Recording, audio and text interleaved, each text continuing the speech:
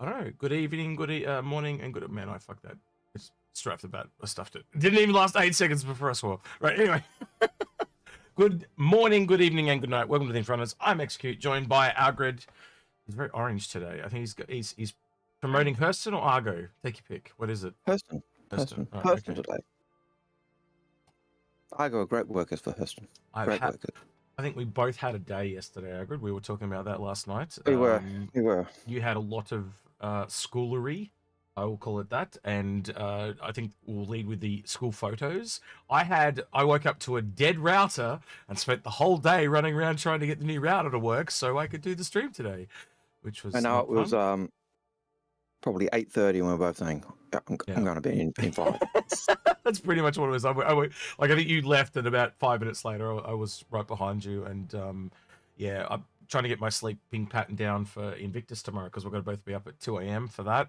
Probably a little bit earlier than that, and our usual affair. Like I was actually hanging out in general today, see if anyone turned up, because usually that becomes a very popular thing. We get a lot of people there in general that want help for Invictus. So yeah, the main days of Invictus. So to give you an idea, like tomorrow, then we'll even do it on the day as off usually, but we'll be there to help people with stuff. So if you want help, Algared or myself, and sometimes some of the other Inforunners will be there as well. It's from one of the main times we kind of come out of the cave and hang out. So yeah, good to see all the sevens. Lots of people saying hi and good morning. Don't forget to start the bot. I remember. Man, yeah, thank you for the reminder. I'm terrible at that stuff. Yep. Although it looks like the bot might be up and running because it looks like there's lots of comment type questions already. No. Stream question. It's on now. What's up now? Just looking at what's been answered. Oh no, I was just didn't for some reason. Okay, yeah. Clearly I'm tired because I didn't see a little hand, the little thumbs up that said we'd answered them. I was just seeing all these questions and I think, wow. Well, no, there's some questions coming through now. So yes, they are now. So what's on the cards today? So we're gonna do Not-A-Tuna again, though we technically don't have any more tuna. Nope. But we'll probably get another one down the road at some point. That's why it's not a tuna. Yeah, Not-A-Tuna. Officially not a tuna anymore. It's not a tuna because there's no tuna. And Ace Hambone, thank you very much for your very kind coffee donation. I was waiting for you to creep up because this is what we're going to do. You know what I was thinking is because Ace Hambone's always here and very generous with us.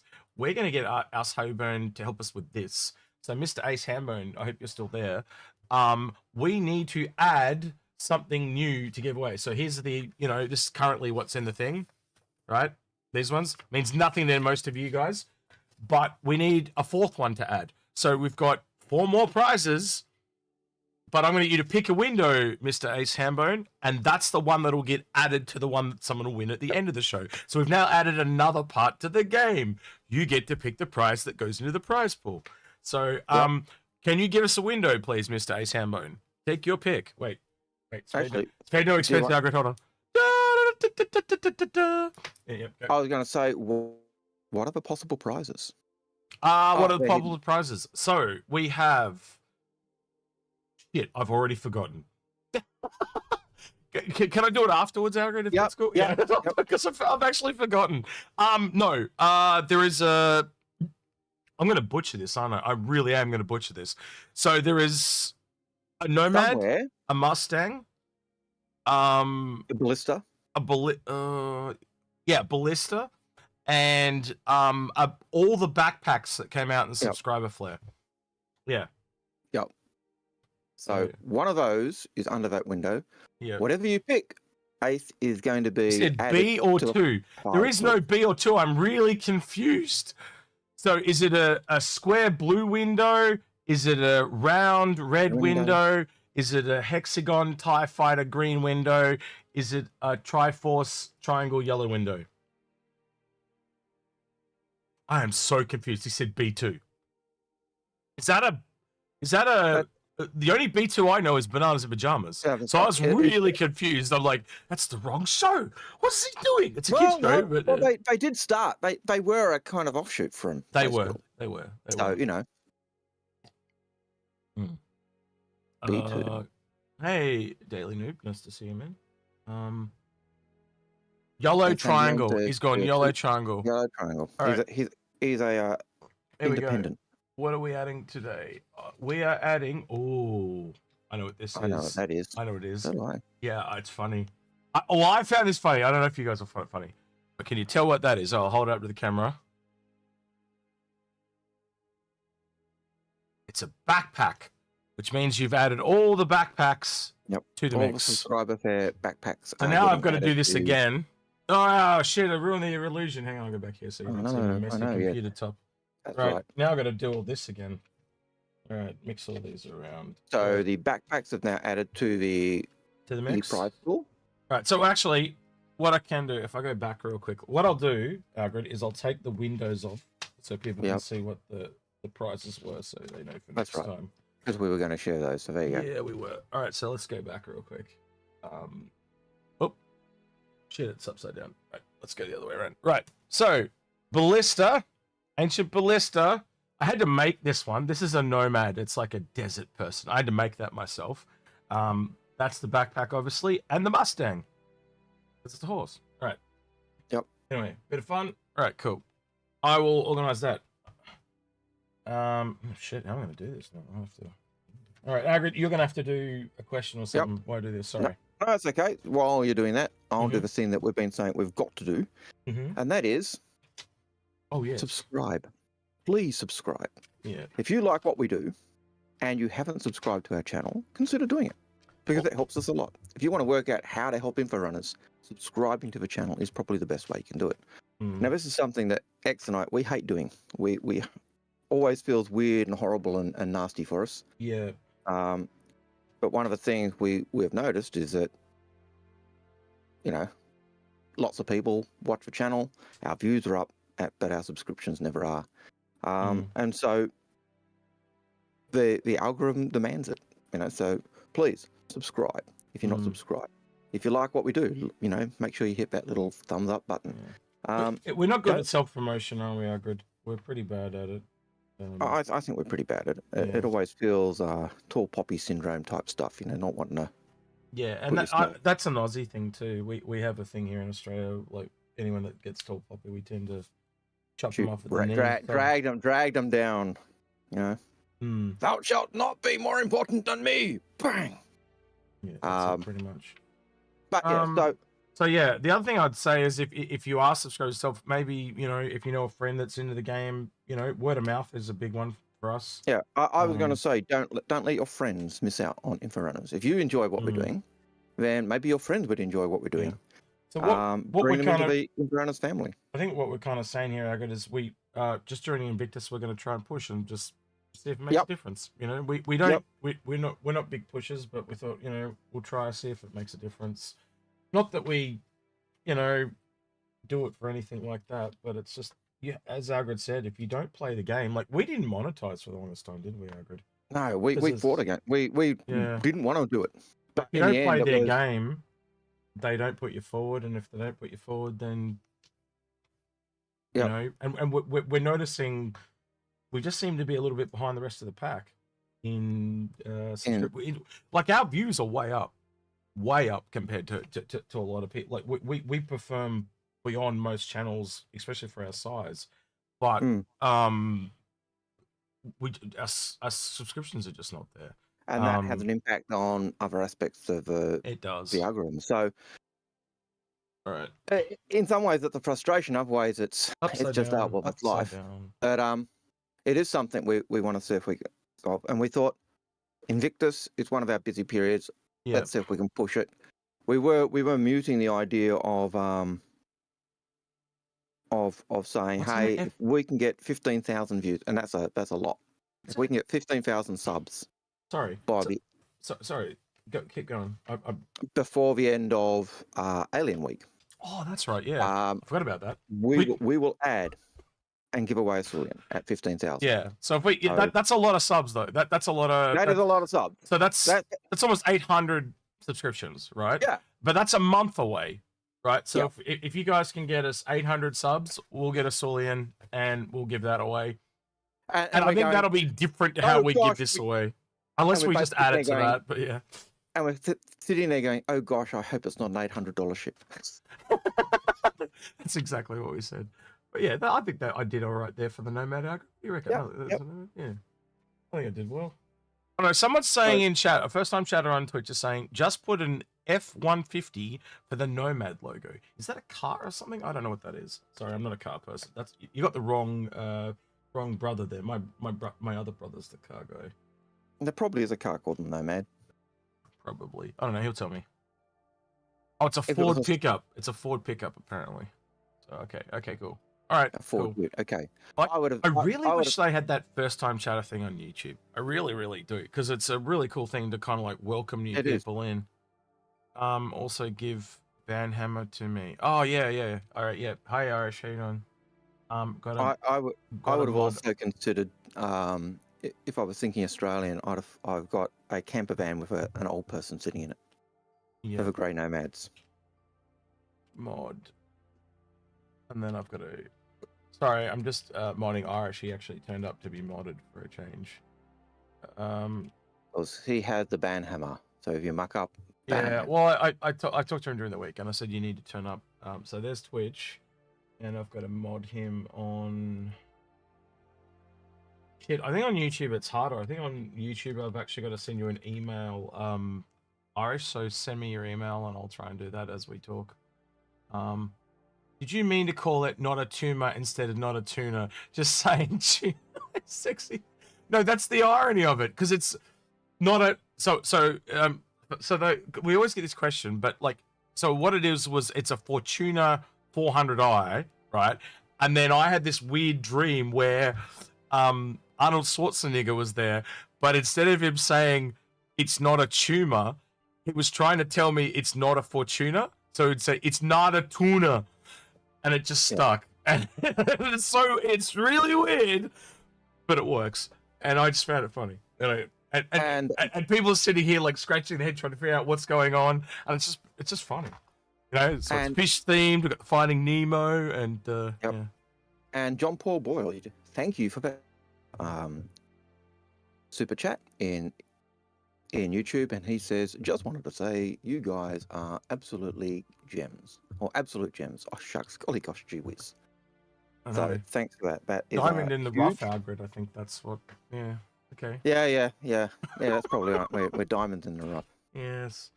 All right. More polished, but doesn't mean I'm necessarily more valuable. So we have to do Invictus-y type of stuff.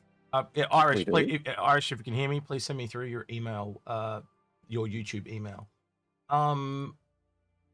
Yeah, so basically we're gonna have CCUs coming out the butt tomorrow.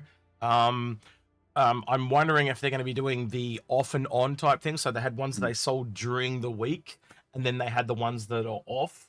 So it's a lot harder to kind of predict the good ones to buy now, but we will go through those. If you want to play it safe, just buy everything, right? Yep. But the problem with that is you are definitely going to come to the end of Invictus and have ones that you kind of want to melt off or they overlap. Right, that's happened every time we've done this. But if you want to get the biggest savings, that's just the easiest way. And again, if you're happy to put, maybe $20 in that you're going to use it somewhere else as credit, it's not a big problem.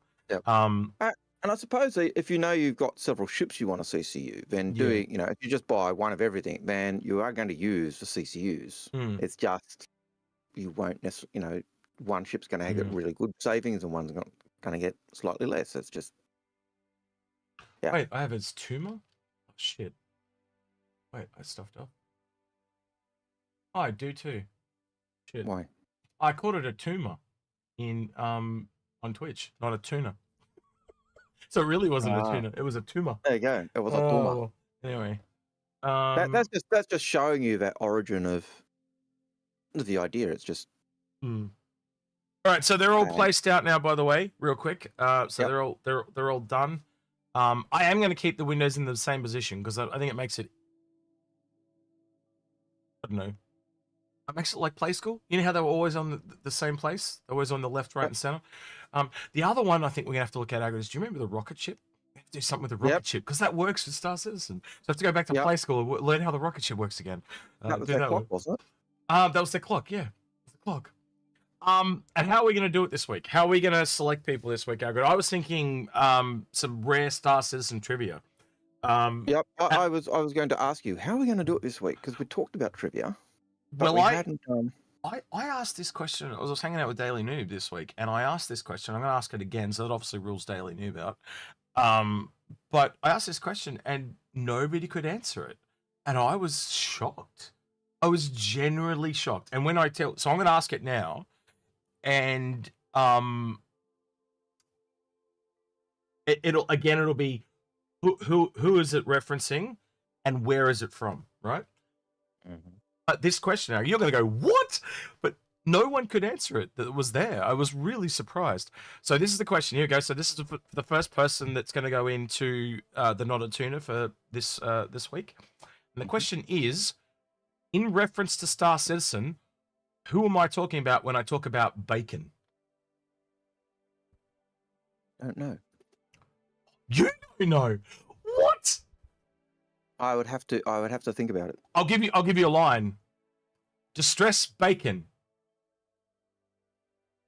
I can remember it. Yep, someone got it. Mongo Mo's there. Yep, Mongo Mo got it. Yep, he got it straight away.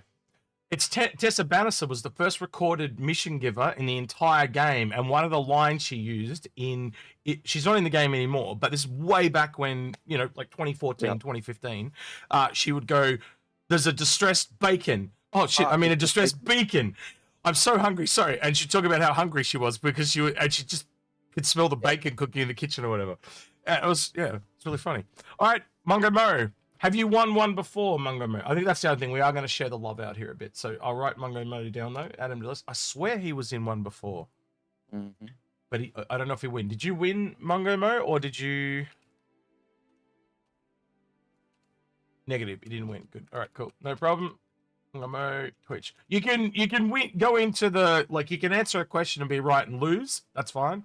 But if you win a ship, I'd like you to kind of step back and share the love around, Right, cool. All right, well, you're the first one, Mungo Mo, and we'll get two more. Algared, so you're going to have to think up a question. I am going to need to think up a question. But fortunately... I don't have a second one off the top of my head, so I might have to think of another one. Or you could think of two. I'm cool if you want to do two. So that's fine. All right. I was last week and botched it. Oh, you fucked it up. Okay, cool. No worries, Mungo Mo. No worries. Well, hopefully you do better this week. All right. But you can't win a Fortuna. Yeah. So, just a refresher, the one that was added to this week was the backpack. So all three backpacks that the subscriber flare for this month was just the brand. It could have been, Ace Hambone selected that one. Not that he knew what they were. He could have added a Ballista or a Nomad or a Mustang, which would have been a ship or vehicle. But no, he added backpacks. That's what he wanted. It's all his fault now. We can blame him. We can relax now, can't we, Algared? We can. Not on us. Clean our hands of it. Wasn't us. It was Ace Hambone. We didn't do it. Us. It's not us. All We're right. not responsible for this mess. So yeah, we've got a few questions coming in. ISC is already out. It actually It is. It dropped at about 3 a.m. our time, Algared, like just after I got up. So we could go right into that, or would you like to do questions? What's your preference, mate? I think we'll do a couple of questions first, just to get the creative juices rolling. Okay, sounds good. And then we can go ISC.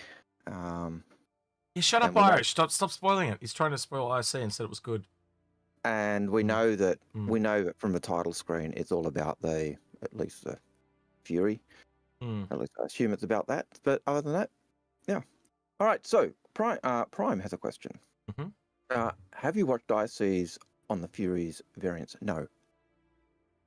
We will watch that live. We never watch ISC before we do the show. So when you watch us seeing the show on our live stream, our reactions are actually our first thoughts and first impressions of what's going on, and that's often why we say something, and then 5 minutes later, they actually say it because it's new. I was sitting there bored as shit, like waiting, for the stream to start up or whatever, and I'm like, oh, it was really tempting, but I'm like, no, I'm going to watch it live because, like, then, I can watch it, and I know there's a few people that wait to watch it with us as well, so you know.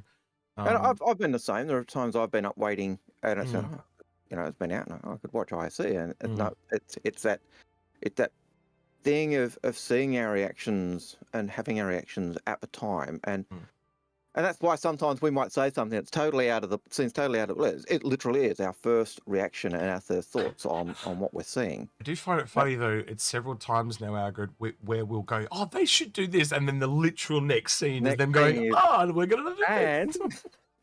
Yeah, so and that's part of the reason why that's happening is we haven't seen the show, we have no idea what's coming, and so we'll go, "Oh, da da da da," yeah, and then so sometimes it's just shut up, guys, and watch, because that's what they're going to say, but that's why.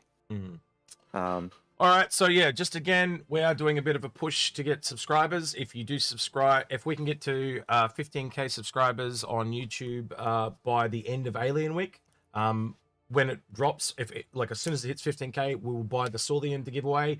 If not, no Saulian. It's that simple.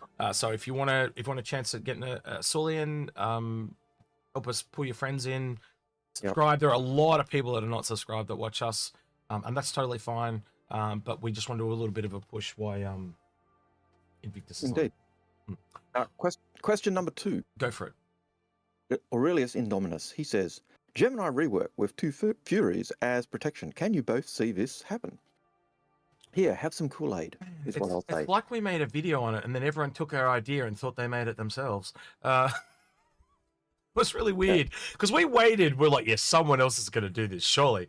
And then I think we saw one picture of someone having hang off the back, and hanging upside down. And that was after we had it, though, but it was before we recorded the show. And that's why I included it in the video. So, yeah. It's just... I still think the way we were thinking made more sense, because it would have had the cab facing the walkway, so in, rather than downward, you can't actually get into the ship. So we went through a few different ways to get in, didn't we? We went through, like an arm that comes down and picks it up and deploys it out. We went through air shields. We went through the whole A type style thing. There are several ways that they can do it, quite obviously.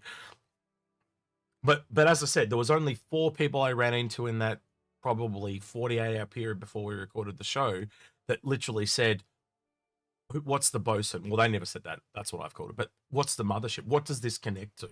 And no, all the ones I was seeing was, what the hell does this fit in? And I'm like, I don't give a shit about what it fits in. I want to know, because it's not the Fury I was interested in. It's like, what is this mothership? What is this big thing?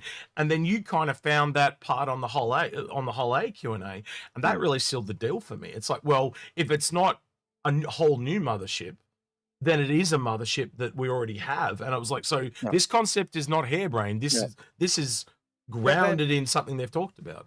But then even before, like, we knew that CIG had talked about, like, we both knew, and we'd both been talking about CIG talking about Hull C's being able to carry ships.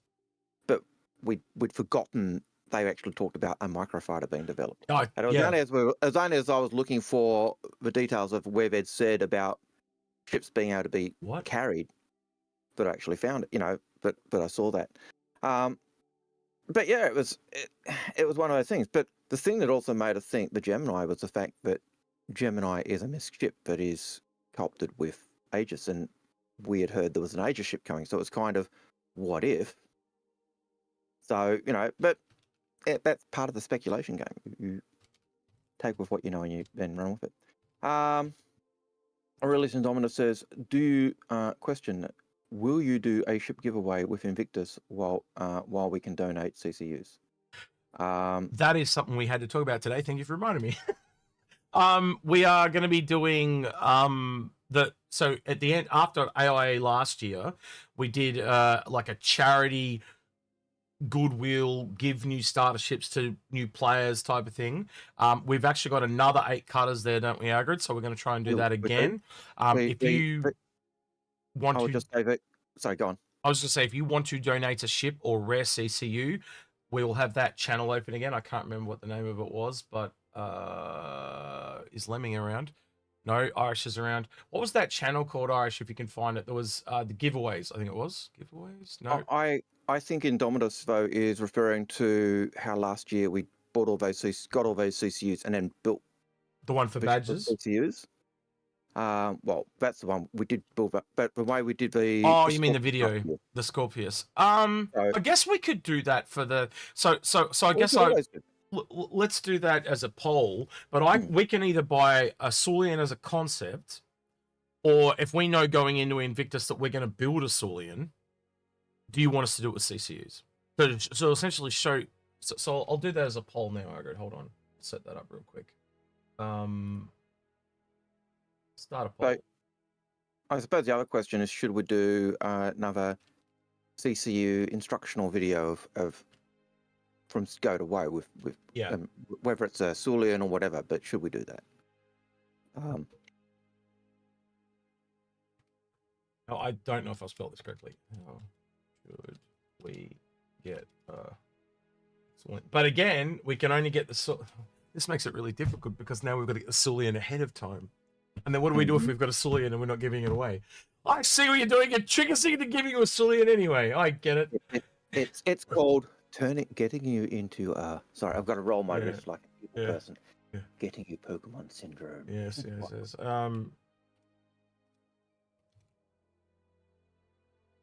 So I'm gonna. The two options are with CCUs or concept. So buy it outright and get a skin or whatever they give us. And I will put that up on there. Now I'm gonna do it on Twitch as well. That one question, CCUs and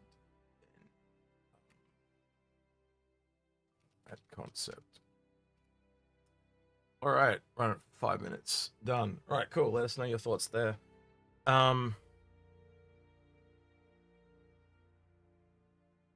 Close poll. Cool. All right, we're good.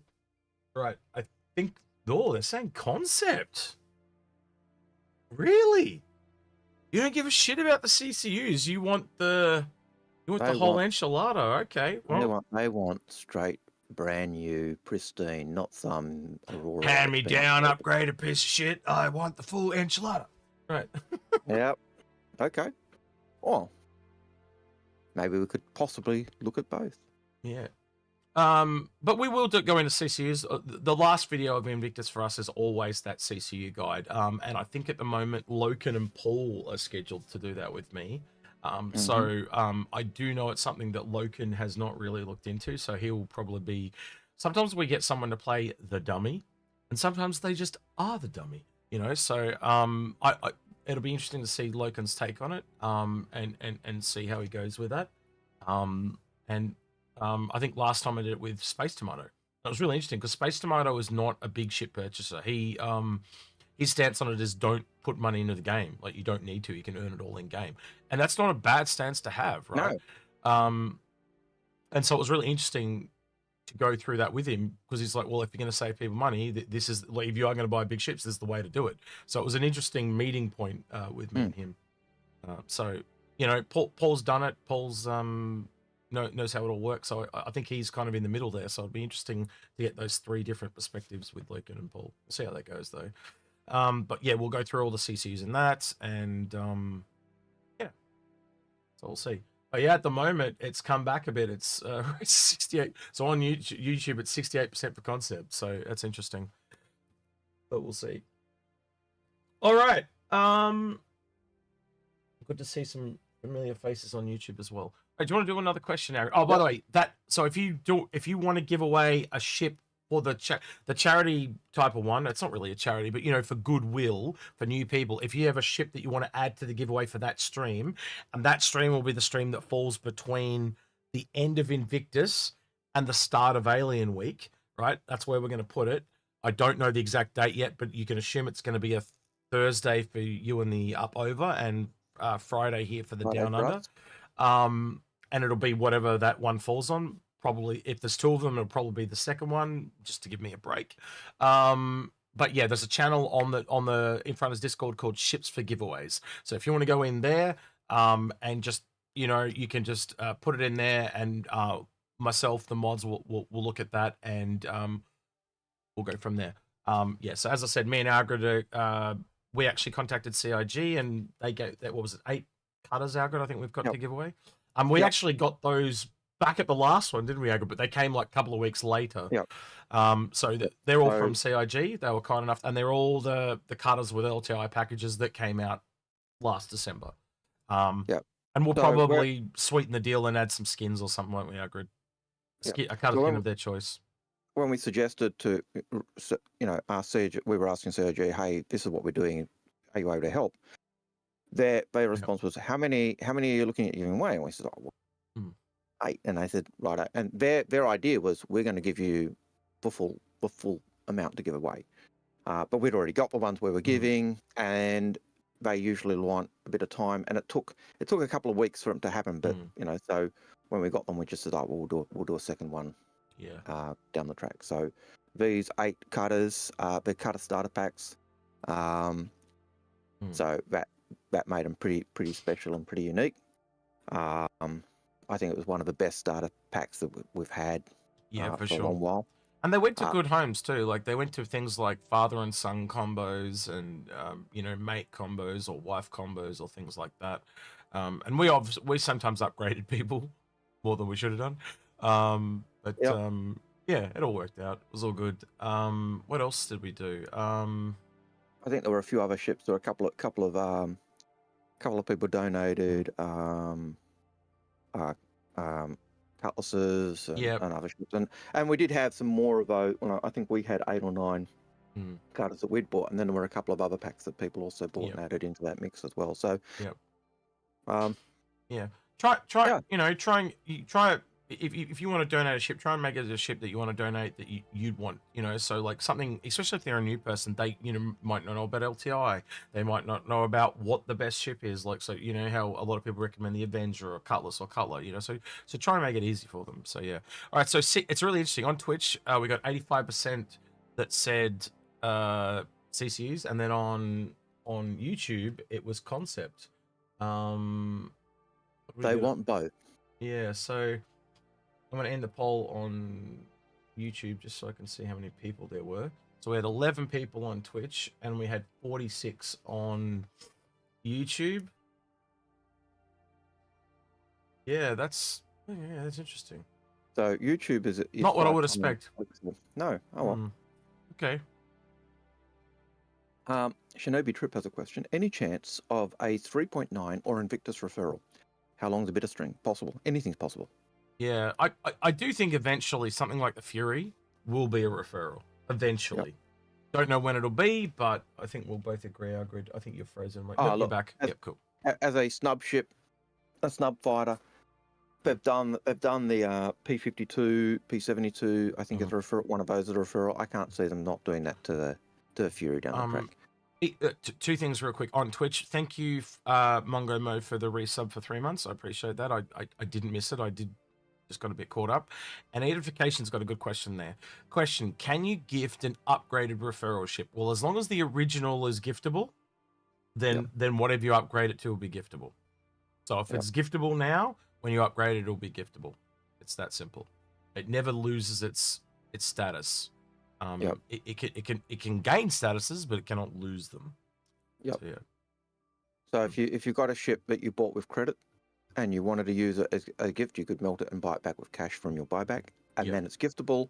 Then you can upgrade it and gift it away. So So, last question before ISC, I think. Just because I'm in the mood.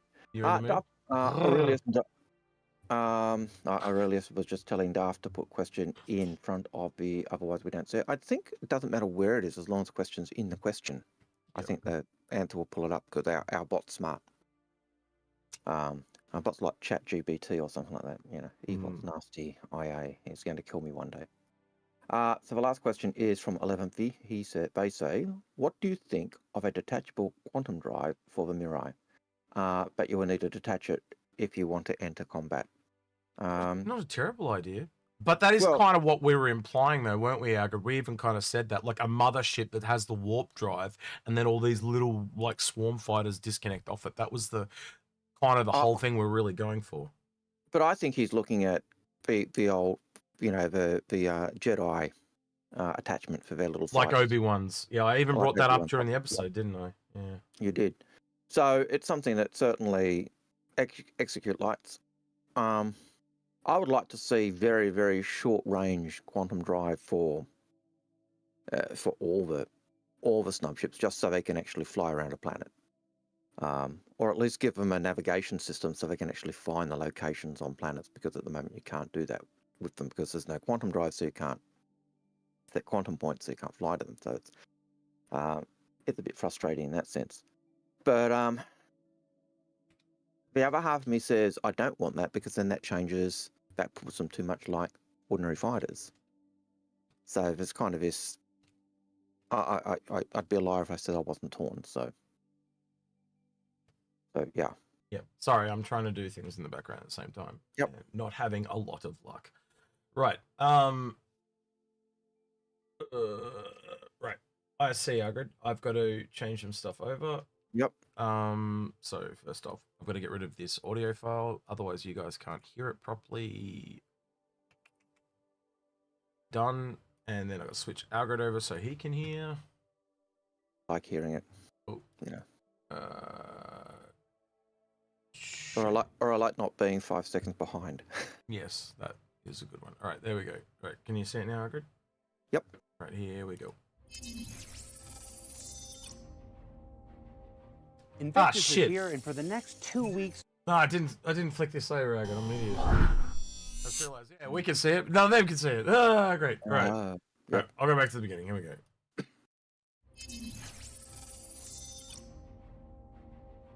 Invictus is here, and for the next 2 weeks, we'll be learning and showcasing as much as we can about the new ships and vehicles making their debut at this year's event.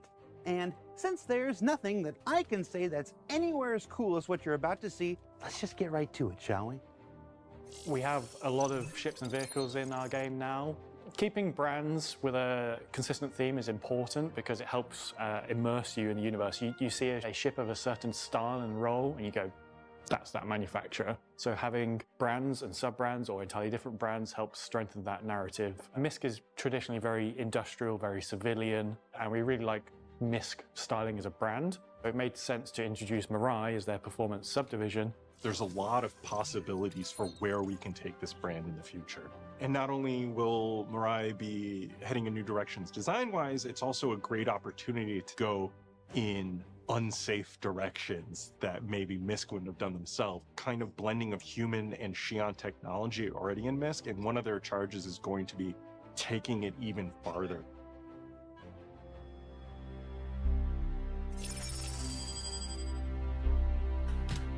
So, real quick, Algared. Landing gear. It looks like it might actually have some landing gear. It does look like it's got landing gear. Yeah, because that thing, It ain't hovering. no. So it obviously looks like there's a couple of And changes coming to the files then, because you- in the you- files you- it says that it's got fake landing gear that don't You exist. can also see just under the missile pod there. It looks like that is a landing gear on the ground. There's something interesting. All right, well, guess we'll find out. Thank you Yep. for the $5 super chat and the thanks, Starjump. Appreciate it, Grim. Thank you. Someone also mentioned this. I think I'm just going to mention real quickly. So Mr. E00 says, since Algared is Alfred, does that mean execute Batman? Yes, I'm Batman. Actually, With always the says it's introduction of Batman. Mirai as a brand, this gave us the perfect opportunity to introduce a more military fighter to the lineup, and so we introduced the Mirai Fury. The Mirai Fury is extremely compact. It allows itself to fold up into... Wait, was there any landing gear going up there then? I missed that. I'm going back. I to didn't see them. introduce a more military fighter to the lineup, and so we introduced the Mirai Fury. The Mirai Didn't Fury see is No, watch the balls, Algared. Watch the balls at the bottom. There are downward thrusting jets just there for Yep. a second. That little bit of blue. introduce a Watch more again. military fighter to the lineup, and so we introduced Watch as it comes up, the Mirai Fury. The Mirai and then they rotate away. Fury There is no landing gear. Extremely So compact. that bottom it one, allows those itself rotating to fold ones. up into as small a package Might as wanna we could pause it. possibly make a ship of this classification. The Fury is a cockpit with some engines, some components, and some weapons strapped to it, to put it bluntly. So the Mirai Fury aims to take everything that makes Xi'an super impressive with all of its grav tech and ability to gimbal thrusters and be super maneuverable. It has really cool folding wings that allows you to get it into tiny ships. So if you have a ship with a cargo grid or an area for cargo that's large enough and a door big enough to fit it in, you can get this ship on board and helps provide on-demand support from any attacks that you may find yourself coming under whilst out in deep space. Some might look at this and say the Mirai Fury reminds them of another popular spacecraft. What would you say to that? I don't know what they're talking about. He does know what they're talking about. Yeah, he does know what they're talking about, 100%. So when you approach the Fury, you'll first notice this big glass dome that gives you massive visibility, and then the seat will pop out. You know what I just realised too? That dome is a little bit Reliant-like too, isn't it? Now I think about it. You know, the fish, like that's a double cockpit. This is a singular version of that almost in a way. Yeah.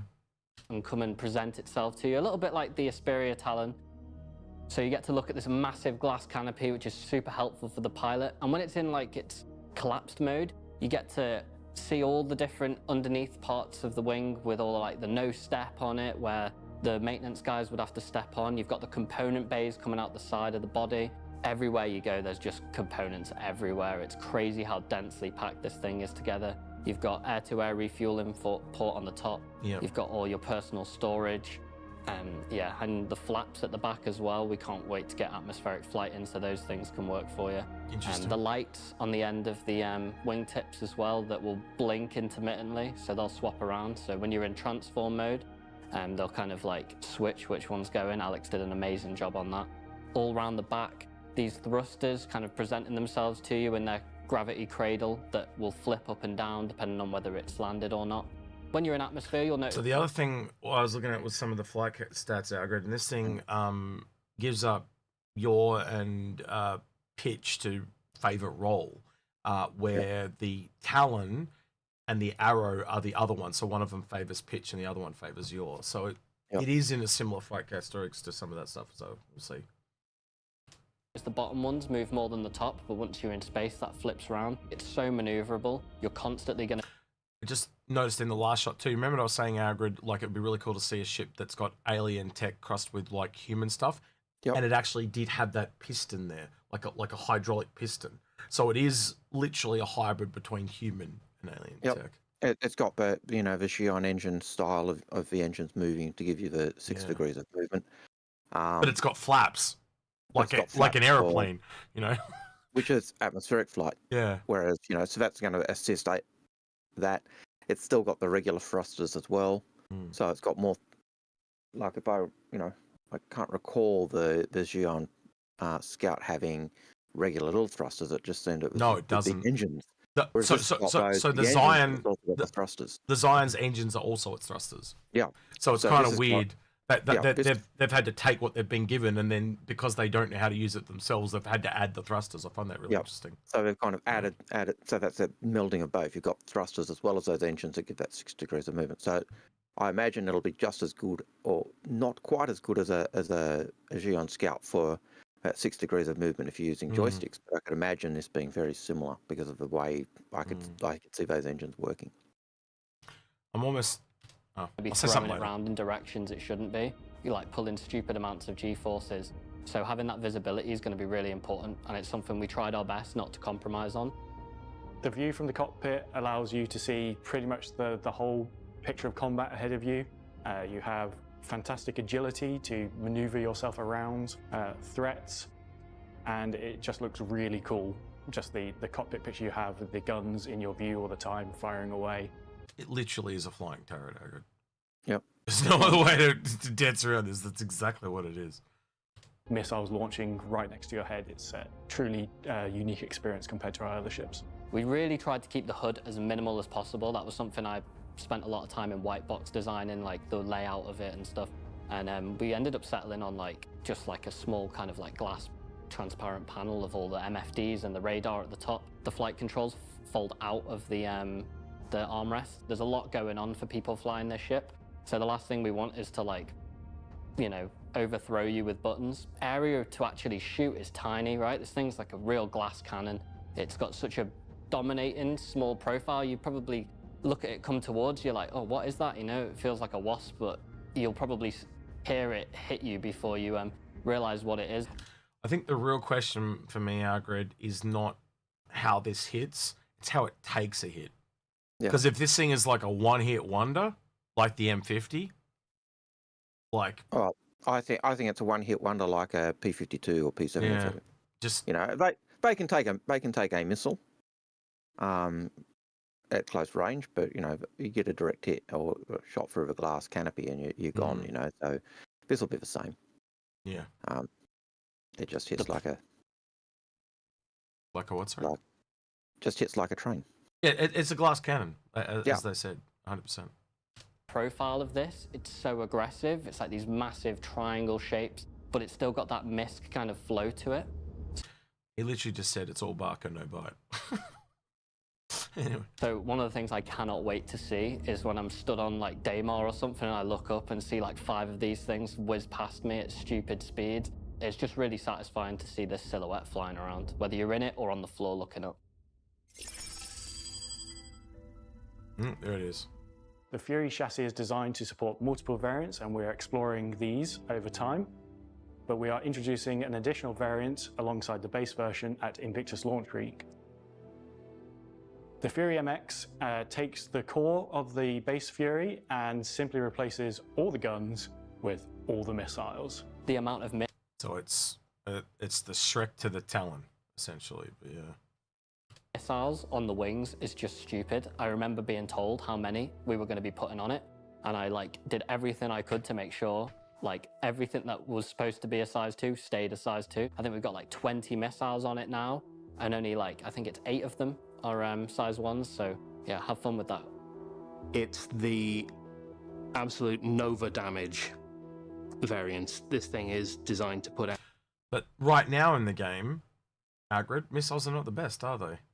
So that obviously shows that there's some improvement, much like the Strike, yeah, Algared? Yeah, although, yeah. At the maximum amount of damage in as short a period of time as possible. On top of all the missiles, we also add a deployable blast shield, which provides additional armor to the front of the ship, whilst reducing visibility as the trade-off for that. So in a ship that's already a glass cannon, what, it's a shot and a half instead of a shot? And what, because you can't see the damage coming, it's not happening? And it's in one spot, so I don't see the benefit of it. It seems like a gimmick to me, Algared. I don't know if you feel the same, but I think it's you've lost a lot of your firepower, so we're increasing the hit points that the ship has. yeah, but by how much? And he does. And if you actually go back and listen to what John Crew just said, he said just on the front. Yeah, so just protecting the pilot. Like, what's the thing that's going to kill you? Getting shot through a glass canopy, because that's the thing that will happen. I wonder also, Algared, if this also has the similar ejection system to the Devarin. You know how the one that it shot you forward to get you out of, like, to increase your survivability. I wonder if that's the same, because it does have that kind of forwardness, and it is the same entry and exit animation as the Devarin. They said it was like, similar to the Devarin. No, it is. I think exactly the Devarin exit and entrance to their Fury, to their Talon. So I expect this will be similar. I would expect it to have an ejection seat.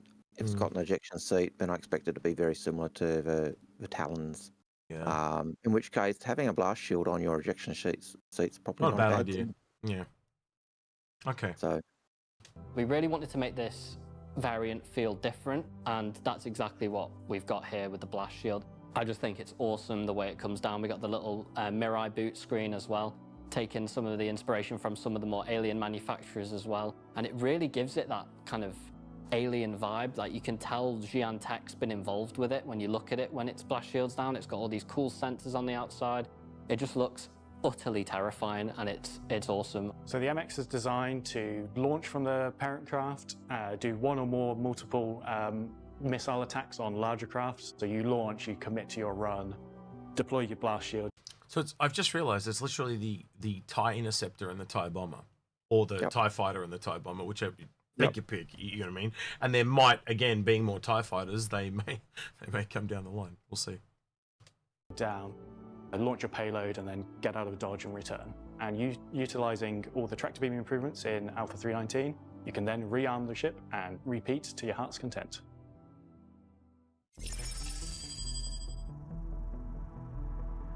So the Fury is designed to compete against some of our most agile and capable fighters, such as the Arrow and the Gladius. It does that by being much more agile than those, as well as being a smaller form. It does have limitations there. It doesn't have a quantum drive, so its range is sort of limited around planetary bodies, and ideally it is carried within other ships. The Fury doesn't have a... Do you love how they just took the last kind of big fight of the Scorpius and just... yeah, it destroys it! Yeah, well, you know. It was an X-Wing. Yeah, oh, true. Okay, I'll take that back. Yeah, it was an X-Wing. Drive, because there's not room. If we tried to put a quantum drive in this thing, it would have doubled the size of it, and then it wouldn't have fit in as many ships as it can. It's more maneuverable, it's faster, it's more heavily armed, it's got everything going for it. My favorite thing about the Mirai Fury is definitely the thrusters. We've managed to get fully 180-degree rotating main thrusters, meaning that we don't have specific retros. This also means that it's got much more efficiency when it comes to turning and strafing and all sorts of flight maneuvers, because it can put its main thrust in pretty much whichever direction it needs to go. They are a great ship to bring along as a sort of defensive package to allow you to react to threats coming at you, or launch very short-range attacks on other ships. I imagine people who are using like eye trackers, or like, you know, they're really like on it, like looking around, trying to see what's coming up. It's going to be super useful for them, because you're in dogfights constantly in this thing. Ideally, you would bring multiple of these, and because of their size, you can load. You know, I just realized it's going to be the real weakness of this Algared. EMPs. You can't hit it because it moves too fast, but like if it gets near you and you got an EMP, it's only going to be disabled for a second. You get a shot on it and it's gone. Yep. And especially those like Banu Defender missiles, you know, the EMP missiles, things like that. That's going to be the weakness for this thing. Every ship has a weakness, you know that. Yeah, no, 100%. I'm just trying to think, like, because they're talking it up, so I'm trying to rebalance it and bring it like back to equal. They're not telling us any of the negatives. Well, maybe I'm wrong. Maybe they will. Let's see. Quite a lot in quite a lot of our other ships. A lot of players and a lot of people that like a to boundary Carrack? around the... Oh, I'll go back for you, mate. I was looking at the ships. I think that's a Carrack top It is. landing bay. It is. And it's got 3 Furies in it. Yeah, look at that. Now, someone was saying Carrack owners were going to be really pissed off because it can't fit in it. Well, I think you've been proven wrong. So yeah. Because that looks like that Carrack Yeah. top bay, doesn't it? Yep, that is correct. It is the top bay where the Pisces goes. That's for sure. I think very comfortably fits 3 too. That's quite interesting. Mini carrier Carrack. Lot in quite a lot of our other ships. A lot of players and a lot of people like to bandy around the words pocket carrier. Well, this is the ship for the pocket carrier. This is the ship that will fill the pocket carrier. It's the pocket fighter. In a fleet engagement, the Fury sort of takes on that very typical sci-fi trope of the larger fleet engagement starts. I almost wonder if they confirmed the boast in their Algared where they kept talking about this is the pocket fight to the pocket carrier. Anyway. Well, I think he was saying there that, because I was thinking the same thing, but then I heard him say, you know, this is, people want the pocket carrier. This is the ship that would fill a pocket carrier because it's the pocket fighter. So he's kind of saying, we'll see. Put it where it fits, but I still want a pocket carrier. Well, I still think we're going to kind of get one because, like, it's got to connect to something. Like, it just seems like a weird snub to make. Every snub that we have connects to something else. So, unless they truly did not design the everyman snub, and that's how they're pitching this, but I think there's a mothership. Yeah, I can't see a company making a snub for every other ship, but not having it having a bespoke ship made by their company. Yeah, to support that snub. That's it. So yeah, well, if it was like Kruger that made it for the Merlin, even they did it. Yeah. But I don't see Misk not taking advantage of going, oh, by the way, we also made this to hold all of these, you know, or vice versa. But when you look at Kruger doing it with RSI, they were trying to break into the market like they did with the gun, and they actually went to someone they had a big partnership with and said, hey, look, we need help. We want to build this. will build it for your ship. Mm. So that's totally different from, say, just building it for everyone, but then not building it for yourself, especially when you're a ship manufacturer. So yeah. All right. As it stores and all these fighters pour out of it, it is so small and compact that really bringing lots of them is no disadvantage to yourself. You just launch them all out of the ship and they just cause merry havoc. I really want... That would look cool. An Idris full of these things. That actually did look like you go back, that actually does look like a swarm of bees. Bringing lots of them is no disadvantage to yourself. You just launch them all out of the ship and they just cause that literally looks like bees coming out of a hive. That's awesome. I like that a lot. Merry havoc. I really want like aircraft carrier vibes off this thing, and at events like Xenothreat or Jump Town, you'll just be sat on the ground looking up, defending it, and see this kind of normal sized ship coming towards you and you think, oh, we can deal with that, and then just Furies come flying from all directions at you and you just don't know where to shoot, and like all your ground to air defenses are like stretched because there's so many small targets fleeting around you. I just can't wait to see what the community... Did you see that? Mm-hmm. You know, a picture says 1,000 words. That thing got hit once and just bonk. Or your ground to air defense. Look, bang. Bang. Because there's so many small targets. When it actually got hit, there's one off to the side here. Fleeting around you. Bang. Like it instantly hit, instantly dead. That thing is weak as shit.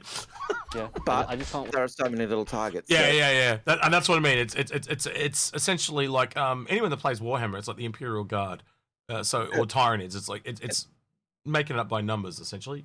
It's like TIE fighters. You know, like TIE fighters. They didn't have quantum drive. You know, remember that's not. You know, that's a short range fighter. Where did it come from? You know, there must be a. You know, it might have got lost. You know, it's coming from a Death Star. They've got no shields. It's got. You know. It's from that other space, game thing, franchise. See what the community does with this ship. You know, I was thinking like where I said to you before the show, like where all the puns are. They were in the episode. He's used every Fury reference I think I can think of in this one. Anyway, this ship has a big place in my heart as it's the first vehicle I've worked on here at CIG. I had so much fun designing like all the intricate details and how it would fold away and how it would all transform when it's in deployed mode, and I was so like impressed and amazed by how everyone from all the different departments brought it together. So it was like this massive moving, everything just seems to be moving constantly when you fly it around, and it really feels like it's alive almost, and it's really satisfying to just see how it comes over, and I can't wait to work on more ships that give me that feeling. And hopefully everyone is excited about the Fury as we are internally. It's been probably one of the most favoured ships internally during its development. Then we'll look at doing some more variants in the future. If they don't do a racing variant, I'd be really surprised, Algared, with that maneuverability. Well, given its Mirai is a racing performance arm of MISC, I would fully expect it.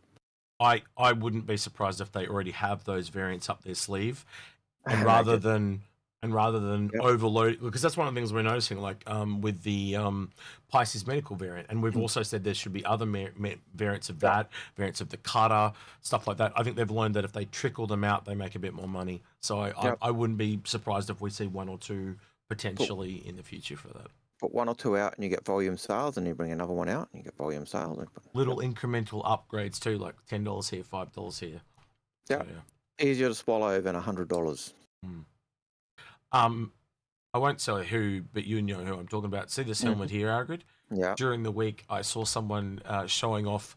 They've actually 3D printed and got it working with the hose, and it looks sick. Anyway. Yep. So what we learned this week? Well, we learned Mirai is making one heck of a first impression with the new Fury. That there are 2 variants making their debut at this year's event, and that good things sometimes do come in small packages, and that if there ever was a ship that punched above its weight class, this would pretty much be the one. I said the thing. Now, don't forget that Invictus Launch Week starts proper tomorrow, with all the festivities you're used to returning alongside with it. How many F-8 Lightnings are going to be stolen this year? We really want to know. Well, I mean, because I definitely don't have anything wagered in that office pool that we definitely don't have going. And of course, enjoy the improved new player experience, lore build, tractor beam improvements, mining updates, new missions, and everything else the recently released Alpha 3.19 has to offer. For Inside Star Citizen, I'm Jared Huckabee. Thanks for exploring the process of game development with us, and we'll see you all here next week. Okay. So how'd you find that, Algared? Yeah, but in Wrath Squadron, the fifth book in the series, they had them as an I'll just optional let him upgrade. finish. And then in Avenger Squadron in the expansion pack for the game, they had them too. So, what I'm saying is, can we? Please?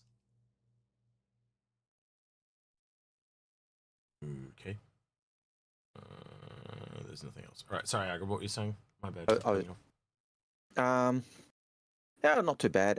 I don't think there was anything that we didn't know already, to be honest. Yeah, nothing that we hadn't worked out already. No, that's true. Trying to think if there was anything. Yeah, there were just little things like the landing gear. We already knew that. And I was surprised if What? Sorry, that really did look like. Oh, Algared, you keep breaking up on me, bro. Okay, I'll see if that fixes. It's Yep. probably that. Around us. Oh, I don't know why you're breaking up on me. Hang on, I have to come back. Yeah, it's that time of the morning at 7 o'clock, Algared. I think we've just hit that peak thing where you run into those issues. It's fine. All right, switching you back over. Switching the audio filters back on. We're back to where we were. All right, back to the regular scheduled screen. There we go. Cool. All right. Yeah, you are lagging a little bit, Algared. Yep.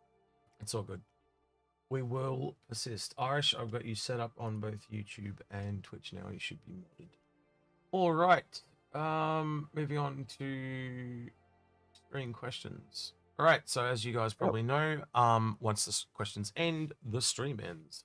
So we have about half a page of questions right now. Normally we do at least 2 or 3 pages of questions. So if you want to get some more questions in, please do so, and we will kick them off. Obviously with Invictus around the corners, if you've got some Invictus-based questions or vehicle-based questions of the ones that are coming, that'd probably be a good time to get them asked. If you're a new person, feel free to ask anything about Invictus you wish. The other thing is we'll just talk about real quick is if you guys can get us to 15k subs on YouTube, we will be giving away a Saulian. Other than that, yeah, ask your friends to subscribe. Subscribe if you're not subscribed. Other than that, next question, Algared, if you want to go ahead. Next question is from Darth Pullian, and Darth Pullian says, is the Orion less useful now compared to the Reclaimer? We don't have the Orion in game. How can we make that call? And no, I don't think it is. I think they're two very different things. Like the way I look at salvage is essentially you getting materials from 2 areas. So you're getting essentially liquids and gases and solids, where ore seems to be just the solid parts, where we still don't have the gas mining stuff yet either.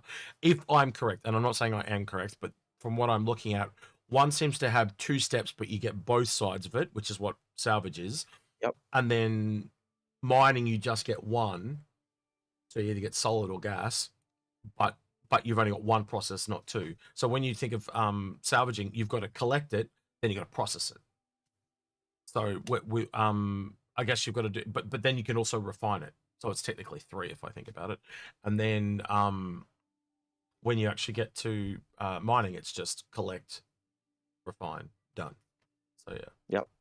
Yeah, I my view is no, because they do the opposite. Unlike salvage and repair, which are 2 sides of the same coin, so there is crossover. Salvage and mining,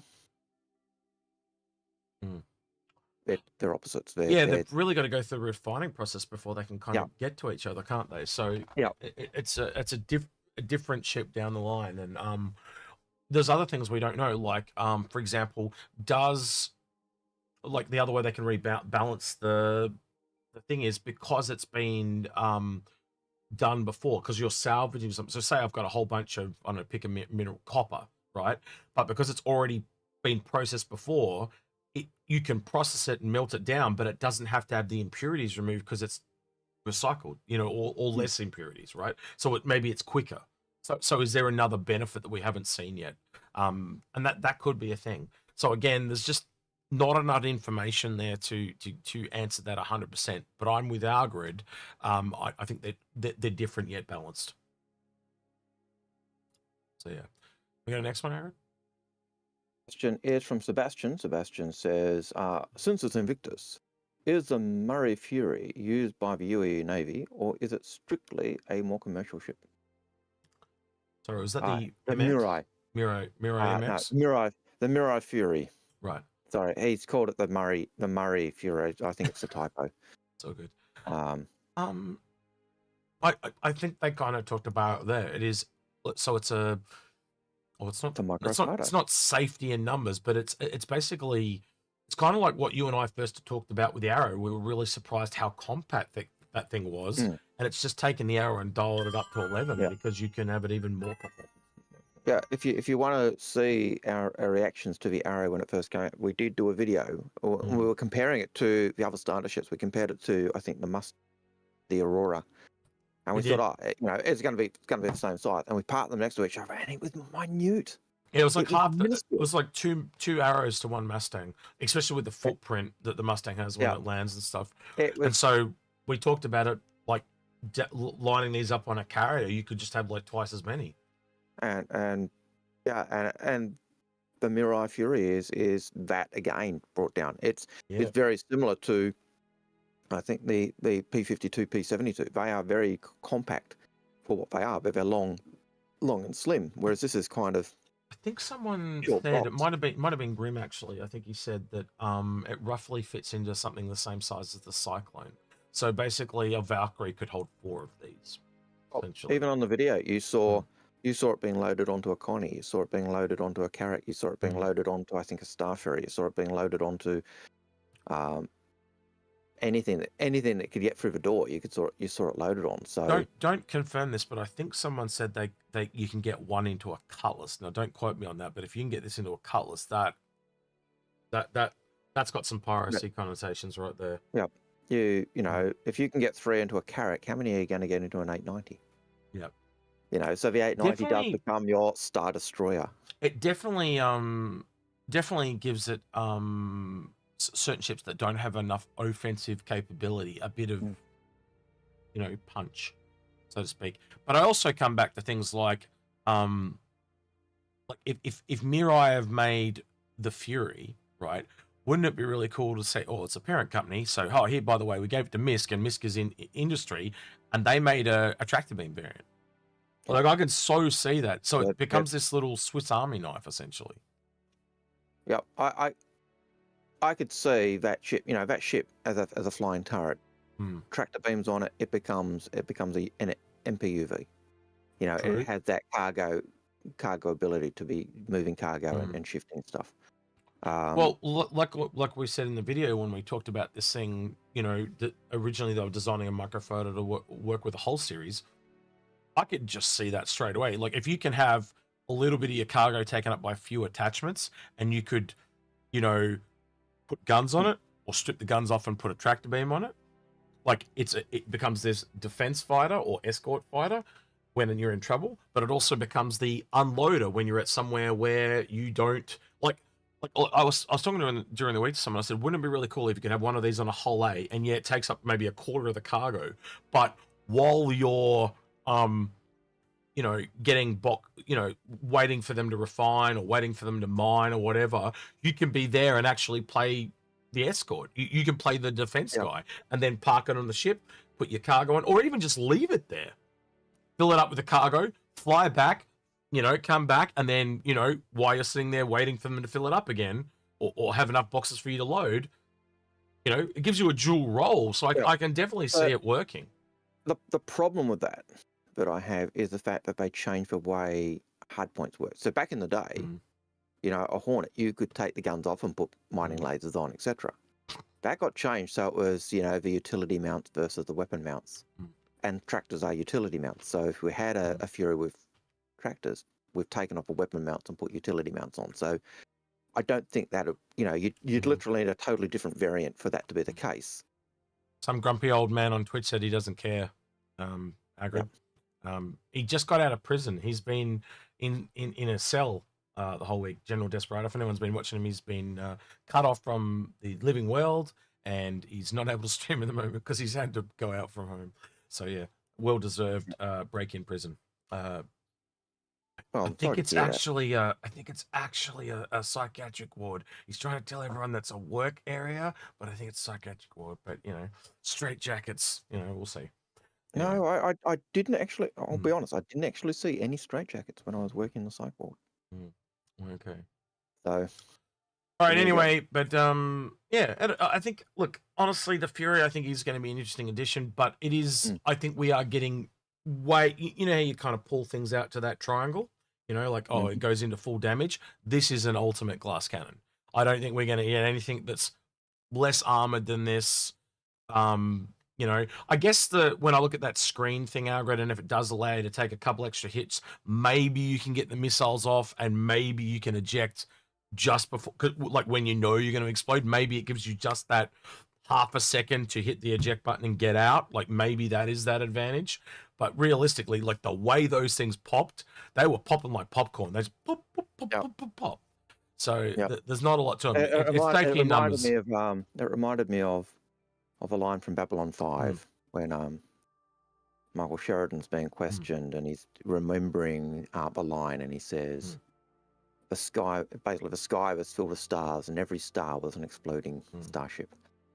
Now, I've learned from Hayden not to say I will eat something, but like I was about to say, I was going to eat my hat if they don't bring out a bosun, aka mothership.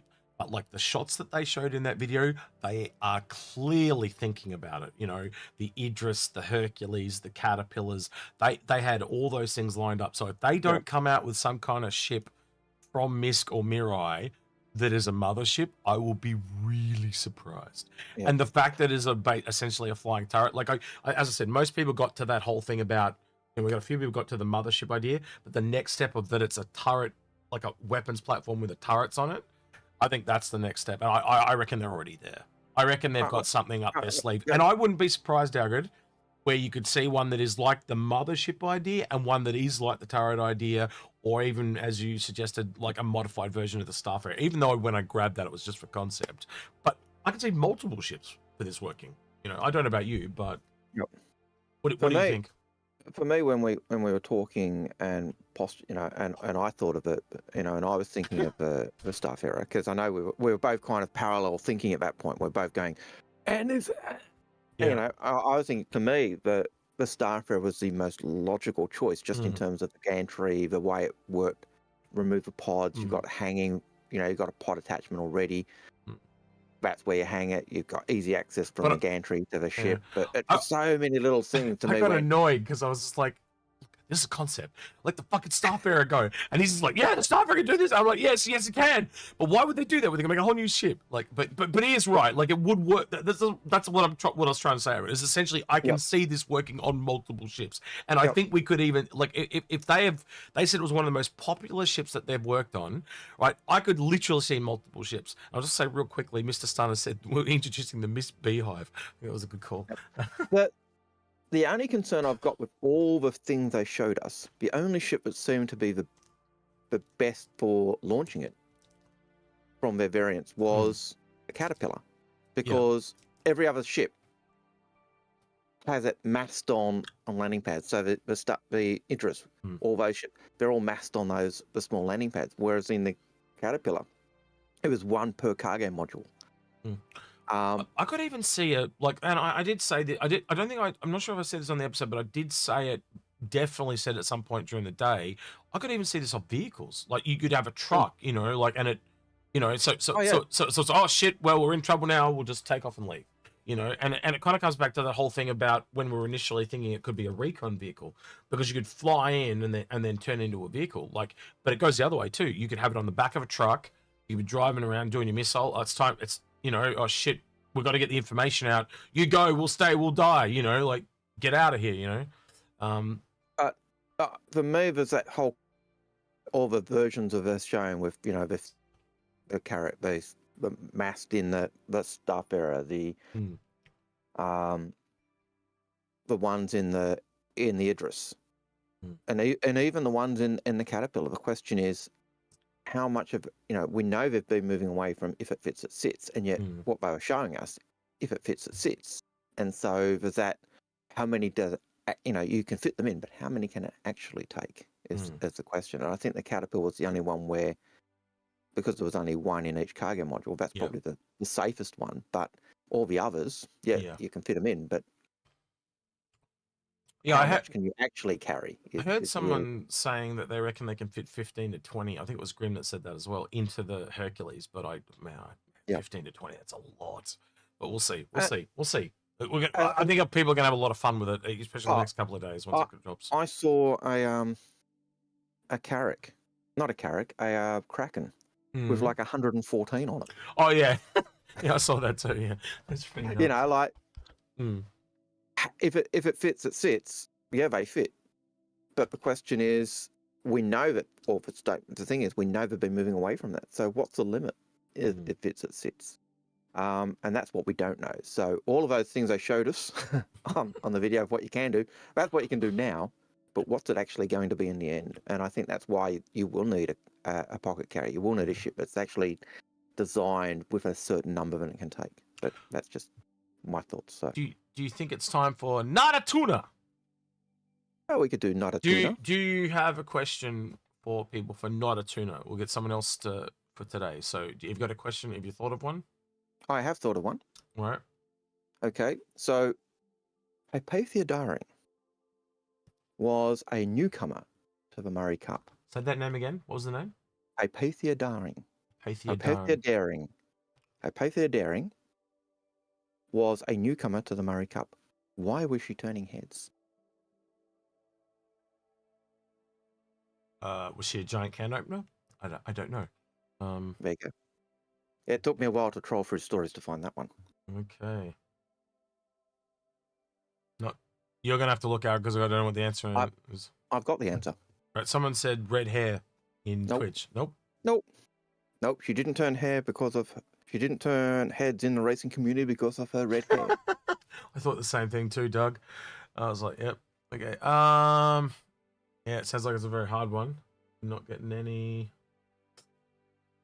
Someone's Googling it right now, someone, they'll have to read the story. Yep. What about Shinobi Trip? Has Shinobi Trip got it there?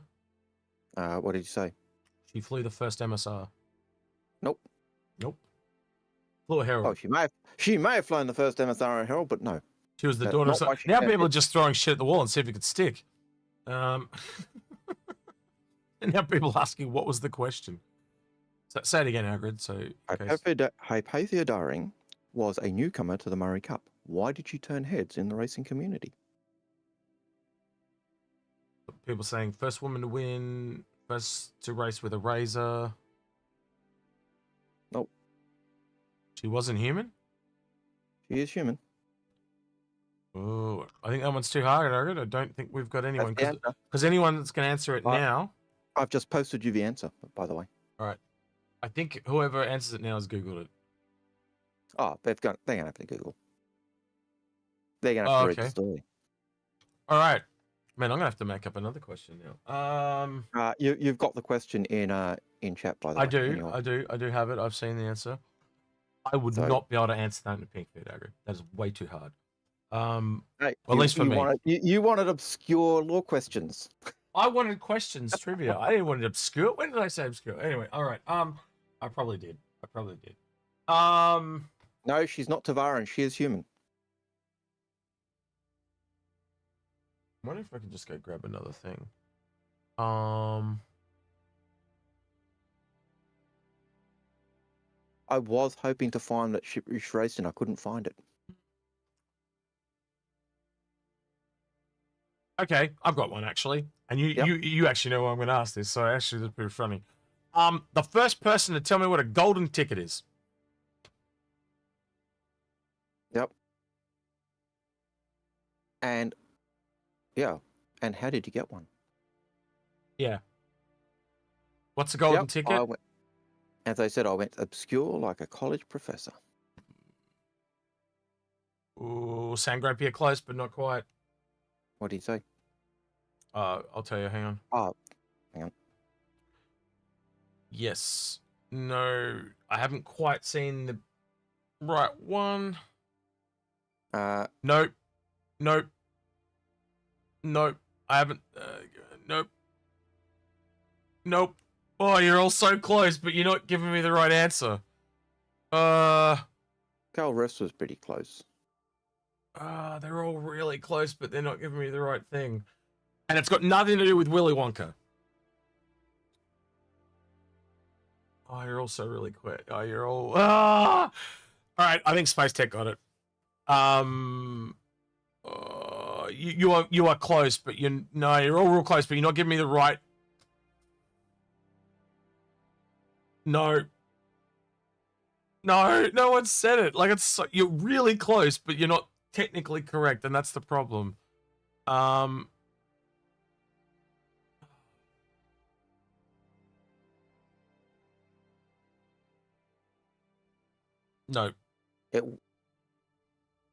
Don't even think. No, it's before very close. before Kickstarter. Yes, all right. So I'll give you a clue. Yep. It is before Kickstarter, but what was it that you had to do before Kickstarter? Yep. There we go. First time chatter. But you're a moderator, Irish. You're not allowed to do it. Shut up, Irish. Irish got it, but he's a moderator. Another question. Irish got it word for word. Someone's just going to copy paste and they're done. Yep. Yeah, I'm going to sue you son of a bitch. No, we got it right, though. Irish was 100% correct. You did, but you didn't say it exactly like that. You didn't have the technical term. All right, we'll give it to Space Tech then. All right, I said to give it to Space Tech. All right, we'll give it to Space Tech, who's also a content creator, so we generally don't give it to content creators, but I'll let it slide this time. So basically what it was, and I got into a fight with someone over this during the week, right? And that's why Algared knows I'm doing this, because I was like, you are so wrong.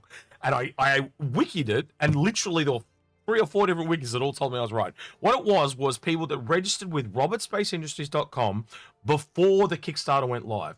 There is less than there's like somewhere between the 200-300 accounts or something like that. And this person was arguing with me that Aaron Roberts told him that it was the first 10,000 backers. And I'm like, well, that's not true, because there was only 6,000 backers on Kickstarter. I was one of them, and I don't have a golden ticket. So that's how I knew he was wrong, straight off the bat. Anyway. Yep. Anyway, so that was just an argument I got in with. And that happens to me in Algared all the time. I get in arguments with people who want to rock with their cock out. I don't know why. Anyway. All right, Space Tech. I will add you to the list. But generally, we don't do other content creators. So it'll be very awkward if you win. Then I'm going to kick you in the teeth. No, just kidding. Right. Twitch. All right, we've got 2 on Twitch. So you're kicking about YouTube. Come on. You have to up your game. All right, Algared, you're going to have to think of another one, but lower your threshold. Okay, I'll lower my threshold. But we're not going to do it now. Do it in about an hour's time. So, yeah. All right, anyway, that was Not-A-Tuna. Anyway. That really doesn't work. I need to get, like Christmas lights or some shit. I don't know. I'll figure out something for the week. Anyway. All right. I thought that was an easy one. But apparently it was hard. And people who were saying what ship that, by the way, who were trying to claim that the ship that Hypatia Daring raced, they were wrong. So Algared messaged me and he said, the newcomer Hypatia Daring has turned heads by taking the pole position away from Remisk, and I assume that was some famous racer. And that was another racer. Yep. So she took pole position for the Murray Cup in the year that she raced, and that's why she turned heads. Interesting. So, yep. Nerdy lore. I'll pull out nerdy lore. And the ship she raced, by the way, is a Origin M50 turbo. Ooh, I've got a good one, Algared, if we do another one here. Something like this. You tell me if you think this is a bad one. How? Here's the one I'm thinking of.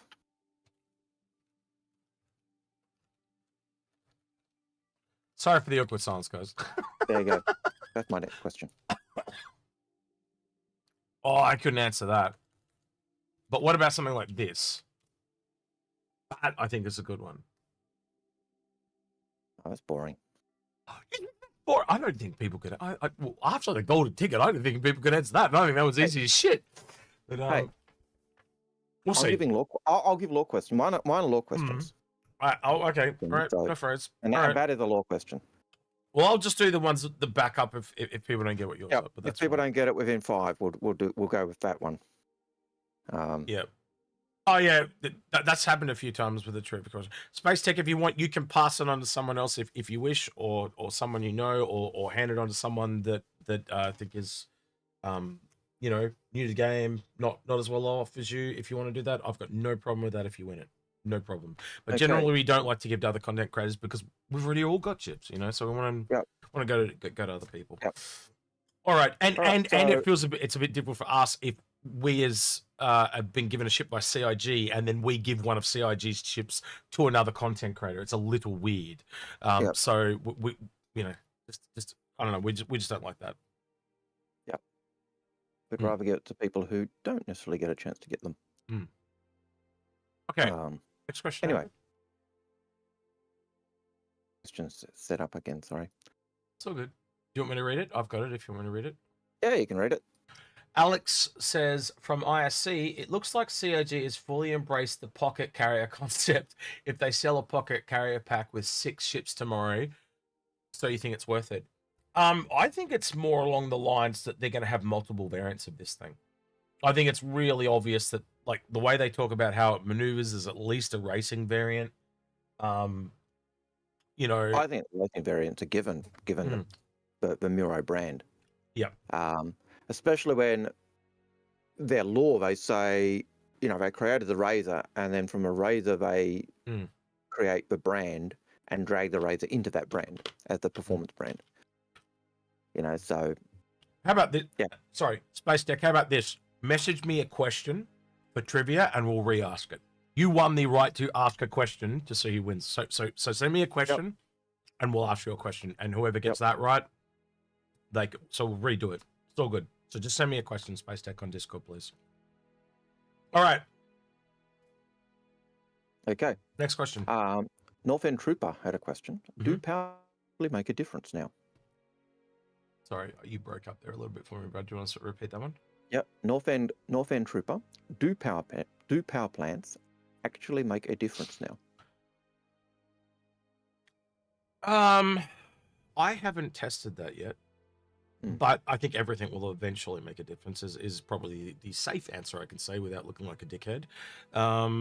But no, I haven't tested that stuff now, so I can't really comment. I do know that when we had Quelsa here last week, he was saying that power plants is one of the few things they do change when they do racing. So, and I can also tell you on the Reclaimer, certain shield configurations won't work because of the limitations of the power plant. So yes, I think they do in long story short. And I lost Algared. You back? Coolers. There he is. He's back. Right. Thing with racing, you basically keep your coolers and your power plant. Everything else you ditch. Yep. That's it. Because your ship, you actually get more performance out, a little bit more speed or fuel economy or anything out of your ship. Yep. So, but yeah. Real quick, if you, I'm going to pump this again. We don't normally pump stuff, so we're going to be pumping like really hard, way more than usual. If you want to, if we can get to 15k subscribers on YouTube, we're going to be giving away a Saulian. So yeah, if you guys can get us to 15k in a month, before the end of Alien Week. Yep. And it looks like we're buying out a concept now after the vote today. So we were going to do it as a CCU potentially, but YouTube and the vote. YouTube won the vote. Yep. Yep. All right. So yeah, if we can get us to 15k, we'll give you guys a Saulian as a thank you. All right. Not all of you, just one. No, all of you, but it's gonna be like seagulls.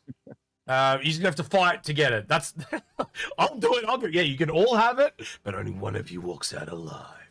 Yep. Okay. So Alex has a question.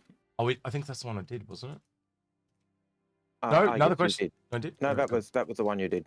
Raya has a question. Have you thought that the Aegis ship is the mothership for the Furies? Yes. That is exactly where we went. That's Initially. why Starfarer was kind of the ship we were thinking of, because the Starfarer Gemini is an Aegis ship. But it turns out it's that's more than likely not an Aegis ship coming at Invictus. No. It was lines of code, and that's all they found, and now those lines of code have gone. So there was. It's kind of like maybe like what the Argo MCV was. There were lines of code for that, but it never eventuated. Doesn't mean it won't eventuate in the future, though. Just how far down the future it is another question.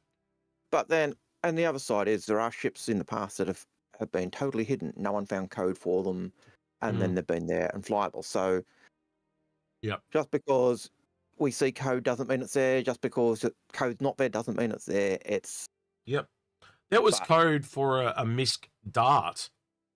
You know, that MISC dart could have turned into this. It could be something completely different that we've never seen before. It could be totally scrapped. So, you know, we'll see. Nature of development. The nature of development, things change. The only constant. So, but yeah, that's why the thinking did go down that Starfarer line, because we were expecting there was an Aegis ship, Aegis and MISC are compartnered. You know, so that's why we did go that line originally. Someone in YouTube chat called Flyers is basically saying we need one with tractor beams, which is like what we said. So I think they're the two variants, a tractor beam one and a racer. I think they're the other two hot. Well, I don't know. You correct me if you think I'm wrong, Algared. I think the two most highest contenders after what we're getting. I think that certainly the racer without Well, doubt. with the whole series and MISC and cargo, like it's a bit of a no-brainer to me. I know that in law, a lot of hull owners have MPUVs to help with loading and offloading. True. I know that the MPUV is supposed to have that type of ability to load and offload cargo containers and all the rest of it. I don't think it would be a very fast ship at loading and unloading, though, like compared to a raft or an MPUV. I could see MISC designing a ship specifically to help, or modifying one of their small ships like that to be specifically designed to help load and offload MISC ships. It's not, you know, it's not. Yes, it's not Argo. Yes, it's not something Argo would do, but it does fit with MISC's staple of ships. It's a support ship for their own ships. Let me throw this back at you then, as a random speculation thing that just kind of came into my head, and you just frozen the best pose ever. What about a salvage variant? So, like with the tractor beams and the lasers and stuff like that, like you could actually, like the tractor beam one could be used in multiple different ways. Like imagine using it to move around, like mining rocks to put in front of the Orion, or you know, or salvage it. Like you could use one with a vulture to essentially hold it while it blasts it open and stuff like that to stabilize the. You can see where I'm going with this. Like it makes it very. It's usually a utility vehicle. It'd be really handy, rather than have to pull out a whole SRV though to do the same type of thing. It's a smaller version of that. It's a snub SRV essentially. I'll answer. Mike Adams comes in and says I don't see the SRVs for unloading stuff, and then he doesn't see MPVU being able to unload 32 SCU cargo. Definitely not. Definitely not that big. Back section of the back connector bit of the MPUV that pops out. I think that would actually be able to latch onto one of those cargo pods and move it, but it would be very slow. I wonder if you can. And I can't say whether, you know, I can't use the argument that, you know, you can't say, well, they don't do it. The law says that's what they do. You know, hull owners, hull E owners, hull D owners, hull C owners often will have an MPUV so they can help unload. But I can clearly see designing a ship that does that. But you know, modifying the Fury to be able to do that. You use it in salvage or other stuff. Yeah, look, does that mean they would build a salvage ship or a mining ship or something? I could see them using it to help with mining. You know, you design a ship bit like that. If they do I suppose what I'm saying or thinking, if they do a ship with tractor beams, it would end up being used by other companies, just like the MPVU is used by everyone. I'm remembering something really vague, and I'm probably wrong. But wasn't there something about a snub for the Orion at some point? There had been talk about that, and I always thought there was. I know you always thought there was. I actually asked Sandy about that. She thought there was. Disco thought it was just a drone. Chris said there certainly wasn't. But again, Fury with tractor beams work very well for that. 100%. Like I said, if Miss put tractor beams on a Fury to work with their ships, I think it'll end up being like an MPVU. That everyone would go, this is really good for that job. I'm going to use it for that job. MPVU is really good at doing its job. Everyone uses it for that Stevedore type job, and so I could see that. But the Orion certainly doesn't have a snub ship, and that came from Chris. Mike Adams in YouTube says maybe they're going to put tractor beams on the MPV, but the problem with the MPUV is it doesn't fit inside almost anything, and I think that's the cool thing about the ship, because it's so tiny. It becomes that Swiss Army knife where, yes, you can't pick up really big shit, but like, if they had 2 tractor beams on this or 4 or whatever, it's essentially like a vehicle that you can, and you have like a forklift. It's a space forklift. It's you flying as a forklift. So that is really useful. Like it can do more than a human can do. It's akin to the power loader, or the, but again, you can't fly in a power loader. At least not yet, but you know where I'm going with this, but yeah. I could just see that as a thing. It'd be very useful. Loading a caterpillar, there's so many uses for that thing. It's very useful. I wouldn't see it being as useful for a caterpillar, mainly because the caterpillar's got so many bloody tractor beams already. Well, it's got 2, but I'm like, you can see how it speeds it up. Is what I'm saying. And certainly, I can certainly see a one for that being used for hulls or other ships. So yeah. Not necessarily Firewire. So first time chatter on Twitch, Firewire Bug says, when remote drones come that you can safely control as a co-pilot from every seat in multi-crew ships, the Fury is out. No, because you have to intermittently switch between the drones. So again, the only thing that's going to is the movement between areas, but you're still going to have to go into one drone, tell it to pick up the box, go to another. If you start to think that through, it doesn't work like you think it does. It'll, in certain scenarios, yes, but like as in cargo loading, I don't think. I still think that's almost a one-to-one thing. But like if you are, we're not talking about a variant like a repair variant for the Fury. That's why a drone would be a lot better at that, because you can say, right, repair this job. Now go over here and I get this drone to repair this job. Now I go over here and get this drone to repair this job. And now I'm just managing them. That's different when you're loading a box, because the box is so damn quick. You're not going to be able to switch between the drones fast enough to warrant moving with drones. Anyway. All right. Faith Hambo actually makes a suggestion of a mine layer. One with tractor beams and a mine layer. That would work. Reclaiming the mines to hand back to the Nautilus. I can see that. Chasing one with tractor beams, chasing after an A2 bomber and grabbing its missile and flicking it back up. Yep, I could see that. Lots of horrible, nasty. Whole swarm of them dragging an asteroid to destroy the entire planet. Okay. Yes. I could see Paul liking that idea. Yes, I can. I know right exactly into where Hurston. Right into Hurston. And I know exactly where Paul would take it. He would bite the hand that feeds him, since he is the barkeep for the Hurstons. All right, so I'm assuming Get Wired is Space Tech, but that's fine. And the question he's got, so this is for Space Tech has given up his thing for Not-A-Tuna, and it is, what ship is Captain Khmer Dalian best known for that acts as his legacy? So what was the question again? What ship is Captain Khmer, and his name's spelled Kamur, Khmer Dalian, best known for that acts as his legacy?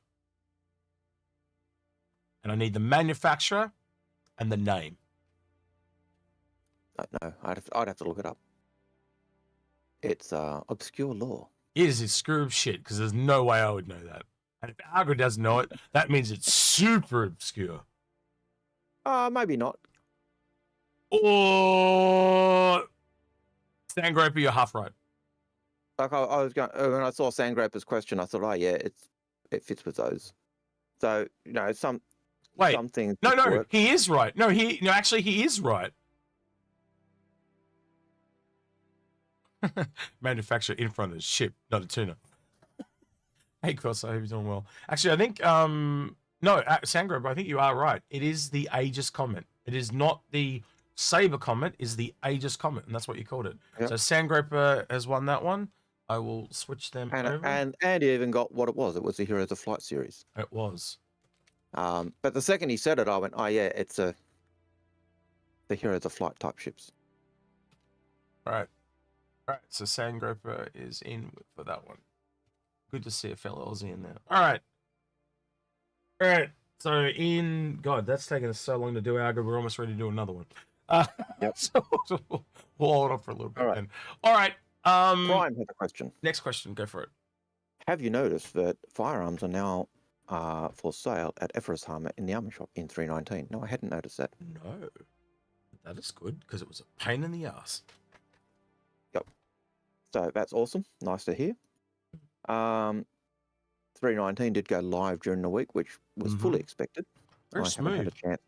I haven't had a chance to get in there for 319, but I was expecting it would go because the last time I was in the test flight, it was again smooth as. And the only thing that would have made it not smooth going to live would have been the same type of problem that they had with 318, but there was none of that special tech coming. So I fully expected it to be smooth. So yeah. Yeah, well, essentially it was just a 318 offshoot, so they had more time to make some refinements, and it's obviously fixed it up quite a bit, which is good. Yep. And it is very smooth. I'll be honest, I think it's going to be one of the smoothest sales we've had in a while. Like, we've had some shockers, haven't we? Where they drop a patch and it's all rocky as hell. So it's like they're learning. It's just taking them a long time, but that's fine. That's good to see that. We have a smooth free flight. Yeah, we'll see. Yeah, it would be a good time for a free fly, actually. Really would. And we've got the rentals as well. We usually get the free flights around Invictus and we just had one too. We just had one like a month ago. So I could see another free flight coming. Sure. And that may or may not screw up the experience. Alex has a question. He's obviously drunk our Kool-Aid in the past. I said Endeavour Fury crafting time. A Mirai shipbuilder assembler module. Raw materials go in, Mirai fighters pop out. I'm thinking more like a Fury hangar bay. Yep. And they just all hang off, Battlestar Galactica style. Just as many as you can muster. Yep. I could see Mirai on the hangar bay of a Endeavour. As much as I would like to say, yes, you put the materials in and Mirai fighters pop out, I don't see that happening, certainly in the short term or even the medium term, because CIG has always said, while we could contribute to the economy, we certainly wouldn't be in that position where we're making weapons or building ships. We could build part, but not the actual ship. So I don't see that being the case. I was just thinking, Algared, it would be kind of cool when the Furies come in to land on a mothership if they're like plucked out of the air by a tractor beam and then like put on their hangar. Yeah, put on. Like, I can see that, like, the claw. That'd be kind of cool.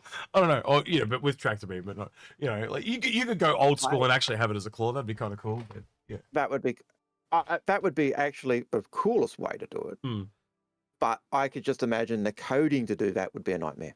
Well, you could something go in between. Maybe it's an arm with a tractor beam on the end of it. So it's kind of like, again, it goes with the Mirai thing, half human, half alien. So it's this arm and it just tractor beams and then you go over there. Well, one of the things that I did pick up when I was looking at the Mirai Fury or the Mirai MX is they talked about the weapon connectors were holographic type things. They weren't the standard thing that was using Xeon Tech for the weapon connectors. Yeah. And that type of thing made me think how you attach it to the mothership or whatever would be the same Mm. type of tech. So, yeah, I look forward to seeing a mothership. Real quick, Access 0096 says, "Hey, I wonder if Avenger 1 is happy to pilot an interceptor in the game." Now, he's a big fan of the TIE fighter, but he doesn't like the Fury. He did a whole video on it. I happened to catch most of that during the week, and he's not a fan of this thing at all. And I think it's because it's such a glass cannon. He wanted something that, you know, was a bit more one-to-one, and this is more of a swarm fighter. So, yeah. I don't know. We'll see. Maybe he changes tune. Maybe we can give him a challenge. You know, how long can you last in a Fury? Maybe, I don't know, something like The that. idea that the TIE fighter was that type of swarm ship. It is, but it was. I think it's just like a step up, though. Like, so to give an example, Algared, if we put it in board game terms, you'll understand this very quickly. In the starter set for the X-wing miniature set, two TIE fighters versus one X-wing. It kind of tells you the ratio they're going for is 3 to 1. Yep, and that's how that's how I would have seen it. You know, it is that low shield, low hit point, heavy killing ship. Whereas the X-wing, on the other hand, or the Scorpius is more, you know, heavy duty, but yeah. All right, we've got a first-time chatter on Twitch, Nullspite, that says and I assume he's talking about Avenger 1 here, he's worried about the stats. I think he's got a wrong idea of how this ship functions from his first look. I think this is not to defend him or, you know, you can have all the stats to the cows come home, and until you actually see it moving in game, it can be completely different. I had someone, I'll give an example that most of you will be able to understand. This person was arguing with me about the stats of the Banner Merchantman and was trying to claim the Banner Merchantman is a much bigger ship. Now, on paper, the Banner Merchantman is, sorry, I should state, than the 890 Jump, right? Now, on paper, it is way bigger than the Banner Merchantman, but it's mostly wings that point in most directions, right? So if you actually look at it from above, though, and they're basically the same size, it's just one's got some fancy dangly bits. So, again, on paper, is very different to what it actually could be. And I think that's what I'm trying to say here. Until we can get in ourselves tomorrow, and I don't mean just us, I mean everyone, and actually jump in the Fury and, you know, get a feel for it, it's probably going to have some really awesome strengths as they sold in the, you know, the ISC, but it also has a very glaring, obvious weakness that they showed, to their credit, they did show it, but they did not talk about it. They did show it, though, so I'll give them credit where credit's due. Right, Algared, do you want to go next one? Or? So the next question, ethnification, and they say, can you gift upgraded referral ships? And the answer to that question is, if a ship was giftable, yes, you can. If it's not giftable, no, you can't. So Janice Morrissey goes on, how much do you think the Fury will cost? My gut says about $40, $40 to $50 max. I thought you were about to say, like, you know, what would chuck? It was like, how furious could a Fury get if a Fury was really furious or something like that. I thought you were about to say that. Yeah, I'm with you on $40. I think it's around $40. I think it is clearly at a snub, and this was our reasoning, wasn't it, Algared? And you correct me, not to put words in your mouth, but I think it is a really big insult if that ship is more expensive than any other ship that has a quantum drive. Yeah, and I look at the P72. P72. For some reason, I've always kept thinking P72 is $45. I don't know why I keep thinking that. I don't know whether it's because of the Australian tax or whether it's sold as a pack or anything like that. But for some reason, I keep getting that stuck in my head. P72 is $35. It has 4 size 1 cannon or 4 size 1 laser repeaters. The Fury, 4 size 2 laser repeaters. It's basically exactly the same type of ship. Take up the price. So $35, $40, $45, so around that point. I do have one big concern, though, after watching ISC, and that was where John Crew said it goes toe-to-toe with things like the Gladius and the Arrow, implying that that's where that they think it sits. But does that also mean that it sits there in price? Quantum Drive, for me, is a really big thing, right? Massive. It basically, a snub has a huge ass drawback. Anyone that has tried to take anything from A to B in this game, like a vehicle or a snub or anything like that, like an Ursa or anything like that, it is so detrimental to the amount of time it takes, right? So I just can't get above $40. If I'm wrong, I'm wrong. Look, they also talked about how fragile it was. That's a smart fighter, right? You look at a P-72. P-72 has 4 laser runs. An Arrow has two size 1 guns, but it's got the two missiles. Yeah. I think the P-72 has more firepower than the Arrow. Believe it or not, that's what Avenger 1 said.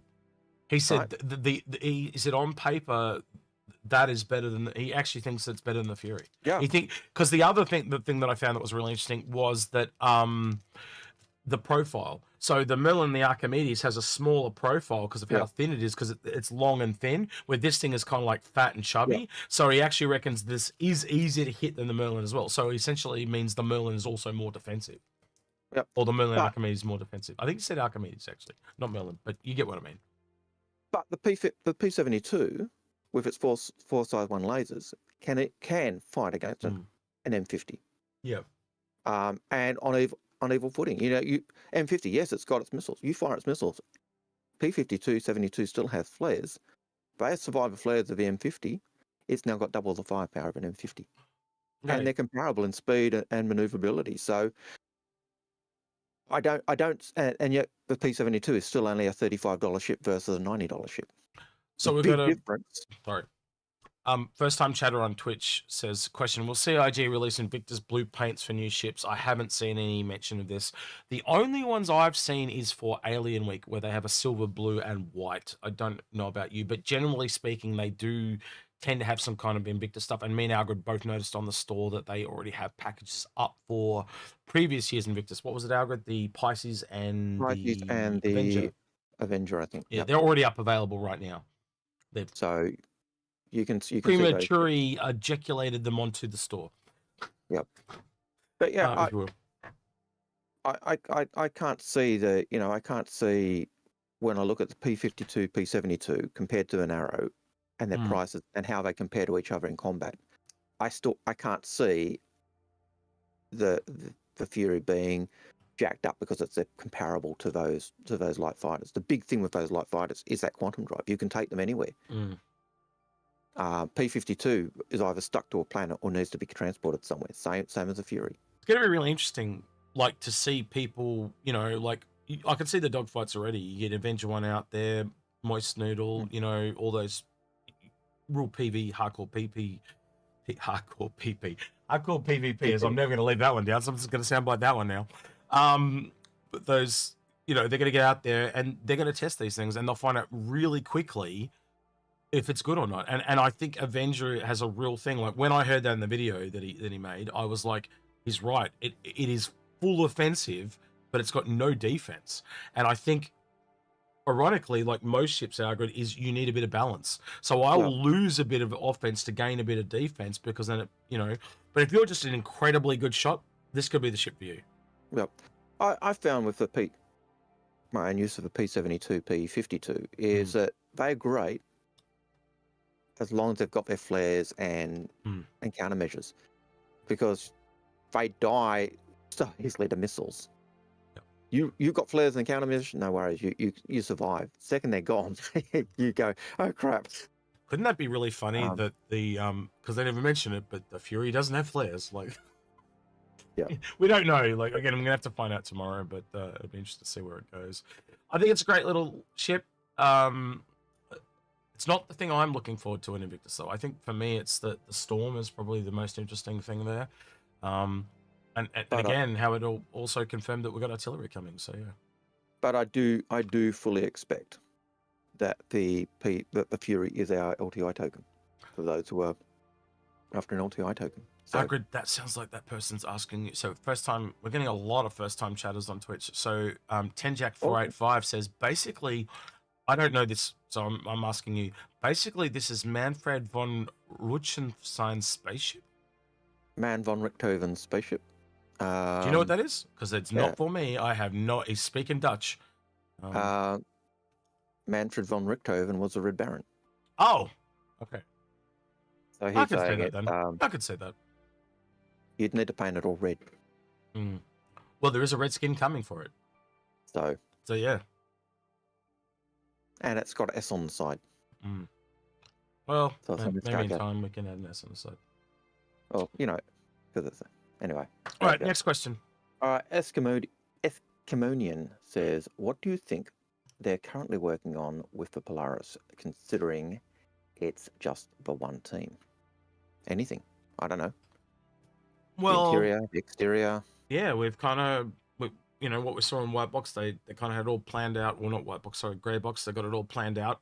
Once they get it all, functionally working and see where everything works and they can see out the spacing, then they start building it out. That's why they do that. Like essentially, when you're doing the Grey Box, it's essentially a laid out. You go from a 2D plan to a 3D plan, and when you go from 2D to 3D, obviously there's some differences. You're going to make sure everything works. And then once it's all worked out and working, then they start detailing everything. And that's where you go into White Box, and then you go from White Box into fully textured and animations and all the work. So it's just going through the process, and going through that as a team is going to take time. Yep. And you'll break it up into pieces, like Fred, you take this room, John, you take this room. I'm going to do this bit. Oh, you can do the outside, Yep. And they'll be talking and going back with all each other, making sure it's all consistent and stuff. Yep, they'll have worked out, entrance here, so if it link up, they'll make sure that the exterior is X size and the interior is Y size, so they can make sure that they don't glitch past each other and all the rest of it. So yeah, but I imagine if there's one team working on it and they're building the ship, that they're probably working on the interior. But your guess is as good as mine. How long's a bit of string? Until they tell us what they're actually working on, it's just eeny, meeny, miny, mo, take a guess. Fizz has a question. Do you think they're planning to expand the ground gameplay on planet surface after technically announcing artillery sooner than later? There you go, X. Absolutely. Man, how long ago did we do that? And I know SA wants to do a follow-up video to this, but remember, what was it? The Future of Ground Combat? Do you remember that one? How long ago is that? Like 3-4 years ago? We also know Chris Roberts is a really big fan of Battlefield, so one of the things, believe it or not, this was I'm going to butcher his name, Level Cap. When Level Cap was on, he kind of gave me this idea about different planets or different areas that could have different game modes. So you could have one that's got a scenario set up where it's essentially like Left 4 Dead, or another one that's like a battle royale planet, and you could even have different game modes on the same planet. You could have take your pick, like that's the best part about this game. They can set up, and if it's not a planet, they can put it in the VR sims that they have, in the little pods. So they can take any game mode for any game and roll it into this universe. That's just how expansive this game is. It's not this limited, all right, we're an MMO, we've got limited bandwidth. No, it's a first-person shooter. They can take any first-person shooter they want and go to town. Yep. Starship Troopers, Star Wars, they can take spin-offs of any of those. So you can have Battlefield Planet, Planet Doom, anything that you can think of from Ready Player One. They can have a different planet, different location, whatever they want. And that's the draw card to that system. They can have events that are like that. Today in Celadus 1, there was a breakout of a virus. Come in and Left 4 Dead style, kill the inhabitants. Kill the infected because they're running rampant and eating people. Oh, that sounds like zombies. No, it's the infected. But, And it could be like the Borg. So maybe they're not zombies. They're getting turned into robots. You take your pick. You can Cylons or cyborgs or Cybermen or whatever. So lots of ways they can do things, and they've even we know they're looking at doing that. How do we know that? Because Sean Tracy had Theatres of War. Yep. And we know Theatres of War is something that I'm pretty certain he's still keen to see come in and be a module in Arena Commander. When you and I say things like that, we get called harebrained a fair bit, though. But like taking one system of the game and cross-pollinating it with another is not stupid. They have the tools; they can do this, so they can can do whatever they want. And of course they're going to do that. We're talking about 100 systems at launch type of thing across all these systems, or whatever the number they end up getting. They're going to want to have different variety. They're going to want a different random events block up. Like all that stuff that we're seeing right now, like with Jump Town and Xeno Threat and all that stuff, that is just test beds for, you got to remember, you got to add in the random mission system. You've got to add in all those cross-pollinate. It just grows and grows. Like, yeah, the scope of this game is what destroys other games for me, quite honestly. I can remember one of the key limiters for a lot of games, a lot of war games, was the map size. You know, they were limited to an 8 by 8 kilometer map. It's why in MMOs you would often, you know, if you were playing EverQuest, you'd run to a region and then you'd hit a zone and you'd literally have to reload into a new zone because the map sizes were limited. So it's funny when you talk about that. I was talking to Badges about this morning before he went to bed, and I was saying, like, it's literally been almost 10, I think it's 9 years since they invented 64-bit for Star Citizen, and I looked it up, and Unreal Engine 5, which kind of essentially came out last year, but 8 years, we'll give them 8 years. It took them 8 years to catch up to Star Citizen. And how many games have you seen that actually has 64-bit, and how many games that you play now where they're ruined? Like, I was playing one the other day, and it was just ruined because I could tell it needed 64-bit because the maps were 3 kilometers by 3 kilometers. But just like back in the day in the hangar module, you remember when you used to get to the border and you'd have your joystick and your hand would, as you got further and further away, it would actually not be synced up to the joystick anymore. Yet you go into 64-bit now, you don't even see that. It just, it's a thing of the past. And it's because, like, they're playing catch up. Like, CIG were ahead of the pack. And yes, it has taken a long time to make this game, but just the thought, like, it's going to take them 20 years to get at least before anyone else does what Star Citizen's doing again. And I don't think we will see it again. People may get, you know, the 64-bit maps, but then there's all the other stuff that, as a result of that CIG have been adding. You know, I think pairs is another aspect of that. You know, you'll see server meshing is another aspect of that. People often say, why did I spend so much on Star Citizen? Why did I back the game so heavily? Because I knew what Chris Roberts would do with gaming. I've said it numerous times. You know, our computers now come with integrated sound cards on them.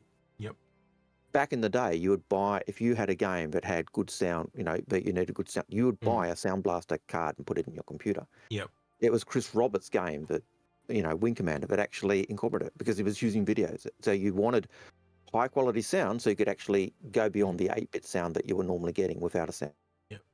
I think that's the important thing in this game too, because he's been unshackled by a publisher. Like, a lot of people saw him as this person that wasted money, but the thing is, like, now we've seen what he's done with it, and we all know that R&D is a bit of the game development. I think that's, for me, it really separates this game. Everyone else is shackled by a publisher. I find publishers really shackling, and you know this, Algared, I left the industry because of what publishers were doing. I did not like how restricted they were with what we were doing. Like, we would design, you know, a document and make this game and work on it, you know, like just a design work for months. And some little money guy would walk in and just chop 90% of it out. And I was just gobsmacked the first time I saw that happen. And I can remember someone talking about Freelancer. And they're talking about how they looked in the code of Freelancer, and basically everything that Chris Roberts is bringing out in Star Citizen was actually hidden in the code of stuff they wanted to do in Freelancer. But they were canned, you know, the publishers said, no, it's got to come out now. And so it just got canned, you know, time and time again.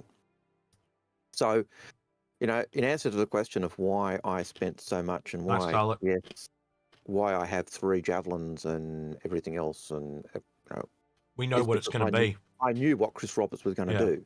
I just needed to see Chris Roberts say, hi, I'm Chris Roberts. I made Wing Commander, and I was all in because I knew what he would do, and I knew it was going to take ages. It built, we've said this before too, like, there's other things in that trailer too that were just things that were icing on the cake. So yeah, Chris Roberts, back then there was like this huge push by evil publishers again to consoles are the way to go. And look at it now, it's completely flipped. It looks like consoles are the ones that are on the ropes, you know, because that's what they wanted, because they were going to make more money. Anytime a publisher comes out and says, this is the future, I go, bullshit now. Because I know, well, look at loot boxes. Look at all the things that have happened since then that we haven't swallowed, you know, because we, you know, back then too, internet wasn't such a big thing. You know, we've got, you know, a lot more social media now. We're a lot more connected and we talk to each other, you know. So same thing with Star Citizen. Like, you know, you come out and try to market ships to us that are bullshit. We'll say, no, they're bullshit. You just sell us to us what they actually are, you know, because we talk now way more than we used to. So, yeah. Yeah, internet. That's the blessing and the curse of the industry. True. But yeah, so I've never had any doubt that Star Citizen would be big. The question is, would they actually ever get the funding to do the things they were talking about? I think they've always had, you know, there was no doubt. And why I was quite willing, even in the early days, you know, even though I didn't join, I wasn't an early, you know, I wasn't an original backer, or I wasn't one of the first Kickstarters. When I saw the video and got on board, it was still in that will they, won't they make it, and I was keen to see them make it because I knew what they would do. Call it insane or otherwise, and I know I'm not the only one. There's heaps of people who talk about View. So yeah, I think there's certain people that I wouldn't let unshackled. To give an example, is a certain non-smart person that calls himself smart. I think he would be someone that would be terrible with this unshackledness. Well, he's often isn't an indie. He often calls himself an indie gamer, and his games are beep. Yep. And I've tried them. They are crap. They are terrible. Anyway. Yeah. Anyway. Prime has a question. How many times did they say variant in ISC? If it was a drinking game, I'd have been sloshed. So lots. Lord Janus says, or Lord Ianus says, do you think 2 of these will fit into a carrack? Hands up. I think 3 will fit into a carrack. Yeah, they showed it on the video. So No. The correct answer is yes. 2 will fit into a carrack. Yeah. Do you think 2 of these will fit into a carrack? Absolutely. Yes. The question is, which 2? Yeah. No. It's 2 but it also holds 3. But he just wanted to know if there was 2. So we'll go yes. That's the short answer. Yeah, two of each one plus another one. Yes. Just leave out the word only. Yeah. Monster AV. So, like the TIE Fighter, if this is the Interceptor, will we get a TIE Advanced? Maybe less nubbish, and more in line with an Arrow. We're getting the TIE. Oh, I don't know. Is there a it's like a TIE. It's not a TIE bomber though, is it? Yeah, it's a TIE missile boat. So yeah, yeah, different. And did the TIE Advanced actually have the a jump drive? I think it did. And it was also bigger. Yeah, it was. So yeah, I could see. Look, I could see them doing that if they wanted to. The question is, does CIG want to? But yeah, I could see them doing it. But variations, the spice of life. But do we actually need more fighters? Like it seems to be the thing we've got coming up the wazoo, isn't it? Oh, it's just like real life, isn't it? You know, the smaller something is, the more you get of it. Yep. Mr. Stunner says, did you guys hear John Koo essentially say other variants of a Fury to come in the future? Yes. Pretty much. We did talk about that too. Yep. We all know the negatives are unanswered Q&A questions. Yes, and they're probably Q&A questions that will never be answered because we'll get all the how many fit questions. Or does it have a quantum drive? I think if we were to talk to that, Algared, I think the question I'll be asking is, does this connect to a mothership? Does this have is there a bigger misship coming? Will there be a dedicated mothership for this? Yes, that's the word. That's the question I would probably be trying to put in. Not like, does it fit in this? You know, I guarantee you there's some idiot that'll ask how many of them fit in a carrack, even though they've physically shown it in a video. But I personally, I think all those will it fit questions just need to be thrown out because they're just, again, we're getting into metrics now. We're getting to the point where you can just say it's an S1 and then instantly should know all the shit it goes into. So. Yep. So, Aricus MD, first time chat on Twitch says, when would they introduce a Star Destroyer? Well, isn't that the 890 jump in a little weird turn of phrase, kind of, maybe? Currently, the 890 jump fills that role. Closest we've got at the moment. It is triangular in shape, and you Maybe the Javelin. The Javelin would also fit. I know originally it was supposed to be able to fit. I think it was 4 P-52s. I think 4 P-52s, 3 Auroras, and A 2 partridge in a pear M50s, tree. and one of everything else. Yeah, it was. But when they were doing the default hangar at the original, they actually said what ships it could fit, what ships could fit in the hangar. Even though it was designed specifically at the time for Redeemer, they said, oh yes, you could put a Hornet in there or this, but you could put 2. I think it was 2 or 3 Auroras and 2 Arrows, and I think it was 4 P-52s. So, and I always thought, yeah, I was thinking, oh, you take one of those, load it up with the P-52s, and you get a swarm of fighters. I think this would, because of its compact size, you'd probably get double that. But that was, again, in the days of if it fits, it sits. So that has gone by the wayboard, I think, or is going by the wayboard. Do you think the Fury will be nerfed in with release? And that's by Silent Winter. And that's been a bit of a thing in the past where they come in pretty. It's very common in almost a lot of games. Like I know League of Legends used to do that a lot. Like a new hero would come out and they'd be so overpowered, and then like 2 weeks later they'd nerf them after everyone had brought it. So yeah, maybe not. You just can't tell. I'd like to see a class that came out in a game where it was crap, and then as they were balancing it, it actually became better. And you sometimes see elements with that where you see that happen. That did happen in League, by the way. I remember a hero called Uric came out, and he was like a gravedigger guy that spawned these little ghosts and stuff. And everyone was expecting him to be broken. He came out and it was horse shit. And then over like the next year, they buffed the shit out of him. And even then, he never really saw much popularity because he was just always was seen as too weak. Anyway. But and I think that's part of the problem. They don't want to bring out something that is crap. And so they overcompensate, but then when they're balancing, they have to pull things back, and there's always that issue play. And it'd be nice to be crap and be brought up to speed rather than being awesome and be brought down to. I've got show and tell, Algared. Hold on. Yep. You know what I'm going to show? I showed you yesterday. You did. And while you do that, I'll go into the next question since you're not here. Question. I want an MSR but have a Taurus. But with the new cargo changes, it's hard enough. Is an extra 60 SCU worth it? So that's a good question. All right, go ahead. So the Dugout 1086 says, I want an MSR, but I have a Taurus. But with the new cargo changes, it's hard enough to get a full load. Is an extra 60 SCU worth it? What else do you get from the ship? The data running. The data running. More crew. Like you got to look at yourself for that. You got to weigh it up for yourself. Yeah. Is the extra cost worth it to you?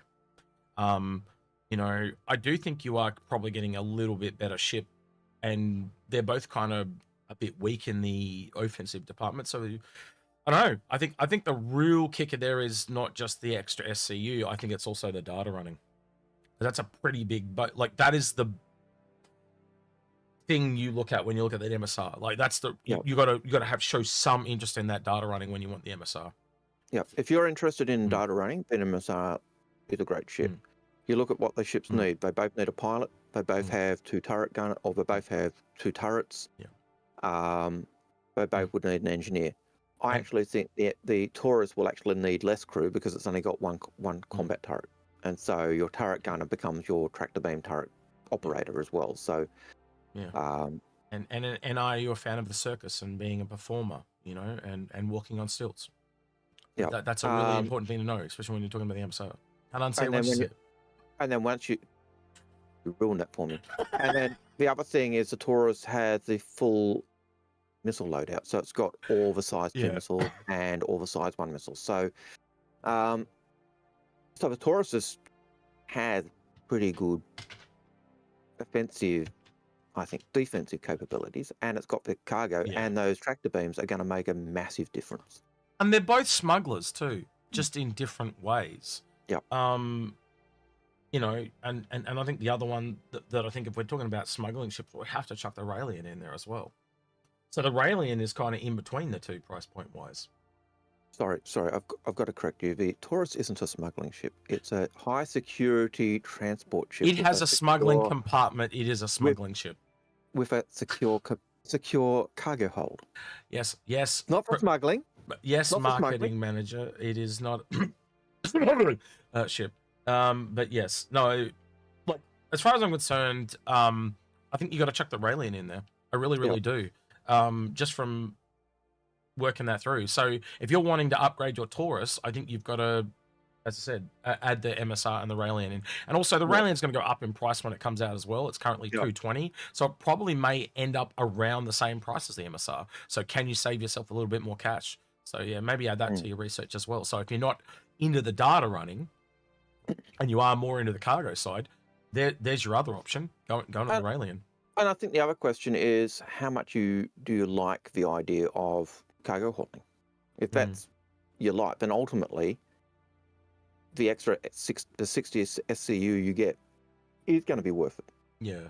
The Taurus's extra cargo will be worth it because in the long run, that is going to work in your favor. But if that's not your jam, then sure, look around and look for another option. But I think just in terms of crew numbers that you'd need to fully maximize what the ship's got, the Taurus should need less crew because it has one less turret.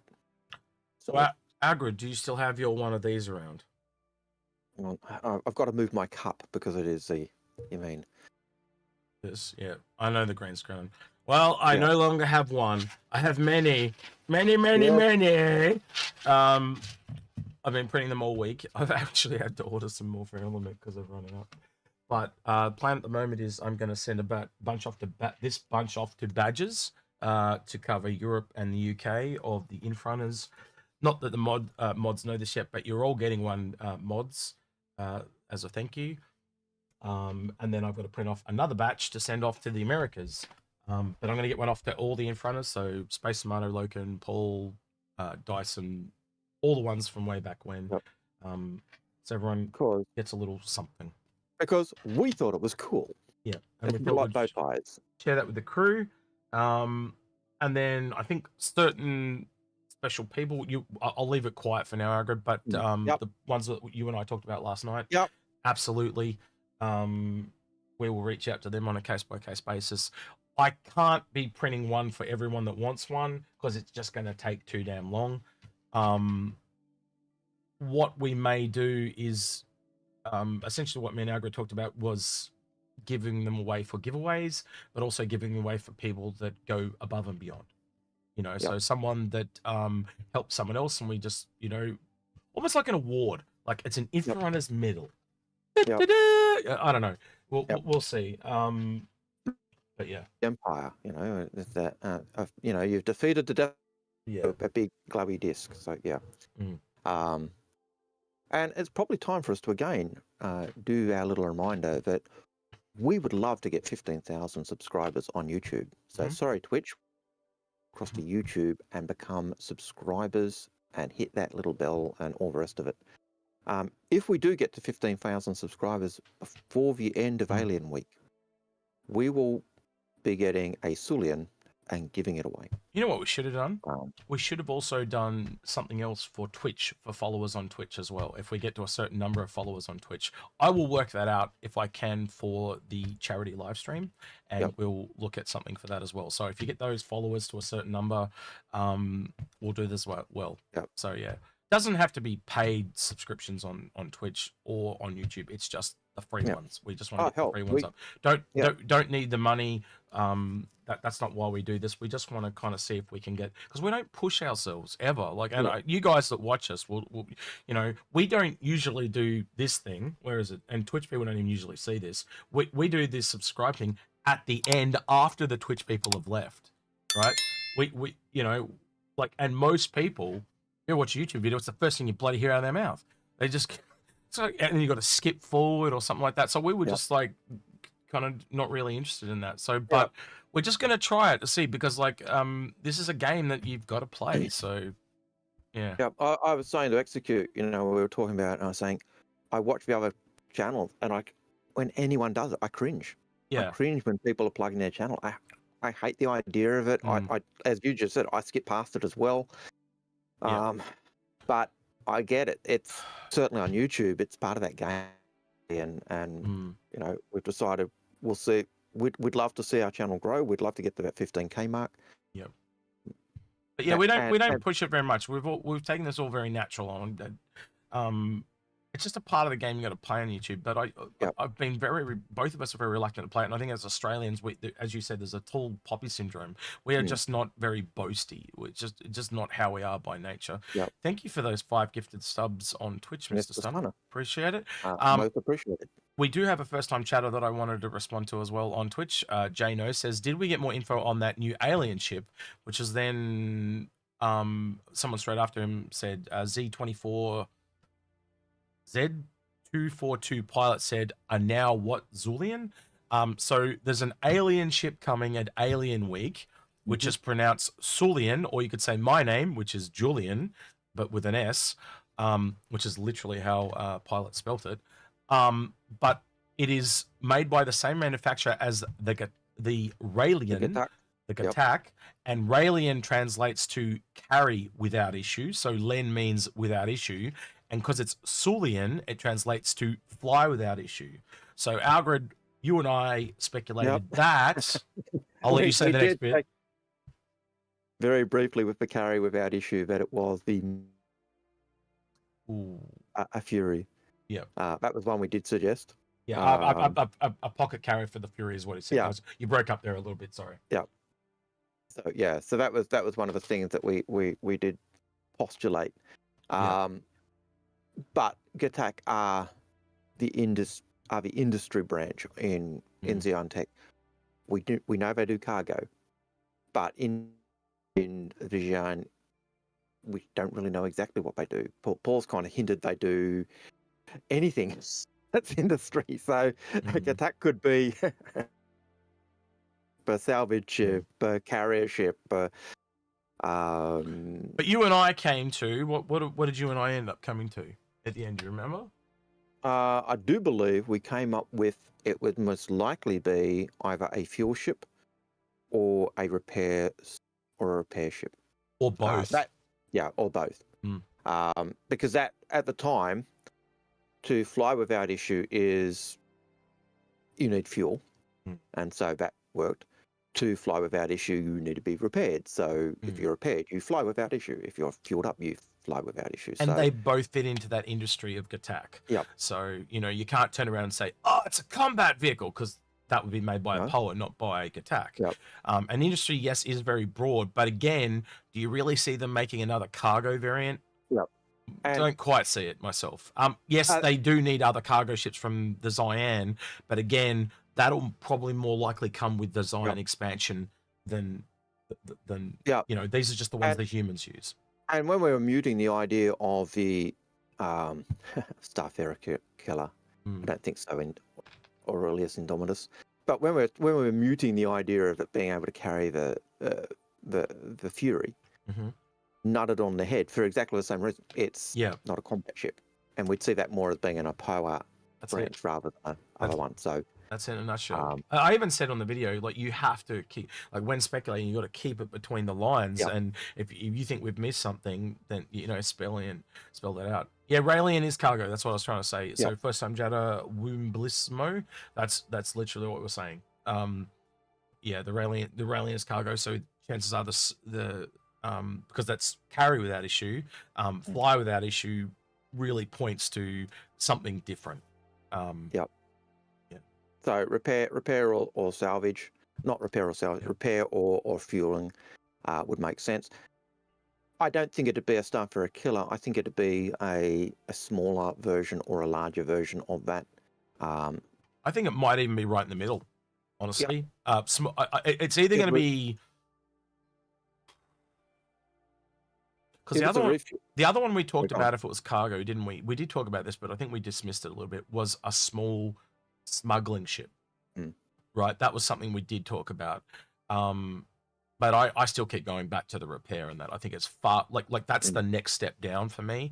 But that's probably the only exemption I'd give is some form of alien smuggling ship. But yeah. And when you look at the repair refuel type arm range, you've got the Vulcan, which does repair, refuel, rearm. Then you've got the Starfarer that does fuel.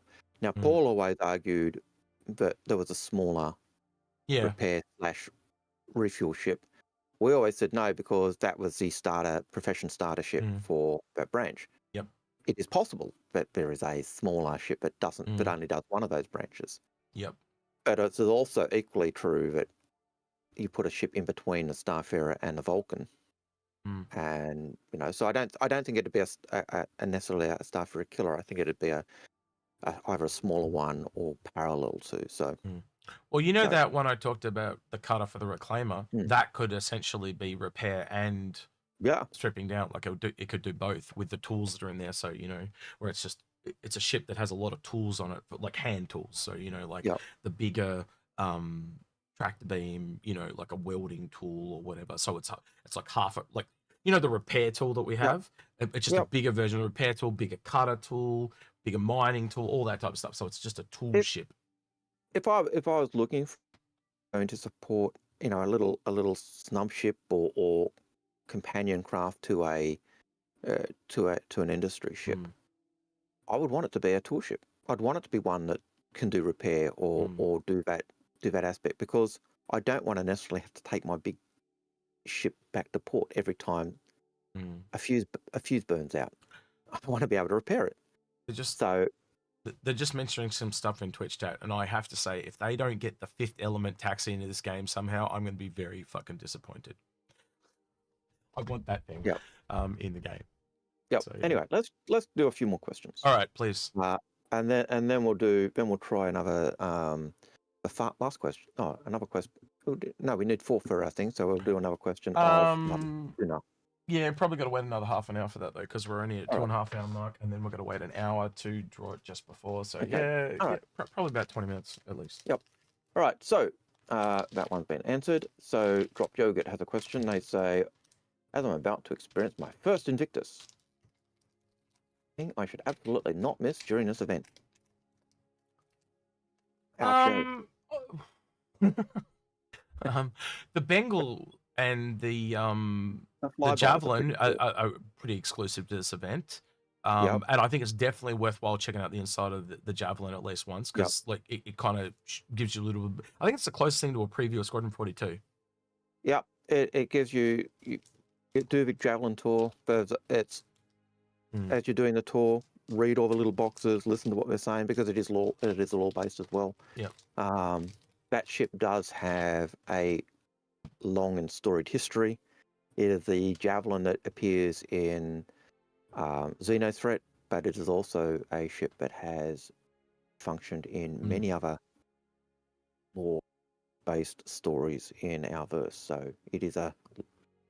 As Space Tech says there on Twitch, flying close to the Bengal in a starter ship is breathtaking. You know what's also breathtaking? If you manage to land on it and get out without being shot. I didn't manage to do that, and I was walking around on the deck for a bit. That was a lot of fun. It's also breathtaking to take your ship and put it in front of one of the guns, just one of the side guns, and you were dwarfed.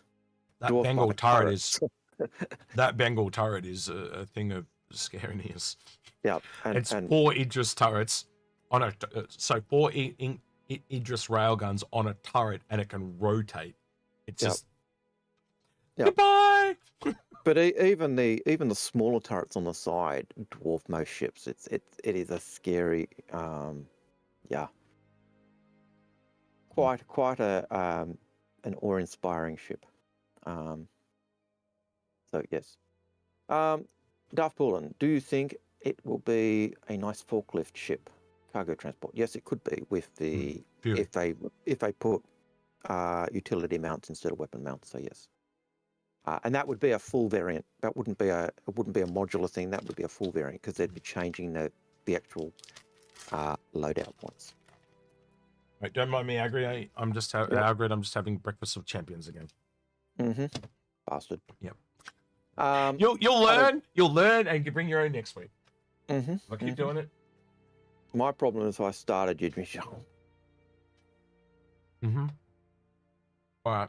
I open a box of chocolates and they're gone in 60 seconds. It's disgusting. I could see that as like in the movie Gone in 60 Seconds, but you're just like the Algared edition. Yep. So Invictus says, do you think they could add a Fury interdiction with the whole series? Yes. Absolutely. They can do whatever they want. It's their game. It is something they even hinted at in their QNA, but they said they're developed, experimenting with in law they were experimenting with a microfighter. MISC were experimenting with a microfighter to attach to the hull E. If this isn't a microfighter, I don't know what is. Yeah. So a lot of the word terminologies have changed over the years. Like, to give an example, the first time we heard about Titan suits, they were called exosuits. Yep. So back in the day, a microfighter is a snub. It's just a change of terminology. Mm-hmm. Absolutely. How good this chocolate is getting delicious and all eaten. It's going to give you that kind of silky, horrible feeling in the back of the throat, and you'll be going trying to clear your throat after a while. Anyway, Remenko. Yeah. Anyway. Remenko says, thoughts on the future of insurance policies. As I don't foresee CIG actually allowing people's ships purchased with cash to be lost due to consumer protection laws, I imagine everything goes LTI, with current insurance packages converted to insurance plus auto expedites. I think the last thing they said, and I remember Chris saying this, if you spent money on my game, you won't lose your ship. And the last thing that was kind of hinted at is that if you don't have LTI, it'll take even longer. So think about LTI comes back, and don't quote me, this is an example. Ship X comes back in 15 minutes with LTI. It might take half an hour to come back with non-LTI. And then if you buy it in game, it can be completely lost. Yep. And I think that, that makes sense. It's can it be, or, the word is something like that where it auto expedites? Yep, they could do that. But put it this way, it's a massive advantage to buy a ship. Like after the fact, like down the line, if they're selling a ship like once a quarter, like they're kind of doing now type of thing, if the new version of ship X comes out, do you want to buy it so you can secure it and never lose it? Or do you want to earn it in game with the risk of losing it? There's a motivation there. Like it does carry that over down the line. But then if you've got a ship that you've bought in game and you manage to keep it and it's down the track and it's looking a bit worn and torn, it's going to be a ship that that's not a purchase, Sean. That survived really well. So there'll be prestige in doing different things and having ships last for a long time and that as well. You check the serial number and you go, wow, that's a first issue that hasn't been destroyed yet. So that'd be pretty cool. Baywin says, what if CIG gives the mothership of the Furies to remote control launch Furies? I don't think they'd do that. Do you know what I just thought of when he said that, actually? An episode of Stargate where they're flying one, but controlling, like, the others would follow. Yep. That could be cool. Imagine a microfighter of the Fury. So they remove the cockpit completely, and it's like an AI thing, and you would fly the Fury, and it's got like two that follow you in formation and just shoot where you. It's a bit like you see with Guardians of the Galaxy. Yes. When you've got the remote, the bad guys, the Guardians with their remote controlled ships, and they're all standing there flying their ships, versus the the hero's ship flying and fighting them. And I think if CIG did that, they're still going to need remote control pilots. Could they do that? Yeah, but then why make a ship that's got pilot controls anyway? So can they do it? Yes. Will they do it? I would probably go, probably not. But does that mean I'm right? Nope. Lupus has a question. How does this ship even work with Death of a Spaceman? You die. Yep. You Which die. also, ironically, And- makes it a ship you don't want to use that much. Yeah, which is why I think Baywin was saying, hey, can we have remote controlled Furies? Yep. Because I don't want to die. Yep. It means that you use it with a ship that's got a medbed that respawns. You know, I could see, you know, you can only launch 3 Furies from say for example, from the 890 jump, but you've got 10 in storage. You get blown up, you respawn, you pull another one out of storage and go. You know, you're counting out your lives. Eventually, you'll die and have to create a new character, and then yes, you put your Aurelius Indomitus. Yes, you put your red shirts into it. Your NPCs. Oh. So yes, it's. But yeah, Death of a Spaceman is going to hurt. Expat Brat says, not long before remote turrets could fly, really. Yep. Yep. True. And yes, the turrets will be coming. Aurelius Indomitus, what war bond would you like to see with Invictus? Lots. Yes. More than merrier. Lots of good ones with good discount. But how long is a bit of string? Yeah. You know, what I would want is probably something X wouldn't want. What, you know. Exactly, because it goes to what your, you know, personal taste, doesn't it? I think honestly we're at the point now we've almost covered the whole spectrum though, have we not? You know, like if you've been saving for a couple of years now, you should be able to get to whatever you want with a fairly sizable discount. Yeah. Yeah. So yeah, I think if people are after, you know, anyone who are after a capital ship, you want to be looking at getting those Warbond CCUs just to get to where you want. But and those of us that have been here for a while, Algared, we've also, you know, kind of, do we even buy Warbonds anymore? Like a lot of what me and you do, was the mistakes we made that we, you know, we're passing on. You know, for the first couple of years, I didn't even think to go back and turn some of my ships into war-bonded CCU chains, and I was able to take a Polaris, and for $200, I could turn it into 2 Polarises. You know, so I did things like that, and I didn't end up doing that until like a year or two later. I was like, shit, what didn't I think of this earlier? You know, because I'm only human, and I make mistakes. So yeah. Yeah, and I've kind of vacillated. You know, do I keep going with the pack? Because it helps condense my hangout from the junk that's in it, or do I go hundreds of individual ships? You know, so I vacillate between that time and time again. That's why in some cases I've got lots of ships in buyback because I was going one way and then I switched and went the other way. So Expat Brad is forgetting that she's got to put question in her question, but she says, is Fury LTI Warbond going to be the next hot LTI token? Absolutely. Yes, 100%. Given that we both expect it, you know, I don't see it being any at maximum price. I see it $50. I don't any more than that, and it's beyond the pale. But if it's not, the links will be. Yeah, I could see the MX being maybe 50, 55, the missile variant, because it's, you know. I just don't think it'll be as hot as the Fury. The links, it won't be. Links will be the boring one, the one that everyone buys and then goes, "Oh, see you later," very quickly. I could possibly see them if they were being real bastards, because I think the leaks will have to be about $60. I could see them going, you know, I could see them making the link the first cheap one, but I really think the Fury is the cheap one. Yeah. So Expat's mentioning a few things we've mentioned last week. So like, she's mentioning that like, why would you pay more money to get a worse links than the Ursa, essentially?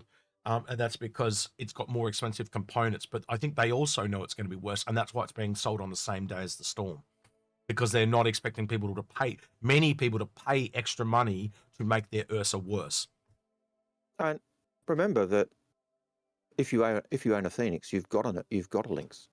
You know, the Lynx comes. I had to remind Algared, I'm going to buy like 7 of them, and then I'm like, no, Algared, you got 3 Phoenixes already. You don't need any more Lynxes. Anyway, first world problems. That's right. I've now got nuts in my teeth. Mr. Ew says, what is the origin of Invictus? What is the celebration? The origin of Invictus is literally in the name, Invictus Launch Week. So Invictus is the time when new recruits go to join the fleet. And so it's a big celebration of going to support the Empire. So the fleet comes by and the new recruits go join the fleet at that point and then get taken off to the training centers. So it's a great recruitment drive by the UE get you to join the military. What's that poster? Join the Navy. Yep. We want you. So yeah, it's basically the in-law recruitment drive and people joining the military and actually going to join the fleet. So, but yeah. It doesn't just because expat seems to not know how things work here. Just question in any form. A bot is that good it can pick it up, right? Yep. So you asked the same question twice. So, you know, we would have seen that. But we're not answering it now. Answer 2 for you already. You gotta wait in line like everyone else now. Yeah. Right, go ahead. Alaskan Firefox has a question. Was the C2 sold at last Invictus? I can't recall. I need one of those. I heard it can fit an ungodly amount of Furies. There were war bonds for it, so I'd say yeah. All right, there you go. So most likely, it is what did it enter development as a military transport with a tank? The M2 was, and the M2 was the first variant, and then they went up and down. Yep. So possible. So M2 definitely because it's a military transport.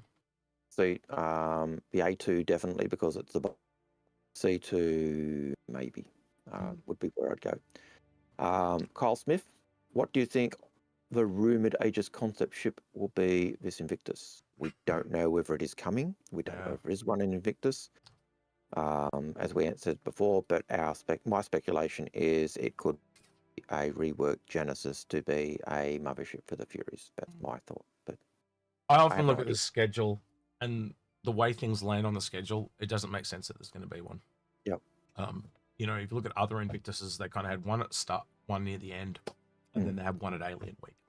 And we've already got the Fury out the front, the Storm and the Lynx at the back. It would be almost unheard of to have 4 vehicles for sale at Invictus. That would be that like 3 is a record almost at this point. Yep. The other thing that comes up for that is the question you raised in terms of if they bring out, you know, a Gemini ship that's say a carrier for the Fury, what cost would that be? You've got to think of the cost of a ship, and then you go, if it's a $500 ship, what are they going to put in IAE? Yeah, and you know that carrier ship is going to be a hot potato. It's going to sell like hotcakes. Yeah. Now, if they bring out a variant of a Gemini that's a carrier for the Fury, for Invictus, you've got to think they're going to bring out a bigger carrier later on for the Fury. Yep. And so even if they do a Gemini and it sells like hotcakes, there's going to be a bigger one that comes. Like that just seems logical. And so the question is, well, when can I just add to that really quickly? We've often speculated that most of the biggest manufacturers in this game are all going to have at least one capital ship. You've got your RSI. You've got the Aegis has got 2. You know, you've got your Kraken, and your RSI has technically got a Polaris, I guess, if you want to get into those combat brands. But I'm talking really generally the real big ones, right? So what does a MIST version of that look like? What does an Argo version of that look like? You know, you run that all through. Now, we might not get all of them up the front. They might be years down the line from now. But I could now see a MISC mothership that is this giant floating weapons platform that's just got shitloads of Furies, and it'd be nuts. I would argue, you know, MISC have the Endeavour and the Hull E and Hull D, but we don't see them yet. And so what are they going to do with those, and how are they going to work? But I don't think we've got Anvil. You know, we don't have, or Consolidated Outland have the Pioneer. So, you know, you're certainly looking at what are they going to do, but when you look at the sales, there's that aspect. Yeah, I'd love to see an Aegis Starfarer variant mothership, because I think it'd be cool. But as I think about it, and as you really start applying it, it really is hard to think, okay, if they bring that out, it's going to be a $500 ship or $400 ship. What are they going to do for IAE? You know it's going to sell. And if they bring one out now that does that, I reckon they're going to bring out a bigger one in IAE. And I think it'd just be easier for them just put it in IAE regardless of what they do. I think that's kind of what I'm kind of alluding to, though, is that they, like I said earlier, when I said they can do anything they want. Yeah. But they have now taken an industry manufacturer in MISC and gone, now it's this high performance alien hybrid manufacturer. Yep. Like that's literally just like, you know, we talk about them stuffing with Crusader lore. They've now just stuffed with MISC lore. They've just done the same thing. In a way. Because MISC did already have that agreement with the Shion. Yeah, but you know what I mean, though. Like, they're really honing it and yeah, you know what I mean. I didn't mean it. Yeah. It's not quite the same, but what I'm saying is they've expanded into something that they didn't have to. You know, that they can take this story and this game wherever they want it to go to fill out the details they want to do. Yep. Yeah, and some of the changes they make to lore geeks make a lot of sense, and others you're going. So just real quick, Gregory, while we're talking about MISC, Gregory Papa Broing says, question, do you think the Endeavour will be moved to the Mirai section? No, because it's more industry. Yeah, it's an industry ship. Yeah. And and the reason I say that is when they talked about Mirai, they talked about moving the the Reliant to there, and they said because it was more industry, it stayed with MISC. So it seems to be you've kind of got like this combat performance alien hybrid thing going with Mirai, and then industry is MISC. Well, what is it? Muntashi and industrial flight concern. So it literally industry is in the title. Yeah. So yeah. Ben, what we'll do 1, 2, 3, 4, 5 questions, and then I think we'll do. I can see where you. Sorry, mainly because it's just I've got a question box. Like, so yeah, sorry. Sorry, Gregory's got a follow-up question. He says, but the front cab is high tech for Corona exploration. Yes, but science is. Be honest with yourself. Science falls more under industry than it does and exploration falls more under industry than it does under combat. I can see where you're going, and it is walking the line. But when the whole rest of the ship is industry, and to use this against you, the Reliant Sen is a science ship, and it falls under MISC. Yeah. You could make a case for any ship. And it's just a matter of which way you end up in the majority. There's a really good example. And the Reliant's an example of that. Really good example. Expat Brack says the Tanner could have moved and that's what I'd like to see. If they're all part of like different, the parent company, the Tanner's the one for the Reliant that they should have dragged over and said, look, Mirai took what MISC had done and made a combat variant. That's what I would have done. I would have made the Tanner, the Mirai, because that's what happened. Like in a company, like you get, Google, like one part of Google is working on this, and another side of the company says this, and go, hey, let's work together, and they make, that's what they would do. Or a Reliant version of it they've taken and said, hey, we've turned it into a racer. Yeah, that type of thing. Yeah, absolutely. Ben Hanna has a question. After seeing ISC on the Fury, have your price predictions changed? No. I think it might cost more than I was thinking pre-ISC. No, I still think it's going to be okay, so I'll say what I said earlier. That's my only concern is the way John Crew pitched it when he said it to go toe-to-toe with the Gladius and the Arrow. But again, it just doesn't have a quantum drive. That just drags it so far back for me. It's not funny. And I come back to the point, if you do Arena Commander with a P52, P72, you can take out Gladiuses, you can take out all the ships, there's no problem with it. The problem with it in the game, in the wider game, is being able to.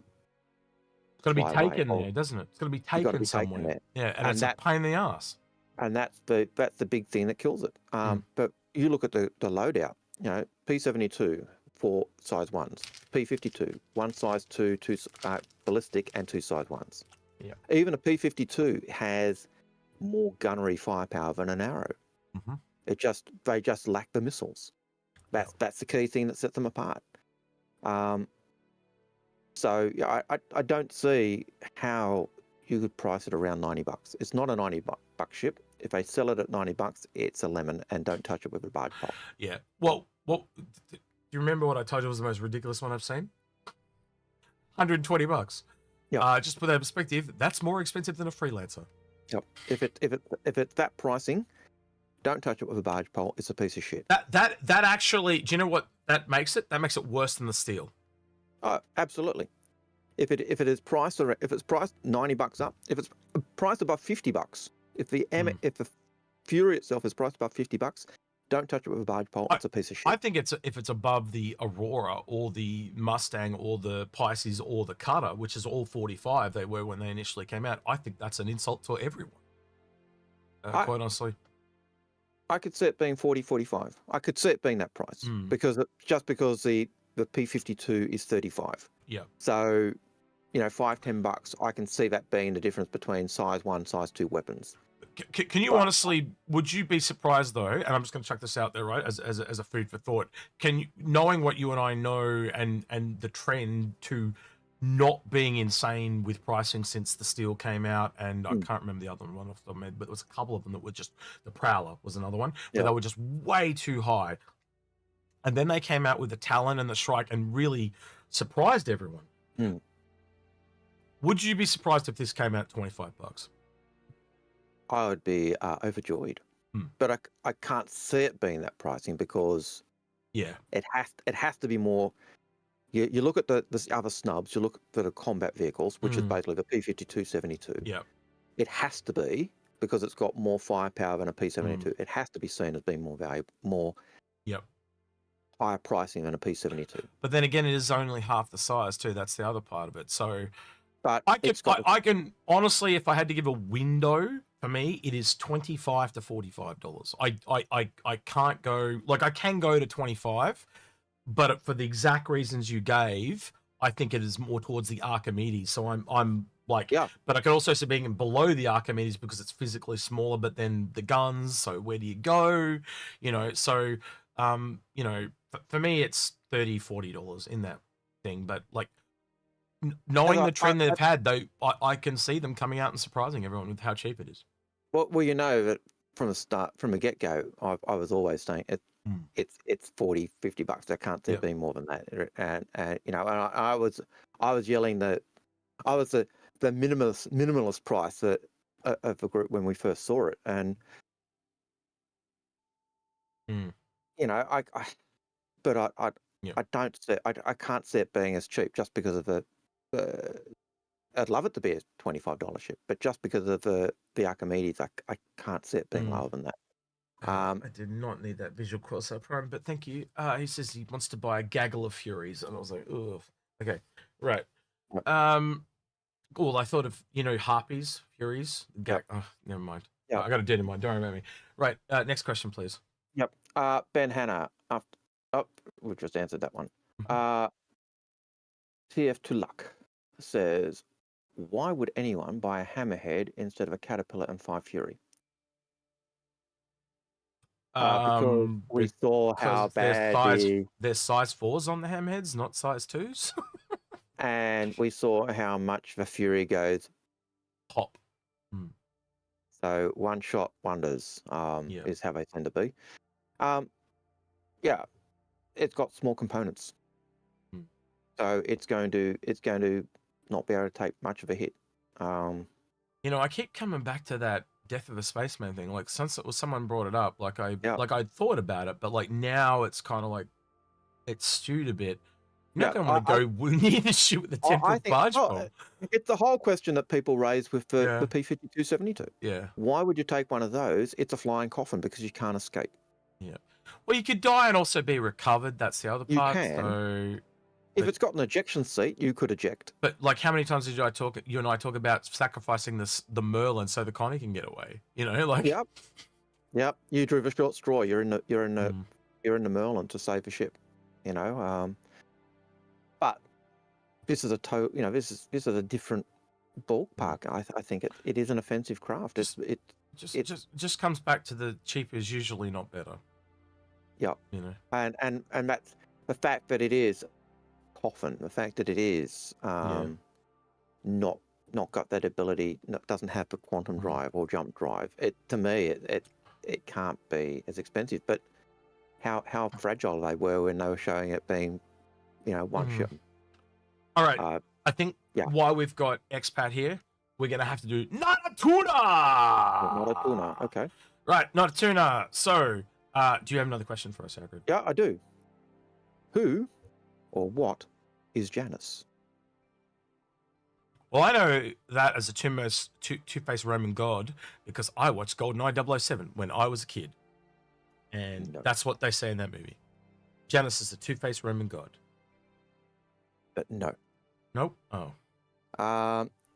So what and I'll explain while you find the answer. I will explain what this is. Yep. So expat, this is Not-A-Tuna. You get the chance to pick one of the lovely windows by our here, and this is from Play School, an Australian TV show for kids. And you get to pick a window, and there's a prize behind the window, like a ship or a skin or a thing like that. Yep. But if you're a content creator, you don't get diddly shit, so you can't win, and a mod can't win. Because we just feel weird giving CIG stuff to other content creators. Yeah. Anyone answered it right? Yep. Eleveny on Twitch with an AI computer. There we go. All right, Eleveny. Man, everyone from Twitch today. No one from YouTube. Yep. In fact, I'm going to say Artemis has a better answer. Not Artemis. TF2 Luck on YouTube actually came up with the best answer, which is Janus was the artificial intelligence core on the helm of the Artemis ship. That is a lot more detailed. And that is the detailed answer, and that's what you need. Yeah. So I'm sorry, 11C. Just saying AI computer wasn't quite the detail we really were after. You had it until someone bettered your answer, and we've had that before, haven't we? So it's always the more detailed one wins it. So yeah. Because technically correct is the best type of correct. Yeah. If you've ever seen the meme. It can also be the worst type of correct if you're the person on the other end of it. But yes, of course. Yeah. So this is our little giveaway expat, and it's just really weird. Yes, that is the Zelda window. You've seen it. We've also got a TIE window. Look, the green TIE window, and the round Satan window, the normal window. and also I don't think it's a Zelda window. The triangle's the Triforce independent patch. Patch. It goes both ways. If I actually turned it the other way around, it is literally a Triforce. But yeah.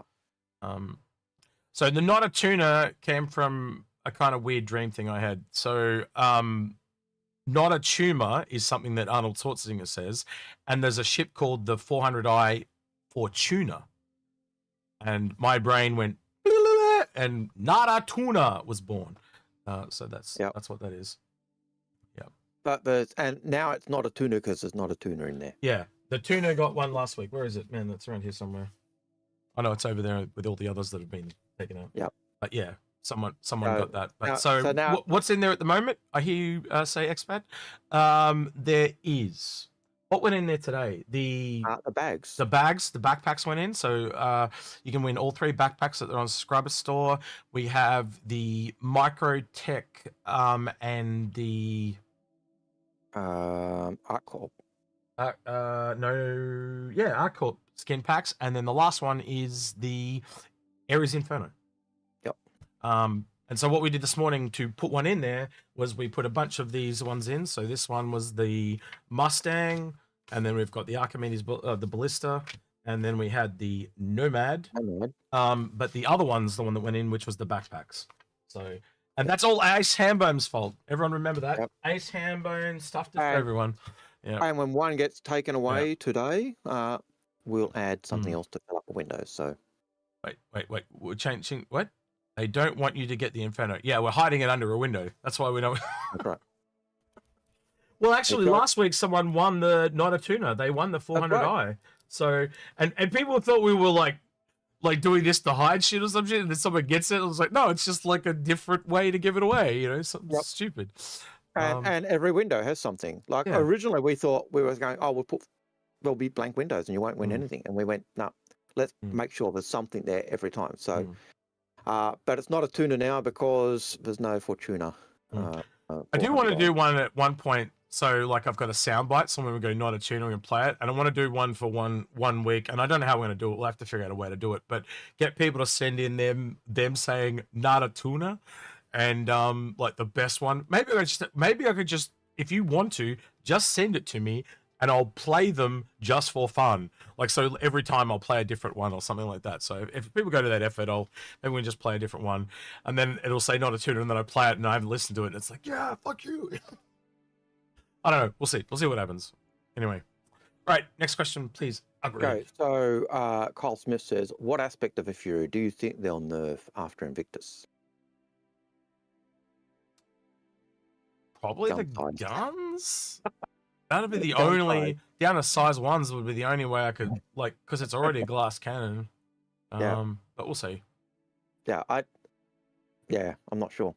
Make it so it can't have ballistics ever. Well, I don't think you'd want ballistics on it, would you? I mean, it doesn't have a very long lifespan. That's true. You fire your ballistics, you blast things, you fly. If you manage to survive, you fly back, rearm. That's true. Go out again.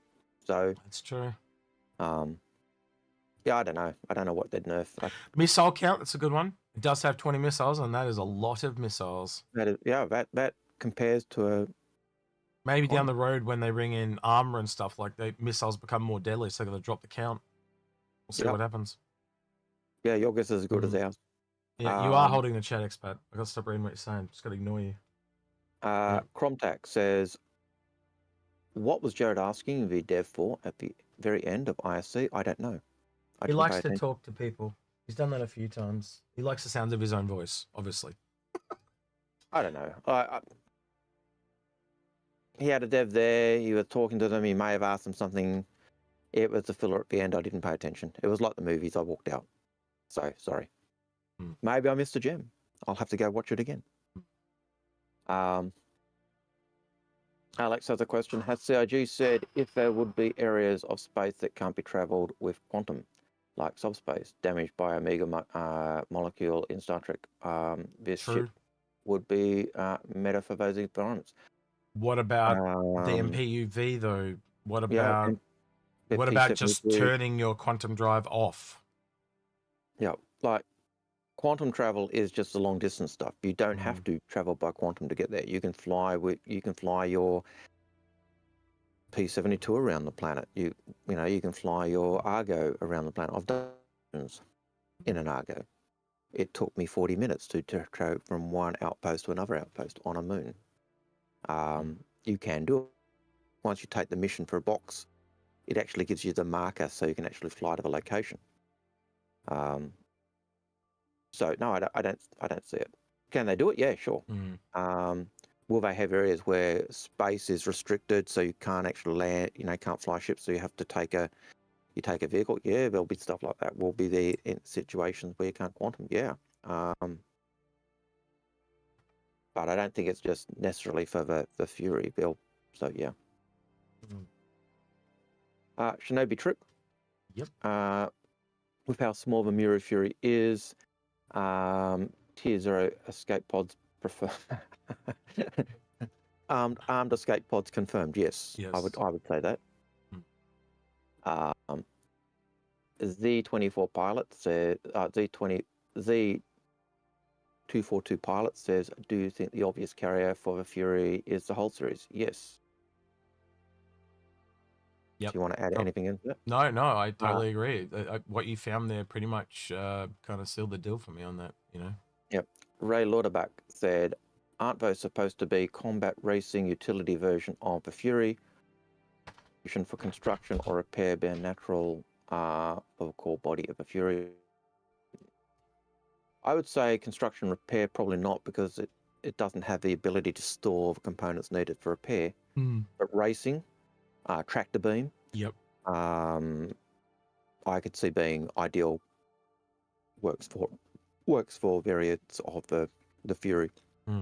But just the fact that you'd need to have, you know, the repair components, the materials for repair, to me says it wouldn't necessarily be a good construction or repair vehicle. But I could be wrong. No, I agree with you. Pretty sound. Prime has a question. What interior shot, that interior shot that could be Idris, I believe, was a Hercules. There were 3 across and 5 deep. Yeah, it was internally it was the Hercules, and then externally it was an Idris. Absolutely. Yep. And that's 18 Fury in a Herc. Which fits because there were 3 Furies in a Carrack. Yep. Mongo Mo says, "Oh God, I'm never gonna answer the question. I'm never gonna answer the question." Oh, that was in terms of my question. There you go. What was the question? Okay, skipping past.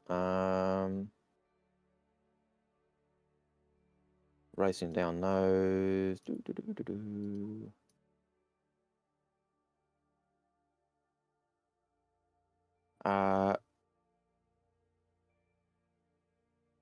Nope.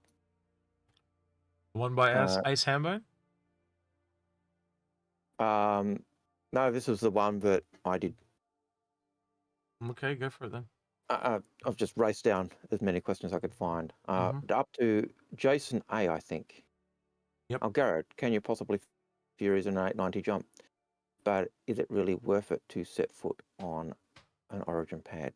I like the 890 jump, so yes. In fact, when we were talking what it fits in one of the chats, I did say that the 890 jump becomes a Star Destroyer because it's actually got the shape, and you can have them coming out the top and the bottom. So it'll at least make the the basketball games on that court more interesting. Yeah. Ace Hambone, will the Furies sit in the whole series cargo pad? Most likely. Midgard Z1 says, will CIG release Invictus blue paints? Yes, we believe that's probably the case. We haven't seen them yet, but they usually release paints with these events, so yes, I believe they will.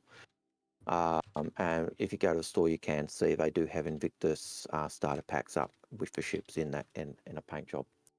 Oracle says, do you think they will ever offer flares that will allow us to change the colour of the thrusters or tracers?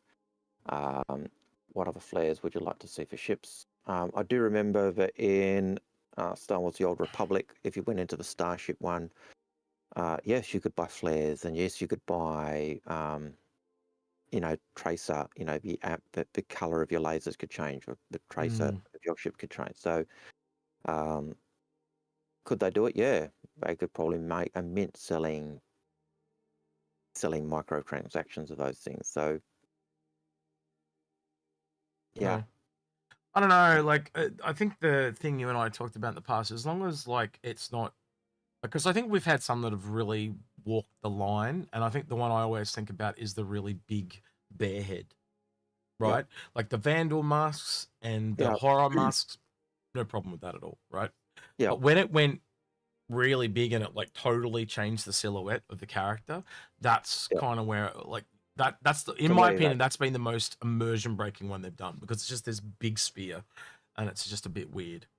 For me, I don't want to be like, oh, we're in this really mystical swampland and it's like we're getting all immersive, and then just a massive bobblehead walks past my screen. It's just gonna just yank you straight out of it straight away.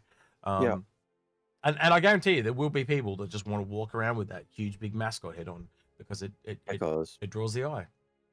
It draws the eye. It makes people, it gets up the nose of people who want that immersion.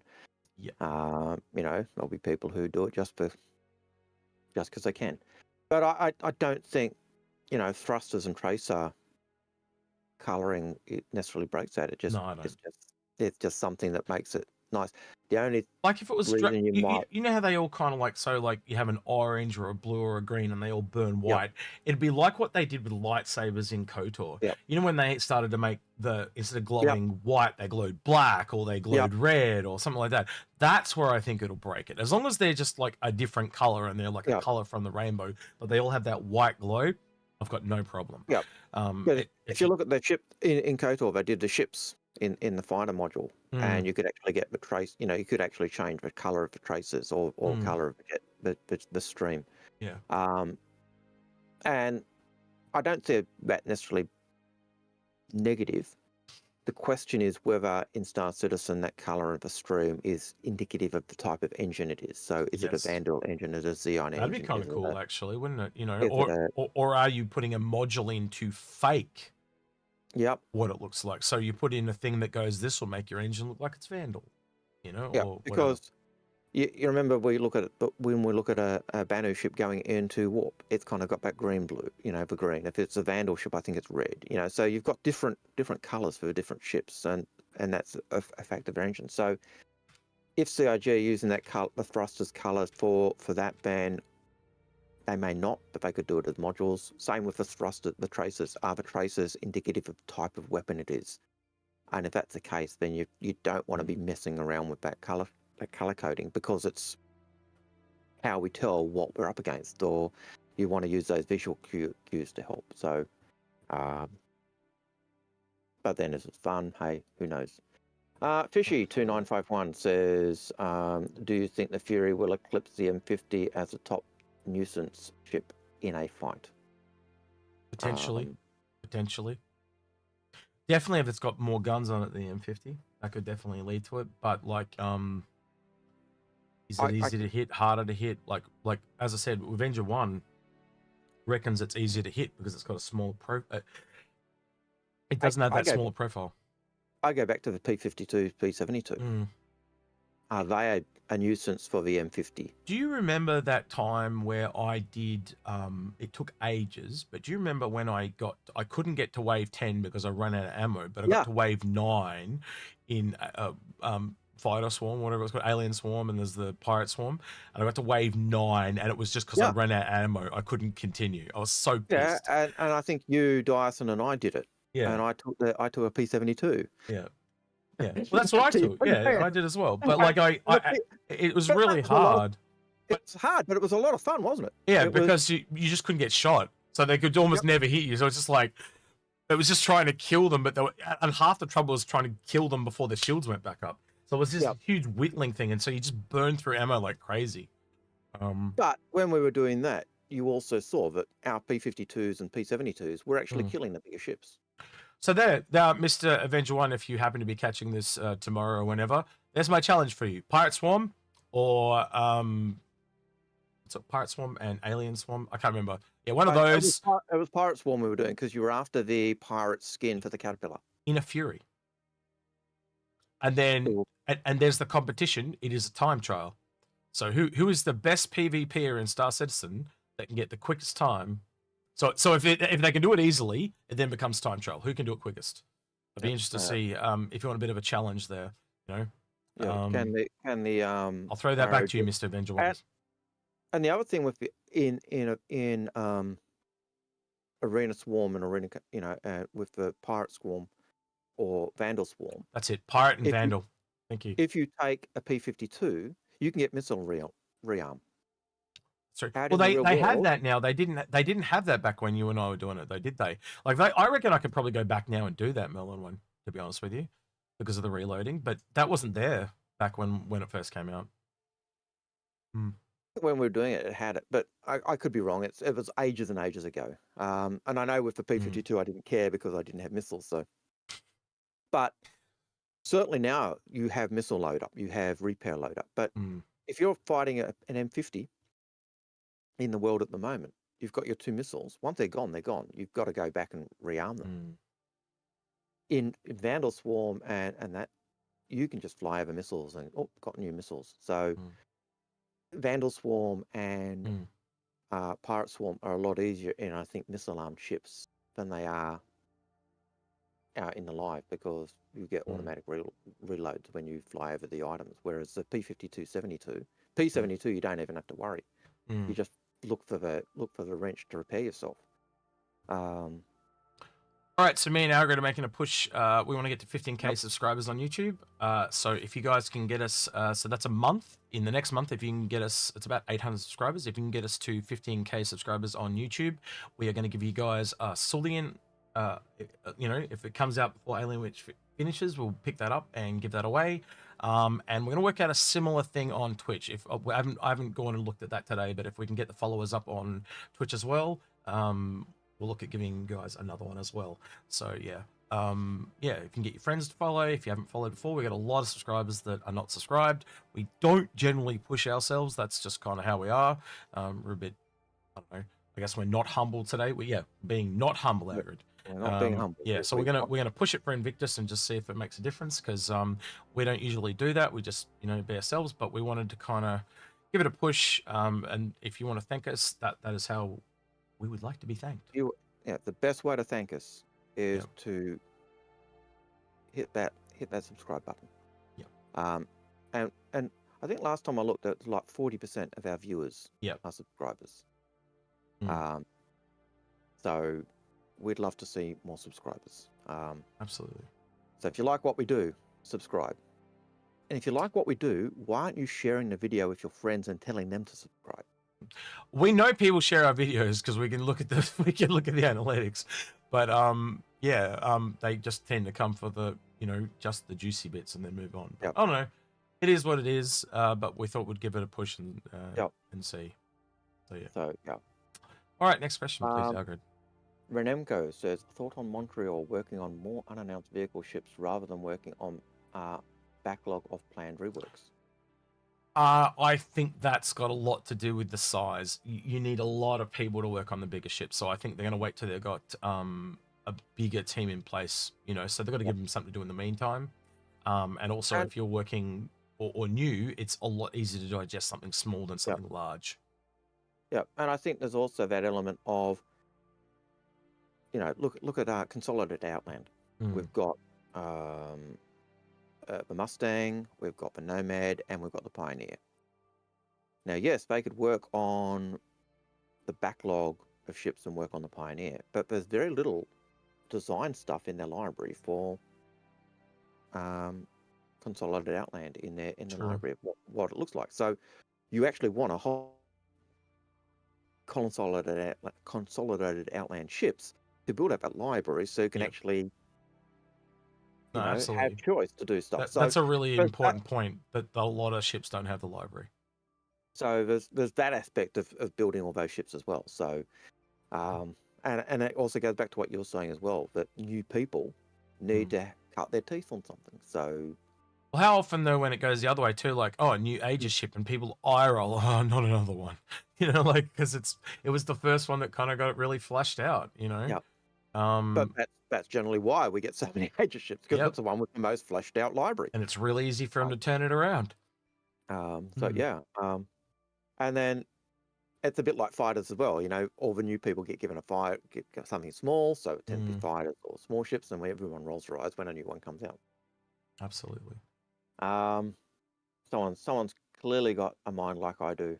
I'll see that in a question a bit later. So no problems on the Remenko question. That thought, Remenko. Mr. EU says Superman sucks. Yes. That's obviously in terms of the you being Batman. I'm thinking. I just think you look really revealing as my Robin. You know, wearing the red tights. I think that you could really pull that off, Algared. Just. I'll do my eye roll, but I threatened I'd do. I did. Right. The Wowzer. What do you think we'll get first? A traditional artillery gun or ground attack missile for the ballista, like a HIMARS? I think, a tank to kill artillery and ballistas. Well, like, I think that's kind of what the Storm is like, and the way they describe that Storm is it's designed to go behind the back line, and as we theorized with Badges on the weekend, how that would work.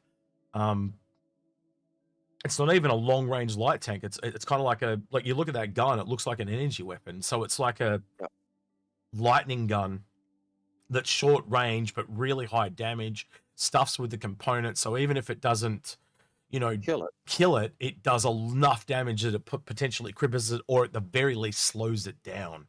You know, and so it's a strike craft. It gets in, does a lot of damage, and just gets the hell out of Dodge. You know. And I posited the question, picking up your view that the top down looked like a coffin. That it wasn't to get in and get out. It was get in and die. But Yeah. you know, I know. There's a joke there about a vampire somewhere. I don't know. We'll find out. yeah. Well, you know, with Respawn, are we really vampires? True. You know, so maybe that's what I call my storm, the bloodsucker.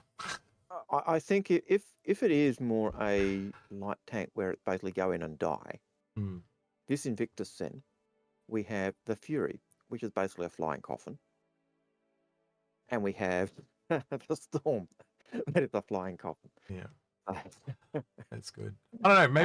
Maybe that's like a really cool meme. Like, oh, all right, telling you right now, John Crew, April Fool's Day, the flying coffin. That would just you do that up as a joke, and people would believe it. Yep. Would.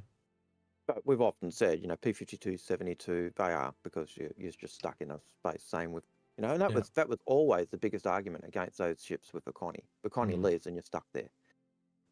And, you know, the Fury is going to be in exactly the same position. Its mothership goes away, it's stuck there, it dies. And it looks more fragile than a P-72, 52. I could be wrong, you know, a ground target could probably pop one of those in one shot, but it did look very weak in that video, though. It did look very weak. So here's the question, which I thought had the idea of things like me. Fishy2951 says, if someone were to steal a Fury, could you call it a Nick Fury? You know, I have to show something now. I was going to show this, but where is it? So we were doing these last night, weren't we, Algared? We were. Yeah. So someone is definitely thinking like us. Because we were doing different things, and this is the one for the Fury that we did. Can't really see it. But it's a cartoon form of Nick Fury. Yep. So, and we were looking for the pictures, and I said, Nick Fury. Yeah, that's it. So yeah, definitely. I knew you were going to roll your eyes and do that type of stuff when I said that. All good. No, but it does show that they were thinking the same as us. But yes, you could. I'll wish has a question. Do you know if the Warbond CCUs will be the same format as before? Probably. What do you mean same format? Like you pay cash and then you get them cheaper? Yeah, that's why they're called Warbond CCUs. Yeah, Warbond CCUs are you pay cash to get them. How will they be putting them out? Probably by we're guessing manufacturer, because that's what they've done the last couple of times. Will they have ones that are manufacturer limited and then they come at the end? Most likely, but we can't say because. So no, we don't know, but we think they may. So first time chatter on Twitch, Undead Fred says, with Death of a Spaceman, it's going to be a lot harder to convince the people, hey, we're under attack.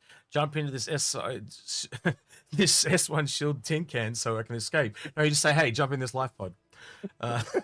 Yeah. And just shoot at anything you can. Quick, the ship's going to explode. Jump in the life pod.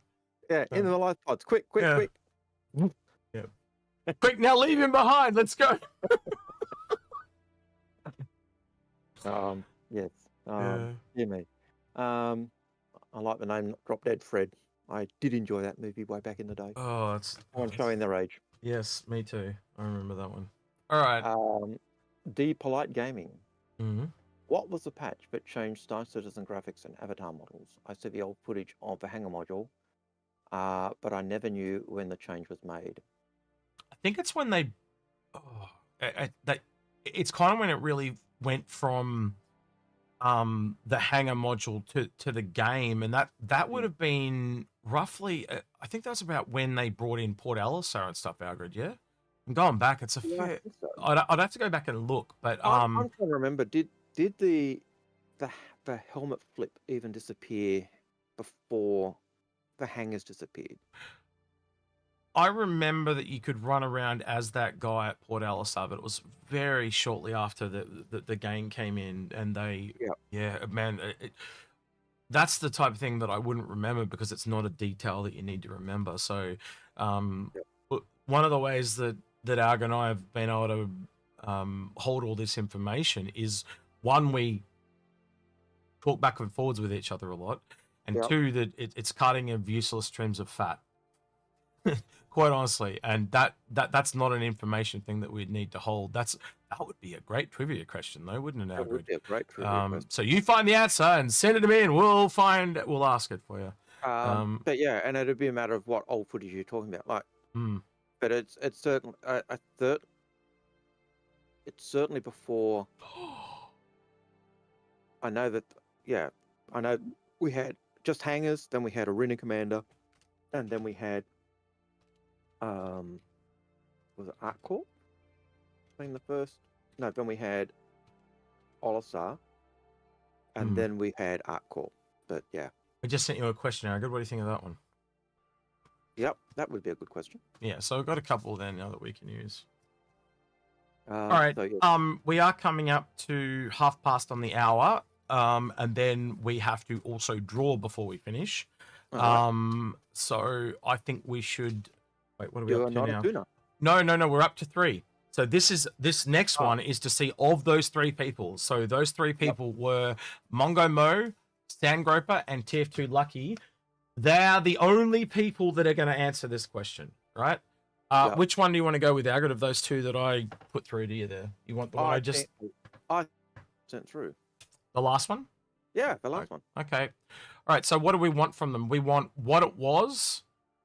What it was. Well, it's a very simple one, that one. Well, how about when it was? What it was and when? Yeah. Okay. And all right. So you guys ready? Sandgroper's here. Can I see if TF2 Lucky, can you drop a message? And Mongo Mo, can you drop a message? So we know Sandgroper's here. Waiting on Mongo Mo and TF2 Lucky. I saw him a little earlier. Hope the storm can do some sweet jumps. So just give me another heads up that you're there, TF2 Lucky. And Mongo Mo. Mongo Mo's there. Waiting on TF2 Lucky. TF2 Lucky. No pressure, man. Nobody's waiting for you, TF2 Lucky. It's fine. Nobody's waiting. It's fine. Yep. Nobody's waiting. All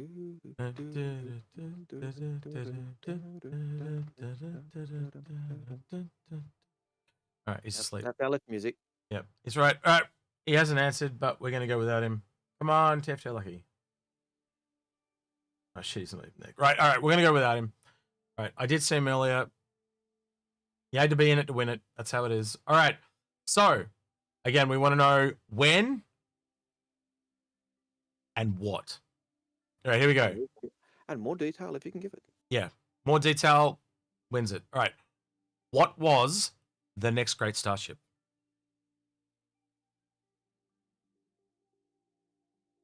Blankety Blanks is a new show. That's going back a bit.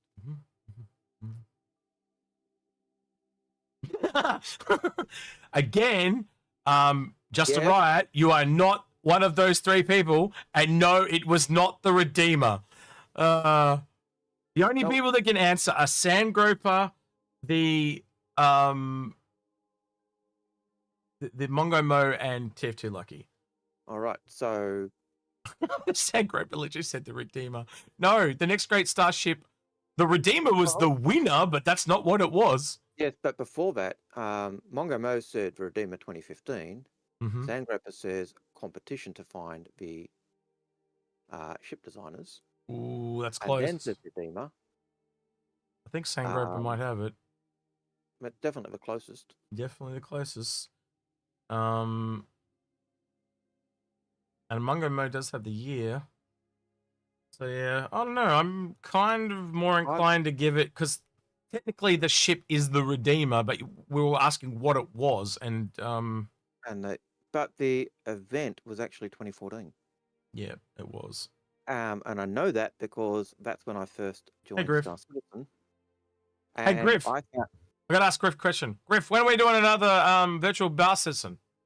I asked you, but you never replied to me. Want to know what's going on, Murray? Want to do another one? Good to see you, mate. I know it was 2014 because I was Hmm. playing War Thunder. I was talking to my guild members, and they were arguing about what the next Great Starship was. That's it. And I had to ring them like getting blood from a stone for them to tell me what Mm. this thing was.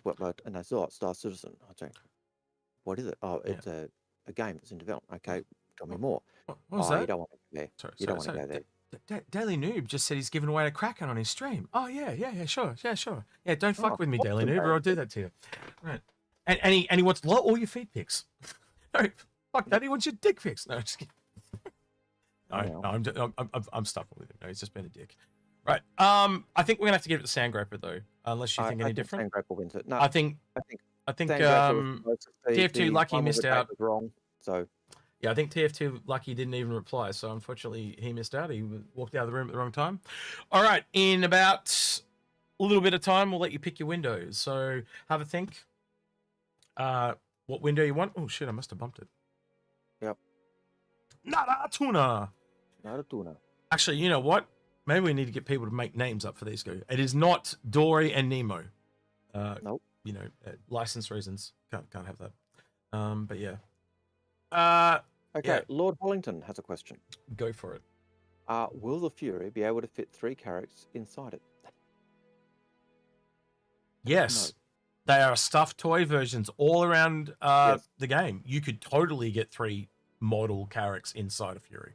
Absolutely. Yes. In fact, the ones that were on the showroom floor, when you opened them, they actually had contents in the storage bins, and one of them was the character, the little model character. So yeah, absolutely.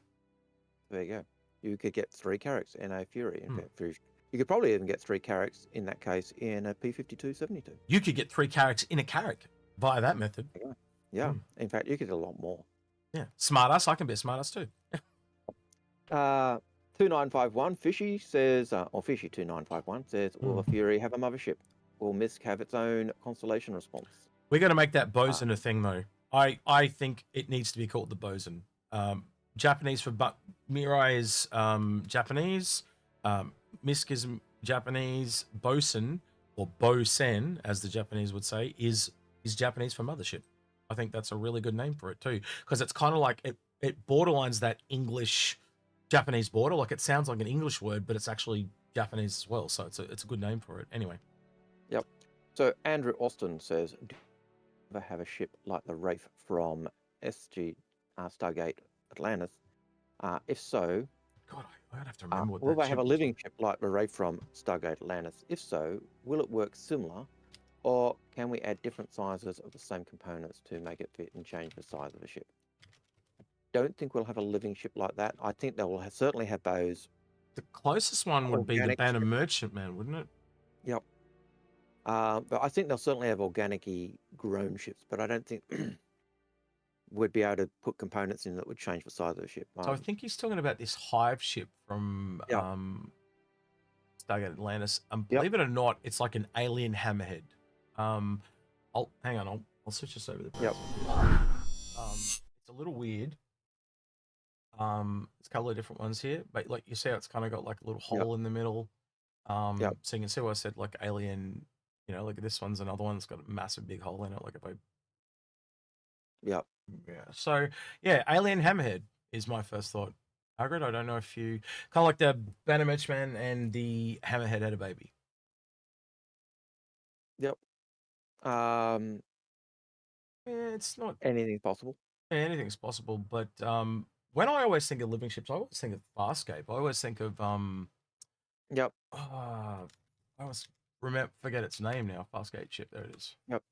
I always think of B5. Moya, that's it. Moya. And I always think of the Vorlons in Babylon 5. Let's actually hang on. Let's bring that one up. What was it? How do you spell that? Vorlon. Yeah. Vorlon. Vorlon. Ship. Did that bring it up? Yep. Images. But those Vorlon ships. Oh, like a huge octopus. All right. Okay. Yeah. Yeah, squid-like thing with color coding. You know, it changed its skin, but it was a organic ship. So when they literally landed, it, you know, arms could grow out of it and move. You know, so yeah. It'd fly kind of cool too, if you think about it. Like if it It didn't. Well, but both things would open up kind of like sails. So yeah, but it was. Oh, It was okay. certainly No, pretty I'm cool. just picturing the Didn't whole squid move like thing. a didn't move like a squid, but Yeah, that'd it be would sick. that would be cool if it did. Yeah. I could see if something like that, Chris would want it to have that pulsing thing because he likes those moving parts. He likes the things to be seen and. Oh man, someone's gonna get timed out to it soon. Just the things I'm reading in this. Okay, I'm getting distracted. All right. Now, naughty people. Yeah. Irish has a question. Will the eventual PDC implementation have a negative effect on the swarm capability of glass cannon like the Fury? Yeah, I think we've talked about it Yeah. a bit today, but yeah, I think it's I kind of keep coming back to that whole drone thing. If you can take out one pilot, yet he's controlling like 5 Furies at the same time, that makes it really valuable. You know, like because they can get picked off. Which and if you can be any of those pilots, you know what I mean? Like, oh, I'm the one on the far left, you know, but they shot all the ones on the right, you know, like you could even put 4 around you to protect you and things like that. You know what I mean? I come back to the thought if you're going to have the remote controlled ship where you're flying the ship with 4 around you, why not just have 4 and have a remote pilot inside your ship? That's the other part of it. Well, that essentially then becomes a drone ship, then, doesn't Yep. it? Too. We've talked about this before as well, but we- the drone ships themselves would have to be like the Fury. We even said Yep. that, didn't they? Yep. And the ship itself wouldn't be able to have guns. It's essentially taking the guns off the ship and they're Yep. flying around. Yeah, I think it is literally a flying turret at that point. You're flying, you're launching your turrets out to fight people, and you're using the remote controlled. That would certainly save the death of a spaceman problem. But I imagine because of you've got to have your radio controls. There's more components that got to be in there for that, so you're going to have less combat capability. That would be my. I made it 3.5 hours, Algared. I think I did pretty well. Okay, good. Might be getting better. Mm-hmm. Oracle said, and I was referring to your right there, by the way. Oh, yeah. Actually, there's a really good point there, 11th he brought up. I wonder how well flak ammo would do against the Fury. Holy shit. Fire 1 shots in, takes out 7. You know, Yep. I can remember way back, I don't know if you remember this, but way back in Arena Commander, who did Vandal Swarm, and they used to spawn at a far point. When they first spawned, if you fired what was it? The Gatling, not the Gatling, the missile that exploded into 10. The Rattlers? The Rattlers. If you fired a Rattler, it would explode and you'd take out 3 or 4 targets. Actually, it's funny you mentioned that. The Fury MX with Rattlers. Oh, Rattlers were scary as. Yeah, but 20 of them. There's 20 missiles. Oh, well, well, what was it? 16 of them because of the size 2s. But yeah, that's nuts. A Connie with I think 24, or is it? Yeah, I think it's 24 size 2s was the same. Should have called it the Fury K, the Fury Kamikaze. Fury KX. There we go. That's the special secret variant that only John Crew gets to fly. Yep. Fury KX. Oracle has a question. What other legally distinct ships inspired by other IP do you think would be a good fit for the game? It's always a tough one, isn't it? It's not an X-Wing. Well, the problem is like, okay, let's address the obvious elephant in the room. Star Trek would be a really obvious one, right? They all are so iconic looking. I think I would struggle. Like, you could probably take the back part with the nacelles and have a different shape at the front. Yeah. But as soon as you have that disc, yeah, it's a little done. And I'd also argue though that the Pisces is a little shuttle-like. Yeah, I was about to say the Pisces really is a Star Trek shuttle in many ways. It's got a few guns. It's got a bit of cargo space. The Scorpius looks like an X-Wing, but it also looks like a Fury, a Star Fury from Babylon 5. And I think we do have some, besides the X-Wings, I think we do have, like the Reliance, a bit of a tap to the B-Wing. Yeah, I think there are a few. Just trying to think of like other major franchises and like Yep. because to me the Banu Merchantman is a lot like the Farscape ship that I showed you Yep. earlier. Well, Yeah. it is a you know, they've grown the interiors. Like you look at the Defender and you can see that it's not they're glowing. The glaive is one Sangrove was talking about in chat. Yep. Does vaguely resemble a Cylon.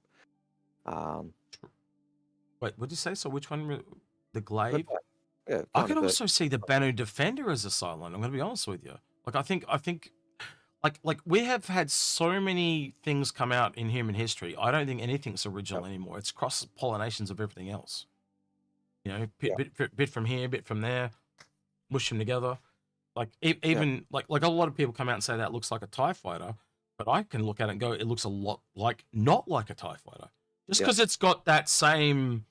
Because let's be honest, it's more like a TIE Interceptor than it is a TIE fighter, but it doesn't have those two vertical wings like a TIE fighter. Yeah, it's got the cockpit of a TIE fighter, and even that's not. But even it doesn't have that. Well, look, if I go here, it doesn't have the window. It doesn't have this window. It doesn't have anything to do with a hexagon on it. Nothing. It has no struts. Yeah. Actually, did you notice in the video when they were on planet and the windows closed? That the glass actually was cracked. It's pretty funny, actually. Quality. What's that with the car salesman? Yeah, this is quality. Quality secondhand merchandise. Yeah. Robert Vons, I think it was in Twitch chat, was saying that who was it? But Ray's Guide did a video looking at different ships in the sci-fi world and their equivalents in Star Citizen. So that might be something that people want to go check out. I have no idea. I have no idea what it is, but I haven't had any interaction with Ray actually. Maybe it's someone that I should reach out to and have a chat with. Even if I can just hook up with him on Discord. Yeah, Ray, if you're watching this, reach out to me, man. But I may have to go watch that video and have a look what he says and see whether I agree or disagree. But I don't know. I'm going to be honest with you. I'm more of like, and even when it came out with the Scorpius and you know this and this says TIE Fighter and stuff, I'm going to be honest. I'm more into more original ships. Be good on your own. Stand on your own two legs. You know. And I think Star Citizen has some pretty iconic ships as it goes already. The Constellation. Yep. The flying penis, basically. Yep. It is true. It is a. If you don't name yours the ball gagger, we're gonna have issues now. The MSR, the ship on stilts. Yep. So but they do have. Well, the Hornet, man. Even the Hornet. You know, the Hornet. Like I could look at that and say I can see X-wing references in the Hornet. You know, but it is iconic. It like just like the Connie, I'd say the Hornet is right up there as an iconic Star Citizen ship. Oh, even the Gladiator, you know, and even that anvil, that disc shape that's like standard on their ships. So there are lots of iconic ships, but okay. Chris Fuentes says for a solo player who likes big ships, C2 or Liberator. Depends what you want to do. Yeah, that's a tough one. Combat, more to the combat, I think you go into the Hercules. I think if you are happy transporting other people's ships, then the Liberator. On paper and value, the Liberator is the better choice, but it becomes more niche because they are both kind of niche ships in a way. They both lean towards that cargo transportation area. It really does. Yeah, it really does come down to what you want to do. It's like saying, if I'm into, if you're into smuggling or data running, I'd say neither of them. I think you offended expat Brat with your last comment, Algared. What last comment? She says the flying what? It's a fallacy. Yeah. I'm sorry. Yeah. Told me years ago, and once you see it, you can't unsee it. Oh well. Unfortunately, a bit like the MSR on stilts. I'm going to do some rapid fires, Algared. Yep. If that's okay. So what was the last one? Chris Fuentes. Yep. Aurelius Indomitus is the next one, yeah? Yep. What chip will you think will the Sulian be? I think we talked about this before. Half repair, half Refuel. fuel, repair, something like that. Mm. Jesus Christ has a question. You guys realize now that anything without a bed is worthless, e.g. your fighter's worth anything like a Vanguard's 325A or etc. Only for long distances. Yeah, there's always going to be a reason for short-range fighters. We've also got ships that can carry other ships. Look at the Kraken. That's got a whole habitation section for the people that land on it to go sleep in. I think the big thing is anything without a quantum drive is useless. Yeah, I'd agree with that. And let's be honest, back at one point, do you remember? Now, correct me if I'm wrong. I could be remembering this wrong, but I'm pretty sure the Hornet didn't have one at one point. What? It didn't have a quantum drive. Remember back in the day, like all fighters did not have a quantum drive. Do you remember that? It's so long ago now, but they changed it. I think it doesn't have a jump drive. Yeah, that's what it was. Jump drive. That's right. Doesn't have a jump drive, but I think it could equip it. And I think it was all carrier-borne ships didn't have it. I always wanted to argue. You're right. I remembered wrong. You are correct. Argue that if it's a carrier-borne ship, it shouldn't have a quantum drive. You know, so, or if it's carrier-borne, it certainly shouldn't have a jump drive.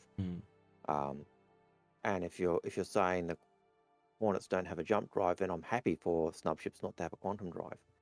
But if you're saying they can, you know, so you're saying that a carrier-borne ship has a jump drive, then I think a snub ship should, because you want that progression. But that's just me. Anyway, we're doing lightning mode. Midnight Black says, do you think next year Invictus will be our first with server meshing? We can hope. True. Mindog Monty says, how is EMP effectiveness for the Warlock? It's been a long time. It's a long time want, but skeptical since EMP isn't fully figured out. Much like how many missing factors for ships. Yeah, I think air warfare is something that's still got to be worked on. Like, look at things like the Mantis. You know, they aren't in the best state when they come out, but you can tell they're going to come back and fix them. Again, that's a now versus release problem. Could you imagine the little Furies, a swarm of them coming at you on a planet, and you hit them with an EMP? Yep. It's just going to be like flies falling out of the air. Yep. Yeah. It's a Bagon. You know, in the Matrix where they all turned off? That. Yeah, all the bullets drop. Yep. Yeah, that. Yeah. Lucky Charms. Howdy, guys. Will there be any other new ships? Yes, but maybe not an Invictus. Expat Bright. Yep. What is the best capital class ship worth its salt for purchase in concept? The Odyssey? ? In concept capital. Geez, that's very broad. It is. Because that goes right up to Kraken, essentially. Worth its salt. Well, again, that becomes personal preference. Yeah. Like I love the Kraken, but you might hate the Kraken. You might be into mining, so your capital might be the Orion. If you're into salvage, then we don't have one in. I'm going to assume she means generalistic and good value, and say the Endeavor. Yep. If you're looking for best value, and then the Endeavor by far. By far. And then the Crucible would be probably runner up for that. Yeah. Because they're both capital ships. They're both still their concept price. They're both still $350. If we go back and go combat, Polaris I think is a good buy too. Yep. Because that is the smallest essential capital combat ship that falls into the capital class, and I also think it'll be good for bounty hunting. We've talked about this before as well. And it has a brig. And it really a lot of ships that punch upwards are really good. And yes, you are carrying 28 very expensive torpedoes, but the fact that you can punch up to an Idris or even a Bengal with that thing, you rock out, and that little person that's pissing you off in their Avenger, they're going to think twice. Yep, and the fact that you've also got a size 2 hangar in there. Yep. You could literally land an Avenger, a Banu Defender, a Terrapin even in it. So it kind of gives it that Swiss Army approach. You know, what can you add to that combat craft that that gives it a bit of utility?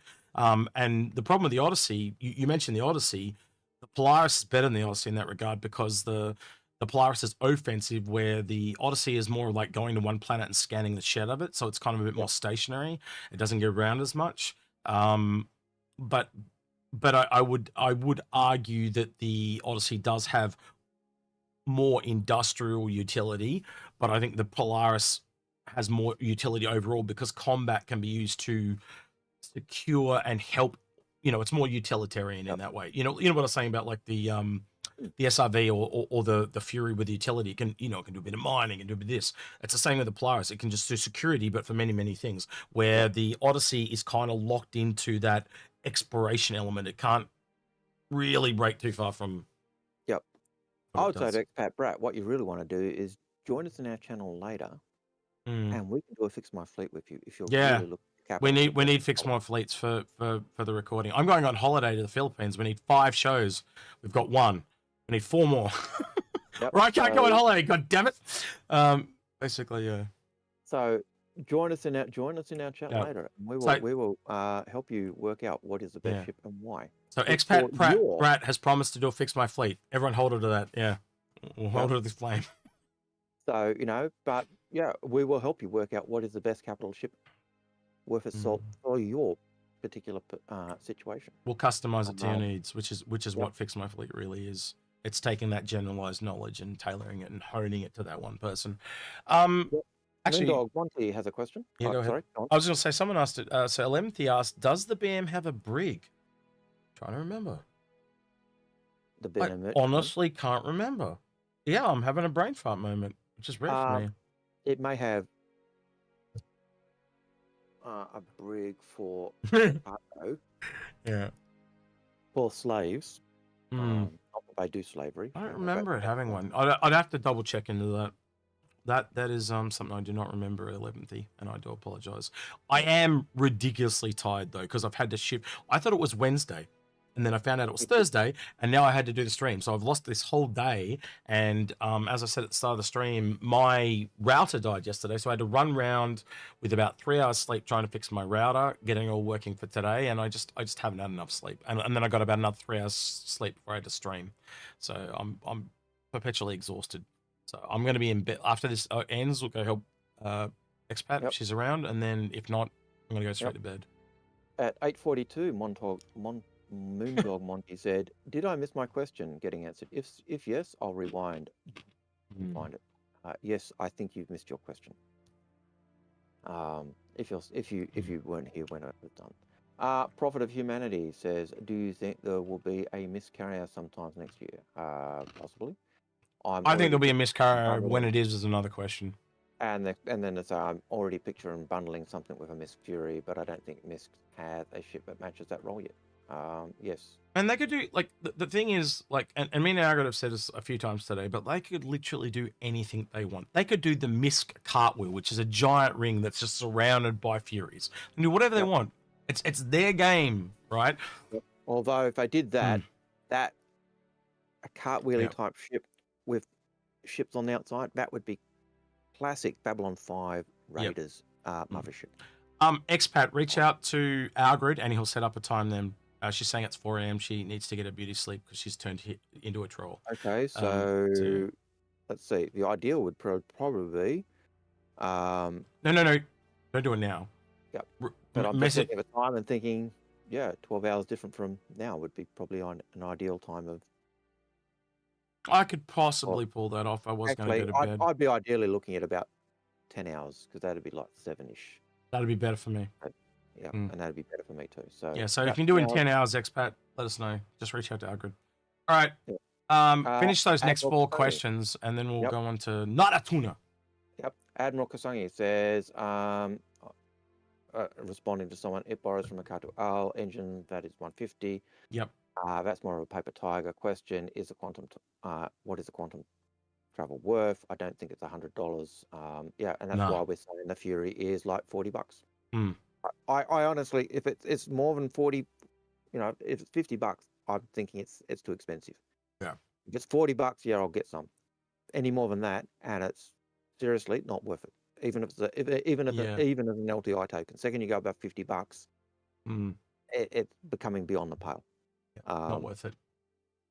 So that's my personal view. Someone else might say, no, if it's $100, it's still worth it. And I suppose even if it was $100, if you know you want to get a $700 ship and you're using it as your TI token, it might. But as an individual ship, yeah. UK of Games says, do you agree with the point of view that fanatics of a project that Squadron 42 will be the greatest game ever made? If so, why do you think the critics will love it?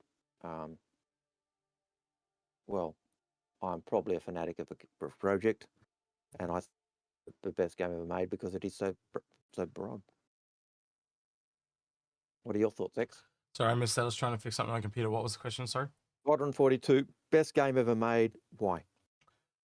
I don't Why think was you it can make critics that up? call until you see it. And the other thing is, it's like FIFA 2023. I don't like FIFA 2023, but it is one of the most popular selling games in the world. So this might not appeal to everyone. Well, you could say fanatics of a project too say it's the best game. It might be your favorite game of all time. Yeah, It might be absolutely. my favorite game of all time, but it's not going to be the Pope's favorite game of all time. But the It's not going to be your mum's favorite game of all time. The question comes back to why would you think the critics will love it? And I think the critics will love it because As long as it's polished and it's got all those stars that they've got in it, absolutely. all the stars in it.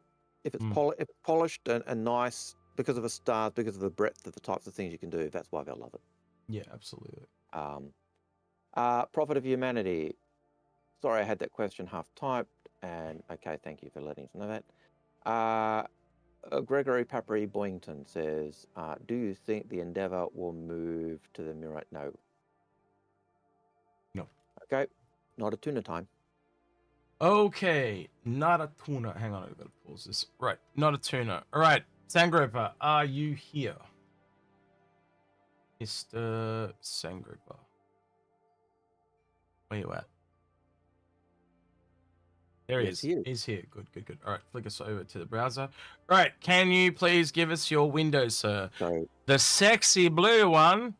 So the which window will we go through today? Attractive triangle yellow Triforce one.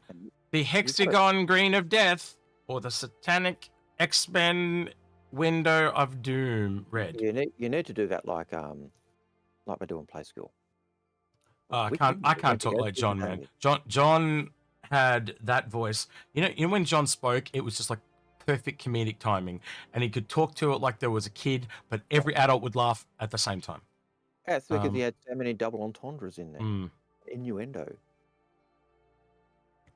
He picked triangle. This is the thing. Like, people keep picking triangle. So do you know what I did? I knew people were going to pick triangle. So this is what I did. Ta-da! You won the backpack pack.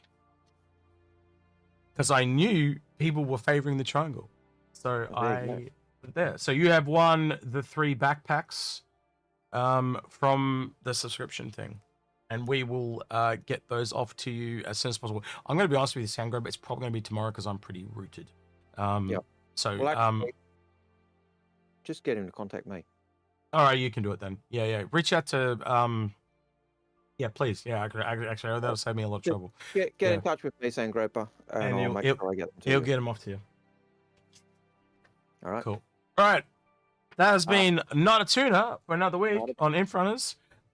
We will have to, just to prove that I'm not cheating, right? Because, full transparency, I've got to take these off, don't I? We've got Hexagon was, I can't even remember. I can't even remember where I put things, to be honest with you. There we go. So we got Finley. So that was the Horizon skin pack. Yep. And then we had, what's up here? So that was the Microtech skin pack. Yep. And that means that the square window, because statistically people don't like the square window, here's where the Inferno was. The best tricks are repeated. But now I've repeated a couple times. Will I do it again? Yep.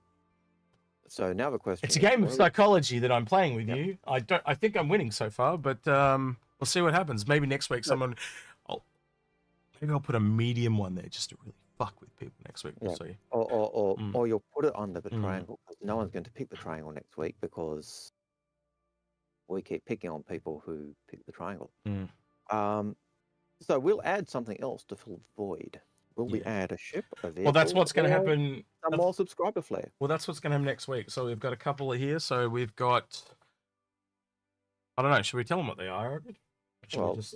make and guess. What do you think that one is? Yeah, and then we've got this one's really obvious. Nick That Fury. one, We've that told one's you that blatantly already. obvious. Nick Fury. Yeah. And then we've got the No Man. So me and Algared will pick the 4 because there is 5 here at the moment, but me and Algared will chop one out. Yep. And we may even decide, no, we're doing subscriber flare. We might even just do them in the order that we got them. Yep. So a skin pack went out this week. We might put a skin pack back in.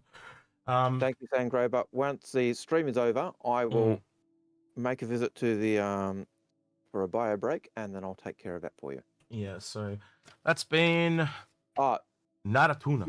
And your username is Sangrober, isn't it? Yep. Cool. No worries. That'll be taken care of, mate. It's also Not-A-Tuna. This man is Not-A-Tuna. Yeah, I'm not a tuna. I'm a... Right. That has been Algared. I've lost your camera. I just realized. Yes, it went just before we did not a tuna. I'll switch you over and then refresh you. Right, do you want to get back in the questions, please, sir? Yep, I've just got to scroll back down to them because the window shut, so it went to the top again. How annoying. Right. Well, the one I've got is Robert Case. Case. Yep, go for it. When will they come out with anti-boarding weapons like mines, laser beams, blocking doors, etc.? They already have them in game. They were in the Prison Break mission at one point. Yep. So they just So they just haven't made them readily available all the time. Just Stunner says, what type of ship was Jared trying to sell them on making in the post bit of ISC? At the end, probably his jalopy. I'll have to go rewatch it again. I'll have to watch it again until I kind of tuned out. I was trying to do 2 things at once at that top point. Question by Aaron Johnson who says, the mole mining, what do you quickly think of the Maybe changes he's in trying mining? to get them to create airship, and my camera's gone again. Yeah, it's all good. You just came back. So the question was about mining. What do we think of mining so far? I haven't had a chance on myself yet. I haven't had a chance to look at it. I was saying, but I think you lost me, that Jared may have been talking about trying to get them to make a carrier ship for the Fury. I have no idea. I didn't pay attention to it. I'll go back and watch it. Probably is some kind of hint towards that as well. But yeah, like you, I haven't been live yet. And when I was in, I wasn't doing mining. I was doing salvage because it was relaxing and pleasant. I did have a talk with John Citizen, and he hadn't had a chance to do it yet, but he was going to go in later today, and that was about 2 days ago. So I will catch up with John, and I'll see what John thinks of it, because he's the person that will know that better than you or I ever will. Yep. Midnight Blacks SC says, can we start the campaign for the Miss Fury for Best in Show 2953? I think it'll get there on its own. Yeah, I don't think it'll need a campaign. Yeah. Well, any new ship, like look what happened to all the new ones last year. They all, Scorpius got in. Yep. I think the Fury will be there. Yep. I'm gonna be honest. I actually think they need to categorize those better, because I actually think we need to include vehicles in that. I think they need to be separate. So what's the best in show vehicle and what's the best in show ship? But that's just me. And I'd also put in side graders. What is the best small, medium, large, capital, and vehicle? I have 5 of them. You've got to remember, they have said they are changing. They want to change the way they're doing Best in Show, so that it is more inclusive. So I think we can't say what they're referring. So, well, they're meant to change it this year, because that's what they told me and Paul. So, because we'll see what happens. There you go. Mark Jensen says in Twitch chat that Jared was referencing an upgrade to a Carillion Corvette to carry X-wings. Oh, there you so go. Yes, he was clearly hinting at something to carry the Fury. Yes. So Complex Logic says, if the Fury goes to the extremes on maneuverability of missiles, while the Buccaneer goes to the extremes on straight line speed and firepower, what would be the next mini extreme? I don't see the Buccaneer as being a mini extreme, to be honest, because it's a bigger ship. Well, actually, ironically, now I think about it, wouldn't it be really cool if there was one that was like really undergunned but super tanky, so it'd be really good at recon or something like that, you could use it as a drop ship and an escape pod, all those type of things. So what's the complete opposite of the glass cannon? A rock cannon, like well, not a rock cannon, like just no cannon. Or a hammer, just a giant shield, essentially. or one that's almost so stealthy you can't see it. You know, so the only thing you That's can a good use one. is Yep. sight. Mm. So thin that it just looks like a sheet of paper. Yep. Like So that. What was you that can, robot in Transformers? And it was all blades. So when it looked directly at you, it just didn't even look like it was there. Yep. So you know, if you do that, then you know you could a ship that's you can only it's got such electronic countermeasures that you can't see it with electronics. You can only visually identify it. Paper thin, you shoot it, yeah, it blows up, but if you don't see it, you can't shoot it. Okay, I'm going to do some more rapid fire because Yep. we're over time now, so I want to get this one. Expat says, in the past, what time during the Invictus is usually opened? It's 2 a.m. for us. I don't know. Was it 4 p.m. GMT? I think I worked it out to the other day. Someone might work that out and let you know in chat, but I'm pretty sure it was 4 p.m. GMT. Robert Case, will they ever come out with an anti-boarding weapon such as mines, lasers, and block doors? Think Yeah, we've answered that one. already got We've that just answered one. already. Yep, same one again. Will AI Hurston be buying a bevy of Furies for his cat girls? Will Al's personal cat fight? So will Al Hurston be buying a bevy of Furies for his cat girls? No. I keep telling you, the Uwu girls are a hallucinatory effect of taking Evercrack. Well, in their hallucination, do they do that, Algared? Well, you know, are Furies made of catmen? And that's the other question. Robert Case's last question wasn't actually the same as the previous one. It was, will they provide an ability to hide your ship from being spotted while landed so you can hide said large ship and fly snubs to a location of choice? That could, we do know you can cover things up with a tarp, much like from that thing, but there's no reason I can't. What was it? The what's that electro hull skin? Electro skin? Yep, that's the one I keep coming back to. You know, ability to just turn on a certain camo. We know camo skins are a thing, as in just, you know, there's a snow skin, stuff like that. So if you can have the electro hull skin, why can't you have the one on the other side of that as your camo and it just hides you a little bit? If you have a snow skin and you're in the snow and you're powered down and you've got pretty much minimal stuff, your signature is going to be minimal. So yes, you can do that type of stuff. But yeah. All right, next question. Womble Missio X1 says, on Star Citizen Live a while back, one of the ship guys spoiled he was working on an X1 next. You think we'll get that at IAE? Get it when it's done, but honestly, I'm not. No, I'm just not excited. Yeah. It's not a thing for me. It's a bike. It's a bike. It's a vehicle. Do I care? Oh, actually, it's the X1 isn't that the one that's ship and it's a bit like a Dragonfly, so it's both flight and land. So that could be interesting. It'd be nice if it is. It'll be another snub. So Robert Case, no, my questions. We answered them. Mongo Mo, these have been hard questions. Yes, suck it up. Given the increase in size and capability of a Polaris, is it now much better bang for buck than an Idris? Say that again. What was that? What's a bang for buck against the Idris? With the increase in size and capability of a Polaris, is it now a better bang for buck than an Idris, which is much smaller than now? That's a really tough call because one does. That's a tough one. Idris. I think the mate. I think you would agree with me, Agrid. The biggest thing that the Polaris has over the Idris is cost of running, because it's just smaller. It's smaller. Yep. But if you've got more people, the Idris is the better way to go. So again, it's a situational thing. Yep. And more ships, bigger weapon. You know, so yeah, it's whatever. You've got to set it to it. You've got to set the ship to the task you're doing. It's no good taking Orion to do salvage. It's no good taking a reclaimer to do mining. You know, which is better for those situations, the ship that's made for the job. So, all right, what are we down to? Last 8 questions. Yep. Go for it. Undead Fred, did they ever clarify why anyone would ever want to wear anything other than heavy armor, other than some seats won't fit you? Like speed can't sit in certain seats. you consume more food and the ones like it's already kind of in the game already, but it's Yep. just going to become more and more evident over time. Yep. That's why there are suit lockers in ships essentially. Everything you said. Yep. Siango Thurling, butchered your name. I apologize for that.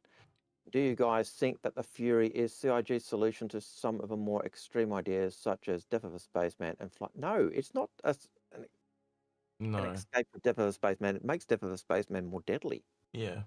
Yeah. And flight absolutely. mode, no, because it's a snub ship. It's a P-52-72 equivalent. It's just got bigger guns, but it probably, and that's going to have a trade-off. If you look at it against I know John Crew compared it to being able to go toe-to-toe with a Gladius and a M50. I think the P-52-70 can do that as well. So if you've got another snub ship comparable to a P-52-72 that's got more weapons, what does it lose? What's the trade-off? And if it's the same, you've either got to increase the price or you've got to reduce its ability to survive or do something else. It's already faster. It's got really fast. It's got good weapons. It's very fragile based on the video. And it's going to have be more expensive than a P-72. So that's, but I don't think it changes the ship against states of spaceman or flight modes. I think it's, All right, next one. Same question. Yep. Rondog says, what is the major difference between the Gemini base and the Starfarer? Gemini in-game is essentially a fuel transporter. It doesn't do the refining. It has missiles instead of a fuel scoop, but the actual upgraded one you buy out of game actually has everything the normal Starfarer has, and it has the armor. So but the biggest difference is essentially armor and unarmored, and the refining ability. So you gain armor but lose the refinery. The other one, you get a refinery but lose the armor. That's probably the biggest, simplest way to put it. Originally, I think the Starfarer had size 4 weapons on the top turret, and the Gemini had size 5, and at the back it was size 2 weapons. Oh, the engines too. Yeah, I forgot about that. Even the weapons at the back. Starfarer normal was size 2s, and the Gemini was size 3s. You've got armor, and as you were saying, Gemini's a collab too. It's one of the few collab ships in the entire game. Collab between Aegis and MISC. Very cool. Which one would I pick, depending on what I'm doing? For a person out of game, pick the Gemini because you get everything. Yep. You've got the fuel scoops as well as the you've got the missile pod, but you can take that out and replace the fuel scoops. And they always said that it had all the piping and stuff for the refuel, but it didn't have pods. And I think the idea was that the refineries were still there, but because you didn't have the fuel pods and everything else, it was kind of not usable. So it was kind of yeah. So Carlos72 says, is there a current list of Warbond CCUs for Invictus somewhere? No, not until they come out. Day by day and the last day of the sale. Unfortunately, that is just how it is. Yeah, and that's how it always is. That's why we can't tell you which of the Warbond to get. We would have already done the guide if we knew. Yeah. Undead Fred. Repeat, ignore. Did anyone clarify? Yep, we answered it. Sebastian, if you had to pick 2 vehicle ships to defend an outpost, which would they be? 2 vehicle ships. Yeah, sorry. To defend an outpost. Defend an outpost, what would they be? Oh man, that's so situational. How many people you got? How many? What's your incoming? Well, assuming that I've only got two ships or vehicles. I've got 2 people. Oh, only 2. Okay, I'll take a Pegasus and a Bengal. Yeah, a Bengal, and just sit it on top, just over the base. Yeah. If no. 2 Retributions. Done. All right, let's move on. Yep. He didn't give us any constraints, so we'll just go bigger is better, right? Yeah. Yep. Yeah. I don't know what I'd want to use. Depending on the situation, you might want just vehicles, or you might just want. We could just troll and say we'll go with 2 prospectors. Yep. I can remember when people were using the mining laser to blow people up. So yeah. True. Mongo Mo. No, you have to answer questions. we are answering questions. And last, I assume those questions are asked at the start of the stream, though. We answer every question we get, and that was the last thing we did. Until I turn the bot off, and I turn the bot off right on 4-hour mark, and yeah, and I'm yawning like a crazy man. I need to get that's sleep. it. We're done. All right. So on Twitch, we are going to be rating our friend. No, before you go, Mm-hmm. we are really pushing for 15,000 subs on YouTube. Therefore, if we get 15,000 subs before the end of Alien Week, we are going to give away a Sulian. Yep. So please. And we'll find out something equivalent for follows on YouTube. We'll have to have a look at that in the next hour too, Algared, and see where we're up to on follows on that as well, and see if we can find something to match that. But yeah. Please help us reach that goal. Yep. It's playing the algorithm game. We just don't push ourselves enough. We've done it a lot today, and I've struggled with it. I can tell Algared's struggling with it too. If you like what we've done, if you like what we do, get your friends to watch, subscribe, do all that stuff. But yeah. Pull some people in and help us out. All right, so on Twitch, we're going to be rating Mr. Moist Noodle. Ask him about his spiders and ask him what is his best plan to get turned into Spider-Man. Like, how many spiders of his is now radioactive? I would like to know how his plan is going to become Spider-Man. And I'll be along shortly to say hello. So yeah. So on Twitch, I'm going to start that now. Think of join us. And that's on YouTube doing its thing. And on YouTube, don't forget to I've got to switch over to here now. Don't forget to like, subscribe, ring that notification bell, and thank you for all the bits, the bobs, super chats, Twitch bits, whatever. Thank you for that. All right, again, YouTube, say goodbye to Twitch. Twitch, say goodbye to YouTube. Goodbye, Twitch. We will be doing Invictus tomorrow. Don't worry. We'll have a show for you for that straight away, and every day of the sale. So the first day one tomorrow is Crusader, Mirai, and Misk. Look forward to that, and we'll probably even squeeze out a buyer's guide, Algared, maybe. Yep.